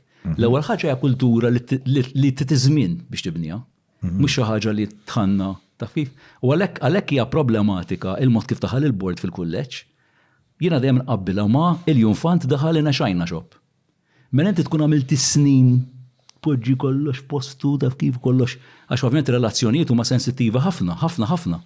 U meta tidħol f'kuntest l-ewwel ma titgħamel toqgħod lura, tisma', titgħallem u bil-mod il-mod tibda tirreaġixxi. As against li inti dħalt u bdejt fire left, right and center. U kissirt kollox. U dak huwa riskju. Dak li ma nixtiequx naslu għalih. Ma kif tissalvagwardja biex dil-ħaġa ma tiġix? Jiena bħala kapitalist. Accountability lejn xulxin. Tinkwetani spiex dil-ħaġa. How do you keep like in practical terms. Per eżempju, mela, bħalissa qed nagħmlu podcast inti u jiena. Tajjeb, immaġna li inti qed tagħmel l-isforzi kollha. U jiena speċi nixrob daqsxejn bir-ransom li ma nħobbx. Ħdejja. U tajli, oj, mela inti, sorry, ġejta u naħtaħtel nagħmel kollox jien u inti mista tagħmel xejn. Tajjeb, u tixbidlu waħda u d-nejja. U jkollok raġun. Iġbir l-akkontabilità li l-komunità hija kruċjali. Hija kruċjali. U fejn ma jkunx hemm kulħadd qed jiġbed l-istess ħabel, ikun hemm konsegwenza ovvja. Li jkun hemm il-konsegwenza tkun qedem. Mek inti again l-idea ta' konsegwenza, ġvek inti m'intix qed taħdem f'kuntest komunitarju, ħataqla bissieq, ovvja. Ħataqla bissieq. Fis-sens, ġifieri m'intix denju ta' dik il-komunità, komunità tfisser illi nirrispettaw il-xulxin. U li nixbdu l-ħabel kemm nistgħu biex ngħinu li xulxin, jekk hemm xi ħadd li mhux qed jagħmilha, għandna diffikultà kbira. Ma f'soċjetà dik il-mod li aħna nagħtu konsegwenza isu li meta xi ħadd jagħmel xi ħaġa li tmur lilhen minn dak li huwa mixtieq fis-soċjetà ħafna drabi jew tnaqqas l-aċċett għall-aċċettazzjoni speċi jiġi xi ftit ostraċizzat jew ma jaqlax flus allura speċjalment titgħażel. Kif taħseb imma inti, kif tara li din il-ħaġa għandha din id-dinamika għandha tiġi negozjata f'termini soċjali fejn għandek affarijiet bħal risorsi, flus. L-idea ta' restorative justice, John. Iġifieri xi ħaġa tista' tibni. Missa ma l-isfel minnu perfett. Jien u żgur li le. X'imkien ħanisbaljaw kollha kemm aħna. Issa jista' jkun li nisbaljaw. Unsibu minn qed jipprova jgħinna jadirna, tajjeb, jeqfinna, imma l-fissessin qed nidaqatit biex jekk hemm xi ħaġa nirranġa. As against li nedu pożizzjoni fejn xi ħadd jagħmel xi ħaġa ħażina, aqtalu rasu. U dik hija parti mill-problema li għandna anke bis-sitwazzjoni tal-ħabsijiet ta' Malta. Il-ħabsijiet ta' Malta b'sissa għatana diffikultà fejn naraw in-nies li żbaljaw bħala nies illi sempliċement titfaħħom ġo kantuniera, aqfilhom u għarmi ċavetta. Għadna b'dik it-tip ta' mentalità. Il-mentalità li minn żbalja bil-militar għaċċatlu. Issa li jkun hemm min jagħmel aw x'inhu. Min neħħi ħajtu bideħ u hija dak speċi taf kif kważi parti mill-proċess. Il-ħabs m'għandux jiġi ran minn nies li huma militari, imma għandu jiġi ran minn social workers, minn nies li jifhmu fil-psikoloġija, nies li kapaċi jgħinu counselors. Biex minn żbalja mhux toqtlu, imma minn żbalja tgħinu biex jerġa' jibni ħajtu. Għax illum jien u għadha tista' tkun int, għax kulħadd jista' jiżbalja b'mod jew ieħor u hemm l-iżbalji jew forsi jħalli konsegwenzi ħafna ikbar. U hemm forsi l-iżbalji tiegħu ħallsu konsegwenzi iżgħar. Imma mod jew ieħor żbalji kulħadd ħajjagħmel. Naħseb il-sistema retributtiva hija waħda arkaika ħafna u li ma tawgurax, ma ġibx riżultati tajbi, speċa anka jekk li tħares mleha b'mod ta' statistika, aħna għandna rata ta' reċidivizmu hija sploduta, jidher li naħseb hija l-ogħla fl-Ewropa. Fil-waqt li inti għandek pereżempju ħabsijiet id-Danimarka nixtieq ngħid. L-Italja wkoll. Il-Bastoj u għal-Danimarka qiegħed. Il-Bastoj u jekk tara pereżempju mhux il-Bastil, bro. Bastoj xi ħaġa BASTOY. Bastil fejn jaqflu n-nies jarmu ċavetta. Bastoj President mara, x'inhu huwa? Bastil fejn jaqflu n-nies jarmu ċavetta kienu. Klemenza fil-Bastilja. Le, Bastoj Prison huwa Norway, Danimarka u Mela, huwa dal-ħabs jekk taraħ ġifieri inti qiegħed fuq gżira fit-tramuntana tan-Norveġja li hija bellezza ġifieri li ma kontx naf il-ħabs kont nara jekk nistax imur holidays biex ta. U daw għandhom l-appartamenti tagħhom huma sbieħ ħafna, però huma soċjetà li jridu jkunu self-sustaining. Allora huma li jitalmu hija kooperazzjoni soċjali. Sewa. Ir-rata ta' reċidivizmu mill-Bastoj, korreġini ġuri ma nixtieqx nagħti informazzjoni ħażina, imma jidher li hija ġifieri ħaġa inqas mill-20%. Issa inti l-Bastoj għandek nies li mhux qed ngħidu daw mhux nies li jkunu għamlu xi ħaġa frivola ta' le għandek qattila, għandek nis li stupraw, għandek nis li għamlu atti kriminali li inti meta tqishom tajt da m'hemmx ċans li jiġu bażewġ qatt mal-liġi. Imma 16% and it's the lowest in Europe. Jekk tara kif iżommuhom il-daw, hija ġifieri daw estetikament jew jekk tħares liha biss minn barra u partikolarment bil-moħħ retributtiv, daw jgħixu aħjar minna. Imma dejjem fl-li u jistadu, affarijiet. Għax daw in-nies anke min jiżbalja, ittieħ id-dinjità. U meta persuna tija d-dinjità, tista' tirrispondi għalha dik id-dinjità. Jekk taqtala d-dinjità persuna x'jifdilha. Anke jekk żbalja x'jifdilha. Għalat il-bibu, ma l-ewwel. U inti l-ewwel speċa bdejt titkellem fuq meta tat il-copies, per eżempju.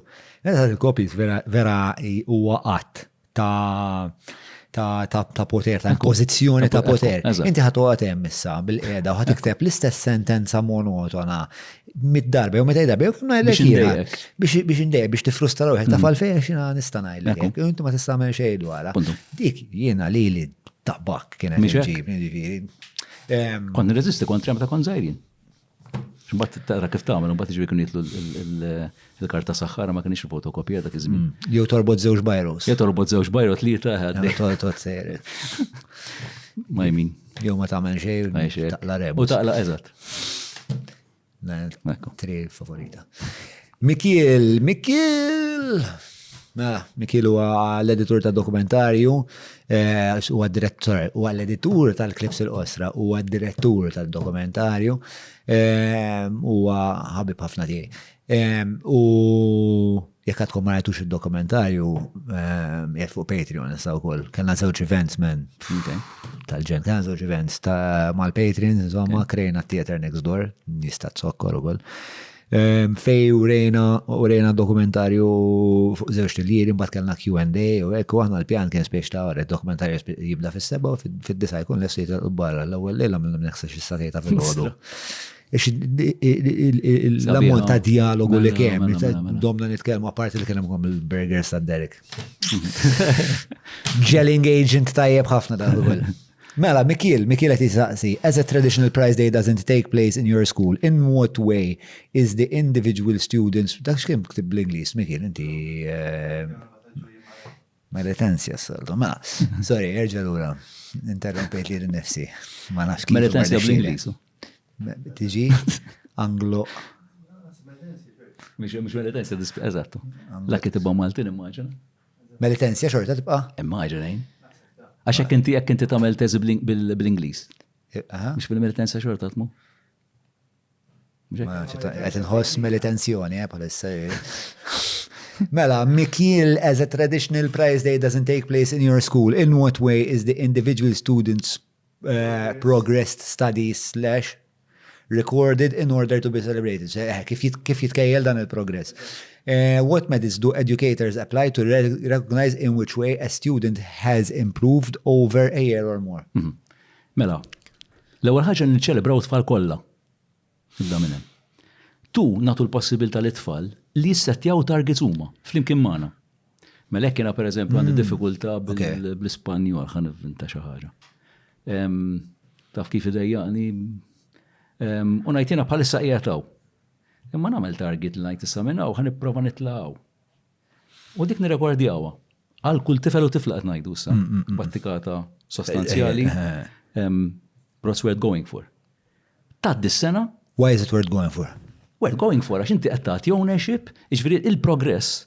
Mhux qed ngħidlek għax issa tittella l-marka u tittella l-grade whatever it is. Imma tiġi minnek. Li jiena ngħid mela fl-Ispanjol jien irid nitla' tarġa'. Il-moment li titla' tarġa' nifqawk biċ-ċelebrazzjoni. Nifqawk biċ-ċelebrazzjoni. Issa inti għalija tista' tkun l-Ispanjol. Għalik tista' tkun dak li semmejt l-ewwel, li kienet taqbiżlek u issa taqbiżlek inqas. U tista' tkun whatever it may be. Għax għandna maħniex nies li formati biss fuq oġġett wieħed, imma formati fuq 1000 ħaġa. U niċċelebraw l-umanità kollha ta' tfal, ma niċċelebrawx biss. Waħda mill-affarijiet li nagħmlu pereżempju, illi l-tfal nitolbuhom jikbu kummenti fuq xulxin. Jiex napprezza fik. U dak li napprezza fik jinkiteb ġodda l-supportfolio sabiħek ġbiri ta' ċelebrazzjoni ta' fif fejn jinkitbu l-kummenti ta' sħabi fuqi, l-kummenti sbieħ. X'jaraw sabiħ fija. U għajn l-iskop huwa illi jiena nagħti valur lil-nifsi. Permess tal-komunità. Għalhekk l-inkontru, ġifri is-sabiħ li nista' nara fija naraha nkatru minn dak li jara ħaddieħor minni. Di vera interessanti li fuq l-identità hija kwistjoni ta' l-identità li tisboq il-persontek. Ħafna nies jgħidu l-kien xogħol bibi xejn ħaddieħor fuqi, naqbul xi bro. Fil-verità inti l-identità tiegħek, alright, dwar x'taħseb inti dwarek innifsek huwa importanti u importanti kollok self-esteem, kollok ċans tirrifletti u taħseb inti minn inti għalik innifsek u biex tqarrab kemm jista' jkun l-ideal tiegħek ma' minn inti u kif iġibrek fid-dinja. Però wkoll indikatur barometru tajjeb ħafna huwa dawk ta' madwarek, dawk li inti għandek stima lejhom u għandek rapport magħhom biex ta' x'jaħsbu dwarek għax daw qed iqisuk, qed jarawk, qed ikejlu. L-identità tissawwar bil-nħabbat li nifsi ma' xi ħadd ieħor. Il-mument li nispiċċa waħdi. Ġifri l-identità mbagħad against what? Mela, it-tfal kollha kif jiġu ċelebrati, tangibly, qed isaqsi l-ħipi. Isir avveniment, celebration day u qed nifhem. Le mhix biss. Anzi l-iktar importanti huwa dak li jiġri kuljum. Sewwa. Ġifieri nippruvaw li we catch students being good. U being good fis-sens. Yes, I got it. Imma jagħmlu affarijiet li ġifieri jekk kellek tifla partikolari illi taf kif filli kienet qed tiddeq tagħmel xi ħaġa, fli f'daqqa waħda mlet sforz and she surpassed her expectations, il-ħanżira. Nagħmlu festa bi għadi dak il-ħin. Dak il-ħin. Iċ-ċelebrazzjoni nagħmlu darba fis-sena, għax ovvjament kif semmejt tiġi tinvolvi ħafna xogħol. Dik imbagħad hija x'taqbad tajt, hija xi ħaġa li tmur speċi tkun a whole school approach imbagħad tagħha. Imma as we go along, pereżempju, għandna dak li ngħidulhom merit cards. Għandna ishom cards hekk, vera ħelwin, ishom forma ta' xeda. U l-idea ta' xeda ovvjament hija kull xeda u taf xeda u ħajf. Kull xeda marbuta ma' oħra, l-idea ta' komunità niddependu fuq xulxin, eċetera. Li inti għamilt xi ħaġa sabiħa, jiena nnotajta, ktibtlek messaġġ u battulek id-dar. U da tfal ittellaħħom is-sema. U tista' tkun ċuxata. Jien naf, tista' tkun sitwazzjoni fej l-aħħar li kont bat kienet għadha ma spiċċax is-sena skolastika ovvjament, li nara tifel fil-primarja, serin għal-break u da qatt jistenna lil-tifla oħra li għandha diffikultà. Ħadha l-idea, poġġi l-idea fuq il-puġaman biex niżlet it-taraġġ. Ċuxata. Imma dik iċ-ċuxata tfisser ħafna. Allora ovvjament iċċelebrani għal dak il-mod. Ġeqbad dil-imbirka u bħal ovvjament jagħmlu l-kumplament ta' sħabi. Innotajta ta' kif u battilu d-dar. Allora ovvjament dak iċċelebra għalih innifsu u ċelebra ma' ġenituri tiegħu. Allora ovvjament ta' kif dak ikun istajjeb istrina, you know. L-allima huma mħarġa f'daw l-affarijiet. Dawn huma affarijiet li nkunu tkellimna fuqhom flimkien as we go along, dawn huma policies li ħmejna flimkien. Wara diskussjoni x'l-aħjar li nagħmlu. Jiġri mhux għax ma vintajtix jien, vintajnija aħna. Mod ġenerali. Però għarax minn sieb u minn riflessjoni. Ġi ma tasalx għal daw minn ma tkun ħsibt minn qabel fejn tixtieq tmur x'inhu għalitos tiegħek. Għax huwa dak li għandu jiddiriġik. Taf kif ġid ma tistax mur, ġifieri ma tistax mur minn affarijiet partikolari imma daw sejrin l-emlaw. Irid ikollok itos li huwa ċar, dan huwa li nemmnu fih, jekk dan li nemmnu fih, x'hemm li huwa kontradittorju. Dak li huwa kontradittorju hemm bżonn li jinbidel. U dik kienet waħda minnhom pereżempju. Tal-ġen. Mela, dawk huma mistoqsijiet kollha, nfakarkom patrun nistaqsu Derek Meats, laqgħu Burgers ta' Malta, 986-6425. Mela, qabel ma nagħlaq, closing statement. Closing statement, wara da kollu li għadna. Wieħed hekk biex jinnaf pereżempju fuq. Le, ħanibda minn hawnhekk. Il-pjanti bonsai pereżempju hekk, naf xi digressjoni. Jibdu fi ftit ħamrija. Le. Grazzi tal-opportunità l qabel kollox. Għax naħseb dal-podcast is-sabiħ tiegħu li għat il-possibilità li nitlu fil-fond. As against modelli ta' diskussjoni. Eja ħammorru, għaxtar il-ħin, kemm immissu puntu murwa xi ħaġa oħra, xi ħadd ieħor, ma tmorru reklami, ġifieri qatt ma nistgħu napprofondixxu. U naħseb id-diskussjoni u l-inkontru għandu bżonn il-ħin. Għandu bżonn l-ispazju. Iġi naħseb il-modell li qed tadottaw intom permezz tal-podcast, naħseb jagħti lok għal din it-tip ta' diskussjoni. U għandu bżonn ukoll ħafna rieda tajba u evidenti li inti għandek minn dik bl-abbundanza, nixtieqlek ħafna ġid, nixtieqlek ġejjin sabiħ ħafna, nixtieq li id-dinja edukattiva ħaġa kollha naqra iktar Mario Mallia fiha u Mario Mallia netta malli jibqa' jimmielita f'dawn l-oqsma, b'dawn l-għanijiet tant importanti men. Grazzi. You're welcome. Grazie.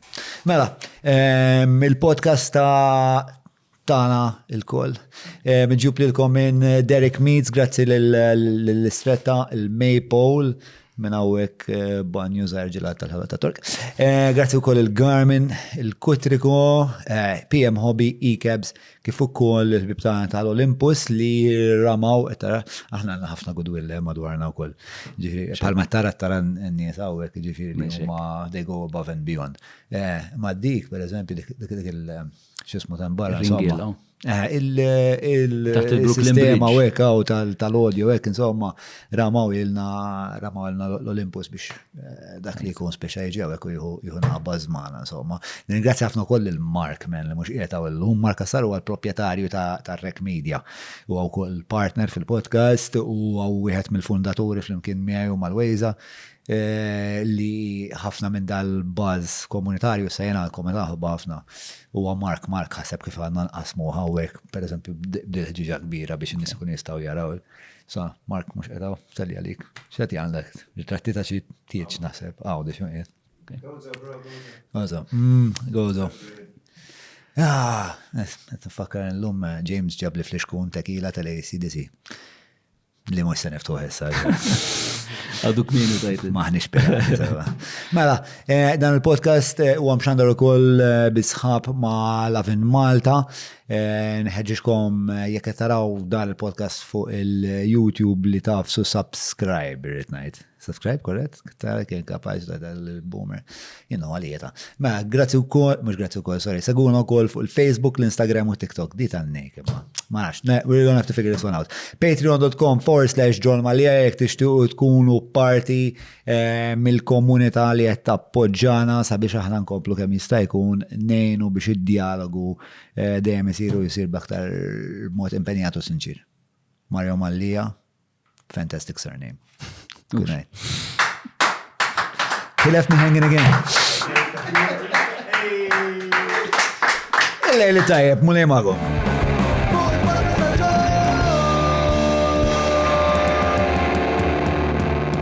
Mela, tlaqna?